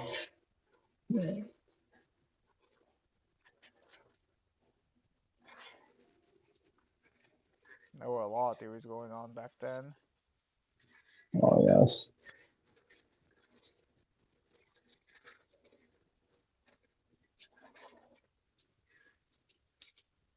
Just like how they marketed Viola as someone we recognized, random people thought that was Virgil for some reason.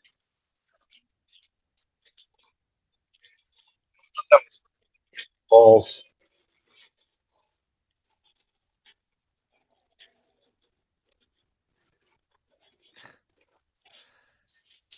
That one was just silly.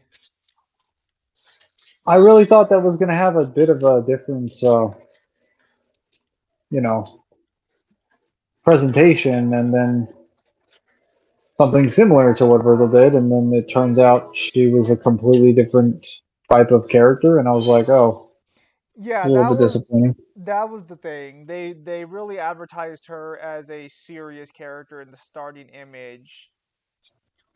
So a lot of people ended up taking the approach that okay, so when we saw Viola the first time, we saw Viola as she sees herself, but then we see how she actually is. Man, that would have been nice. Wait, couldn't V bring Malthus into the summons dimension? No, because V doesn't have any energy left at that point. And the problem is that like when he did it to Urizen, Urizen is just another part of his being. I don't think he'd be able to do the same thing to Malthus. Now, if this were Bloody Palace V, that Malthus is getting absorbed. But regular V, no. Or at least dying V. I mean, we probably could do it to Malphus. The only problem is that we've only seen him do it to somebody who was incapacitated and already on the verge of defeat. So, like, he would only be able to do it to, like, probably a weakened demon.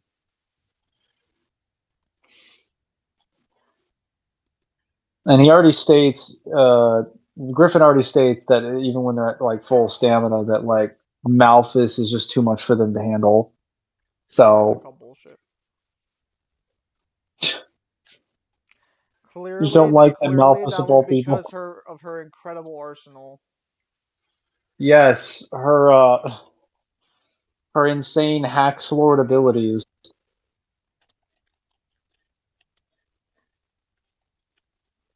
It was because power dictates how people rule in the demon world, and how much influence they have.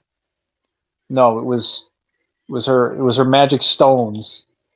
Dude, Malphus, we literally have no statements for Malphus being strong outside of just that. I think that she had. I don't even think she has the most. I don't even think say she has the most powerful magic in the demon world. I think that technically goes to fucking King No, it's Cerberus. stated she has the most powerful magic in the underworld. Uh, what Cerberus states is that he has the most powerful lightning in the underworld. I guess there's no magical lightning then, because otherwise there's gonna be some nasty overlap there. Well, there's lightning and ice that isn't magical, so Uh huh. Uh obviously huh. just means like this is the most powerful like Uh huh. source of lightning. Uh huh. Go on. Try and rectify this. He's not even manifesting it Uh as huh. magic. He's just Uh huh. shooting it out of his I face. believe you. I believe you. Uh-huh. We could just not believe Malphus. If Malphus wasn't what was stated, she could just be fucking wrong. She could just be arrogant. She could just be trash, which she already is. And for God's sake, she combined herself with a fucking little chicken.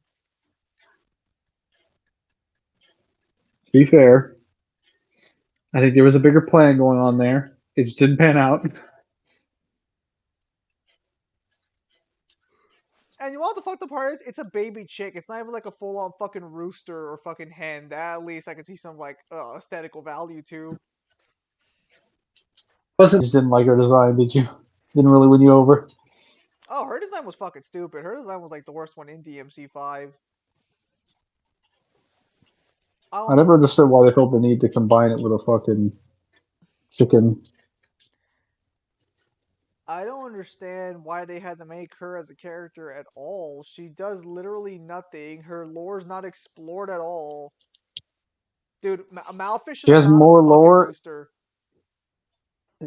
She has more lore in the art book and in her like boss fight statements than she does in her actual gallery descriptions or in the cutscenes. All right, what does the art book explains what happened with the chicken, right? Like that was like a fucking failed project or something. Something that she fused for a particular reason. Yeah. It basically confirms that what Malthus does is that she essentially like takes men that have fallen into the underworld and essentially turns them into corpses using necromancy. Stuff like that. I'd have to go back and read it. Of course she does. Yeah, but basically she just makes people's life a hell. She's a bitch. I'm stunned. I know. It's very difficult to believe. She seemed like such a nice person. I'm honestly, man, like, this is hard pill to swallow. Yeah, some pills are very difficult to swallow, especially this one. What the fuck are you even doing?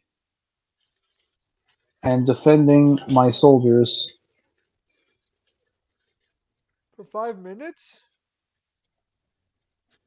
Yeah, it's a little bit too much to ask, to be honest.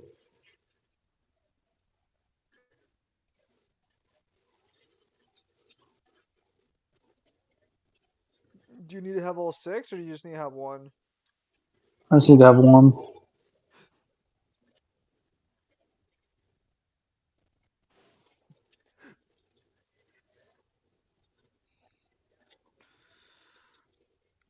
Oh, fuck.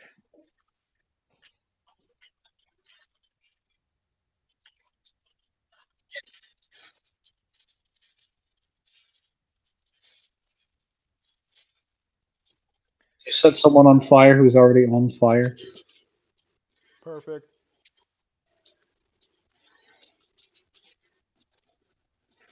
Yeah, no, what was I? Yeah. So, today, I'll just like wait for the feedback for them. I'll start looking into. I'll probably be spending a couple hours, but while I'm like cooking dinner and shit, to like look into if I want to do an AI voice or just see how much like voice actresses cost, and then go from there. It's not a very long script. It's only like 20 pages, and I think they only have to like read like less than half of that. I'm pretty sure I can get away with like paying like I don't know $50 or something. I doubt the job will take more than an hour. But unfortunately, the artistic types really like getting paid for their work.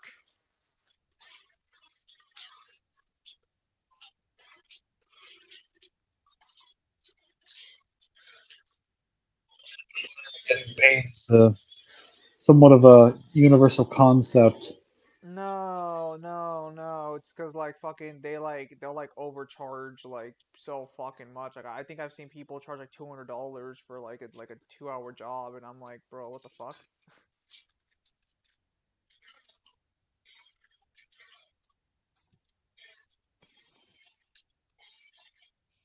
That's why I'm thinking. That's why I'm gonna look into both voice AI acting and not to go from there because I think I might just use like a generic female voice if like necessary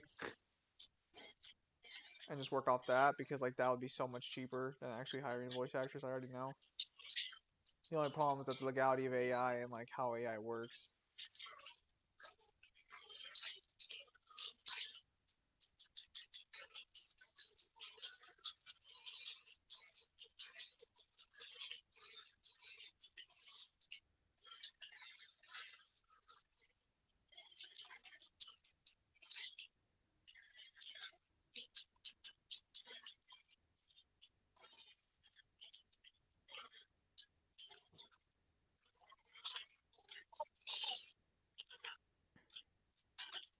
Mangler, you guys are dying.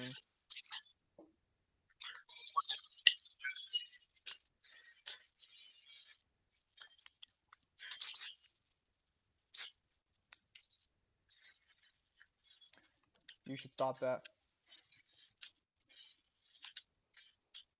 They should stop dying. Alright, take it easy there, Zach Brannigan.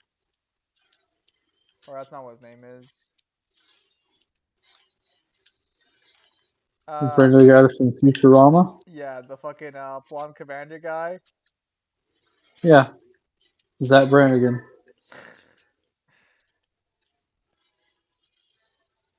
You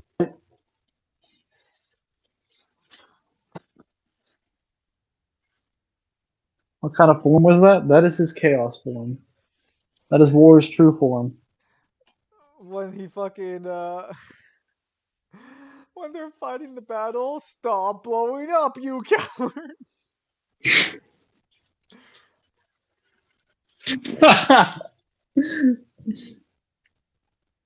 Stop blowing up, you cowards.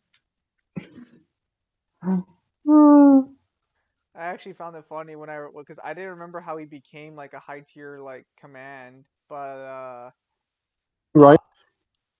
I was Do they actually explain it? the episode. What?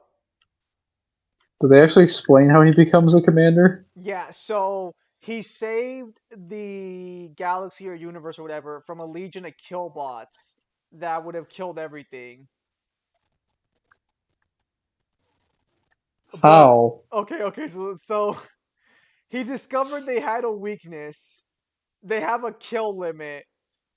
So in order to save the universe, he throws his entire army at them to die to fill up their kill limit.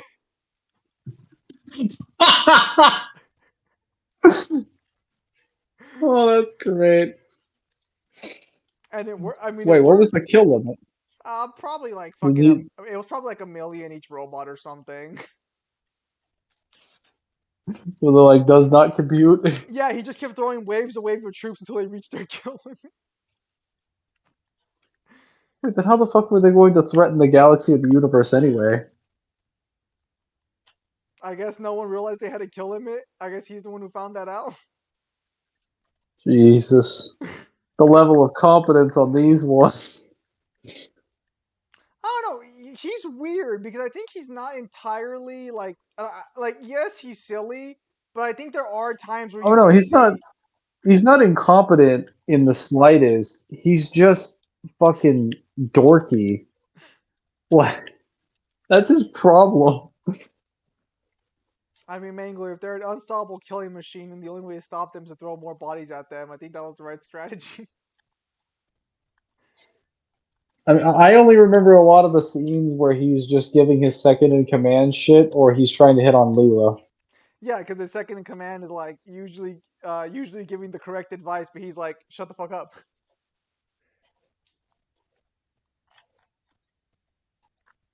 Killbots? Yeah, in Futurama. I think they had a different name, to be fair. I don't remember what the exact name was. All I remember is that he became an admiral because there was a threat to the universe or galaxy, whatever the fuck Futurama works under, that would have killed everybody. But he discovered their weakness of having a kill limit, so he sent wave after waves of troops on them until they just couldn't kill anymore. Yes, I do the same thing when I play Halo Wars and throw in my ODSTs at Scarabs. Your sacrifice will be remembered.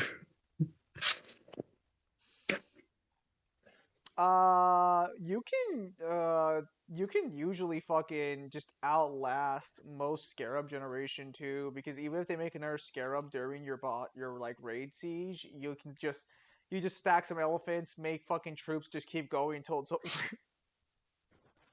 Or you do the thing where you put an elephant out by the west flank, pull the scarab in behind a line of cobras or wolverines, and then just watch them drop a rocket salvo, and then half that scarab's health is gone. It's beautiful. Or you just be a complete dick and you play Professor Anders. So you send in a fleet of hawks, and they're like, "Well, I got all these engineers healing my scarab." And I'm like, "Okay, cryo bomb." The and then cryo the scarab just cries in the corner. the cryo bomb was too strong in my personal opinion. It was What the bad. fuck were they thinking? They're like, yeah, we're gonna give the cryo bomb to the person who also has not only what is it like? What was her passive bonus? It was like something involving. Oh yeah. Reduced upgrades. Wait, was it a deployment times were faster? No, her upgrade was reducing the cost of upgrades across the board. Yeah. Okay. So that was dumb for a couple reasons, but the main one that was fucking egregious was the fact that they gave Hornets were already pretty good in the game. They gave her Hawks, which were an upgraded form of the Hornet that had like higher defense, higher health, and much higher attack, and were better in every conceivable way. Which, Even to when be you sent fair, is what you vampires at want them, from an upgraded unit. To be fair. it's what you want. But like when the upgraded units can swap hands with the counterplay units, we have a problem. like To be Like fair, I'm just sitting there like throwing vampires at them like I have the anti-air, let's go. to And be she just throws fair, more hawks at me and I'm like, I'm losing. I think that has less to do with the counterplay being countered and more to do with whatever dipshit decided that the Covenant's anti-air should have been a fucking air unit. To be fair, it shouldn't have been. Well, I think it's part of because of the fact that like how the covenants, how the aerial units are designed, is that it's basically like the triangle of like rock paper scissors in Halo Wars is Why are those cars gold? infantry, Because they are. infantry versus like vehicles. No, no, no, no, no, no, no, no. Infantry loses to vehicles. Yes. Vehicles lose to air units, and air units lose to infantry. Yeah, so the infantry or the vehicles should have had anti-air.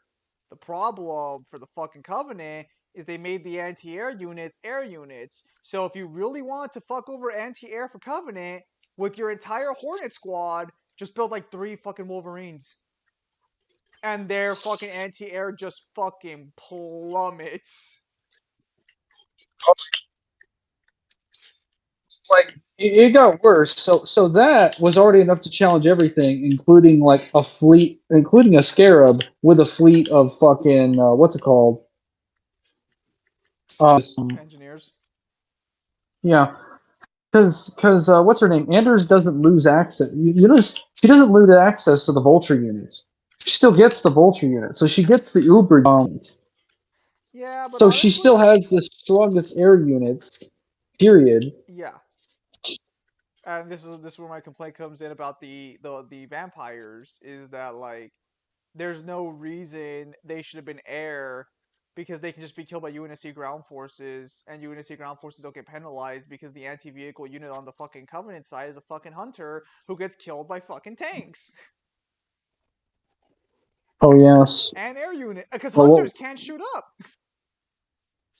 dude, it was hilarious when you would have like a fleet of like hawks come in and they're just laying waste to everything, and then a scarab shows up with some like anti-air units, and then you just see all the hawks retreat, and you're like, what the fuck? They're doing fine, and then the next moment, the entire battlefield is frozen. You're like, no. The only way you stop hawks as a oh Mangler's go fuck up, Mangler's go fuck up, Mangler's go fuck up. Oh he fucking he fucked up, he fucked up.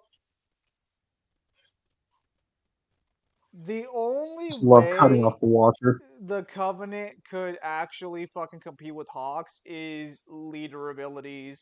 But then, in a twist I'm not too fond of, they decided to give the UNSC a hard counter to the Covenant's leader abilities as well. Yeah, the leader disabler, the disabler power that you just. I love doing that when you're in the arbiter state and you're running around just killing waves of infantry, and the next thing you see is plop. You just see this device come flying onto the battlefield, shooting out some energy It was waves. the main reason I stopped maining Covenant because every time I was in the middle of a battle, they would just launch a disruption bomb or whatever, and I would just die on the inside as my arbiter just stood there. Dude, that's why when I played the arbiter, I just mass produced suicide grunts and like wraiths. I would just brush. Look, we all know the I'd be real like, I don't strategy is care. Warhog Rush. Dude, those warthogs died so easily. I was there fucking playing a match online, just minding my own business with my 3v3 randoms, and I see this random Warhog show up, and I'm like, huh, that's weird. That's an enemy Warhog. Then I see like 4 more show up. Huh, that's weird. There's a lot of Warhogs there. And then I have nowhere to get miniguns. I'm like, oh no! Oh, it's great when like a fleet of 10 warthogs shows up and they all have Gauss turrets, and you're like, well, that might actually be a problem. Let's deal with that. So if I remember correctly, the abilities were Captain Cutter, I think always starts with double reactor, and when he builds a Uh, base, he starts at one higher tech level, basically. yes. No. Hang on. Let me see if I can find it real quickly. That's one higher tech level. His standard improved unit is the ODST, No. and Like then I don't his remember. major unique unit is I don't Elephant, remember if he along with Mac Blast. I don't remember if he specifically started with the I don't remember if he starts with a 2 reactor or if every reactor he makes is 2. He every reactor he makes is 2. He does not start with a reactor. He How starts at a the higher tech level. fuck is Cutter the worst leader in the game according to IGN? Get the fuck out of here. Okay, yeah, so his I mean, yeah, passive it's power is tech more level +1. expensive. It is more expensive for him to make reactors. That's true, but as soon as you get one reactor, after just building 4 heavy supply pads, because you just build, keep in mind, you just build an elephant. You don't need a barracks. You build an elephant. You have a mobile barracks. And then you just build your field armory and your airport to cover bases, and then you're good. Hang on a minute. No. I'm wrong. Okay, it was just the base building one. Okay, I thought there was something else, but no, it was just base building. Good morning, Daryl. So, Cutter's ability has nothing to do with the reactor. I was wrong. That is wrong on both our parts. Cutter's only passive. I knew this was his passive. I didn't think this was his only one. His bases start at level 2. Yeah, they're one higher tech level. Yeah, that's it. That's his passive. That's what I said. Well, you were talking about the reactor, so you're wrong. So Forges is starts with heavy supply pad, which I think saves you a Cyclops, total of Grizzly, like and Carpet Bomb. 100. I think saves you just what 100 fucking resources overall. Well, it also means that you have way more resource accumulation. So a good Forge player is going to have a much stronger army much sooner No, because they'll have so because much every Forge resource. player just starts jerking themselves off waiting for Grizzlies to just fucking be done. I forgot about that. I was always wondering why Forge players could never put pressure on me. Like whenever I play Forge, I didn't go for Grizzlies. I swarmed until I knew I was at a point where I needed to build Grizzlies. I'm like, why does nobody play Forge this way? And I'm like, oh, that's because every fucking Forge player always goes for the Grizzlies. Yeah, no, like Forge players could probably like do a nice swarm strategy while working towards Grizzlies, but the problem is that they're so desperate. Despite having the best resource management in or the best resource gathering, they're so fucking hungry for resources. Like it's like I can't spare a fucking penny. No, I'm sorry, my strategy falls apart completely. I need Grizzlies. I need them The now. problem is that even with the most optimized play, because when I used to play games with my cousin was really good Forge, could only get Grizzlies out in 8 minutes. Which is fast, to be fair, but it's like, bro, I'll take minutes of doing fucking nothing. I feel like you could do it in like 5. Hang on. Honestly. Let me see. Fastest Grizzly. Let me look up fastest Grizzly time. Of course, I'm talking about this in the perspective of my current console. Like, I'm pretty sure the Xbox Series X can run Halo Wars a little bit faster. Fastest way to Grizzlies in Halo Wars. Okay, so apparently in Halo Wars 2, you can get it in 5 minutes and 7 minutes. Okay, here we go. Fastest Halo Wars strat number 1, the fastest tank rush in Halo Wars. Released back in 2014.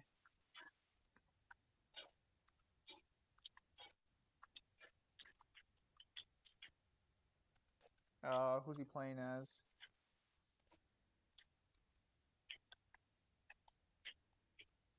Halo Wars also had a great AI. Oh my god, the fucking AI versus matches in Halo Wars were fucking. Never interested in watching the comms kill each other until Halo Wars.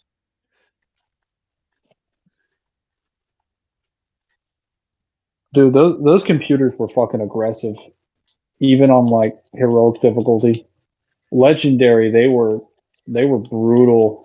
Dude, I don't even think Legendary was like. I think Legendary AI cheated, 100%. Like I call They, pro- they bullshit. probably did. Fucking, you play Legendary AI, and like by 10 minutes they have a complete army ready to swarm you, and you're like, what do your bases look like? I always feel like when playing Legendary I feel like they always have a platoon of Wraiths. There's always several squads of Hunters.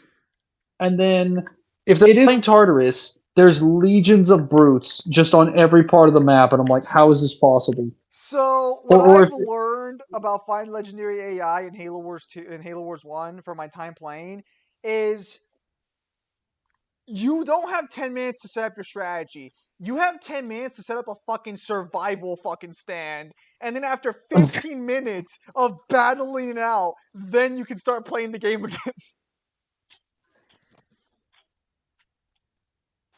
yes,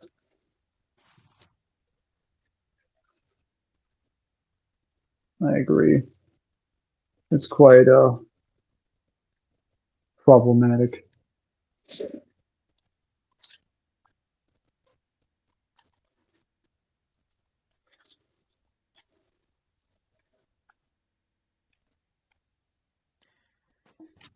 Yeah, no. So I always ran Cutter because I would just take bases and like tell my teammates to go fuck themselves. They're my bases. You'd be like, I need all the resources for the Listen, ODSTs that do I you can get. want the infinite ODSTs or not? Do you want Mac drops at Mac blast at the touch of a button? Yes, then shut the fuck up and let me have those insurrection bases now. I've seen what you've done with those bases the last time we played. You're not exactly making millions here. That being said, I think the leader unit I was always kind of dreading seeing what? Mangler? It is time to lift this hammer. I forgot, is Ultane a boss fight in this game or not? I suppose you'll find out. In like 2 seconds, yeah.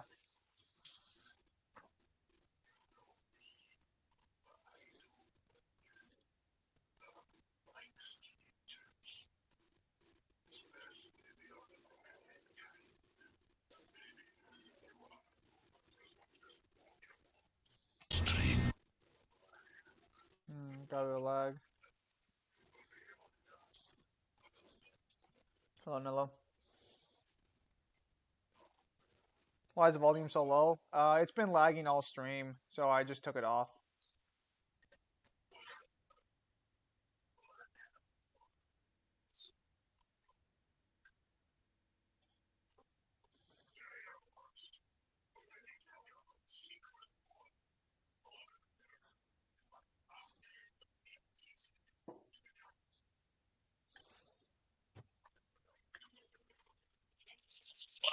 No. You'll be fine, Mangler. Yeah, so after this boss fight with Ultane and the cutscene afterwards, we'll probably call it there. This is a good place to stop it because then there's a long section afterwards.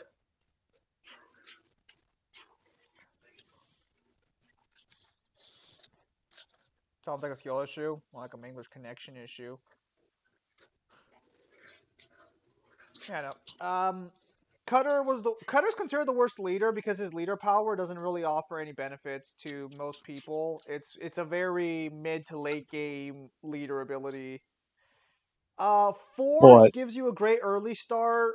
Anders prevents you from falling too far behind with resources because of cutting everything down in half.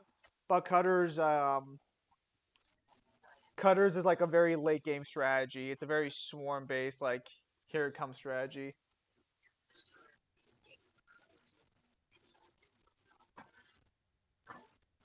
Who's this bitch? Uriel? I know. I mean, like, in context. Oh.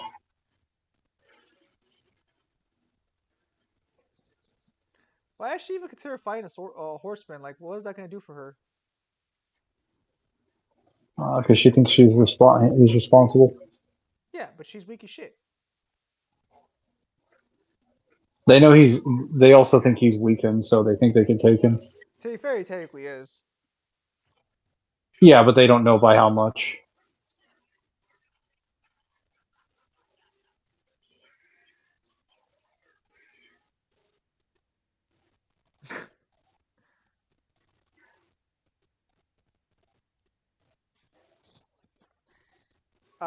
Worst Covenant leader though, I'm gonna say was probably fucking. I'm gonna say Tartarus actually, or not.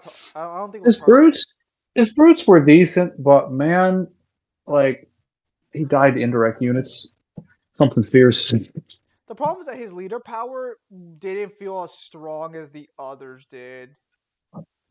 He was annoying as fuck, though. Yes, he was. All right. Yeah, we'll call Dude, it there, boys. the prophet of fucking regret was like laser beam on your position. Mini arbiter horde of mini arbiters heading your way.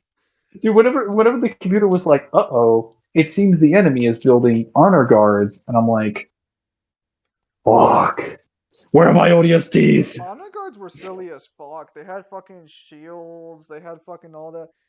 We should make a day of fucking streaming just fucking Halo like AI Legendary Edition to see how or against Legendary AI and see how we do. Are we able to do co-op on that, or would we We have to should like? be able to. It should be cross platform. If not, I can just download it off my No, I phone. mean, no, I mean like, is it possible to actually play co-op on like? Oh wait, not on the campaign, but like on versus matchups, like on actual like versus maps, right? We should. I used to play with my friends all the time, and Halo Wars got a remake, or Halo Wars got like a definitive edition re-release on new consoles. So I doubt the servers are Yeah, down. I think the definitive edition might have fixed some of the stuff with the campaign in particular, because I think the campaign Because we had played the problems in the campaign. base version. Well, we played the campaign Yeah, like yeah, last year, so I'm pretty sure we can play it online. yeah. We played the definitive edition. I think the base version had problems with doing like co-op campaign, like locally or something like that. But I think they fixed it with the All definitive. right. All right. Well, so guys, with that said, thank you guys for your time as always. Have a nice day. Remember, if you guys are still free later and you guys want to check out our stream, Kyle and me will be streaming as he goes through Shadow of Mordor. Or War, I think it's the second one in the series. And yeah, so we'll be showing out there if you guys want to stop on by. And yeah,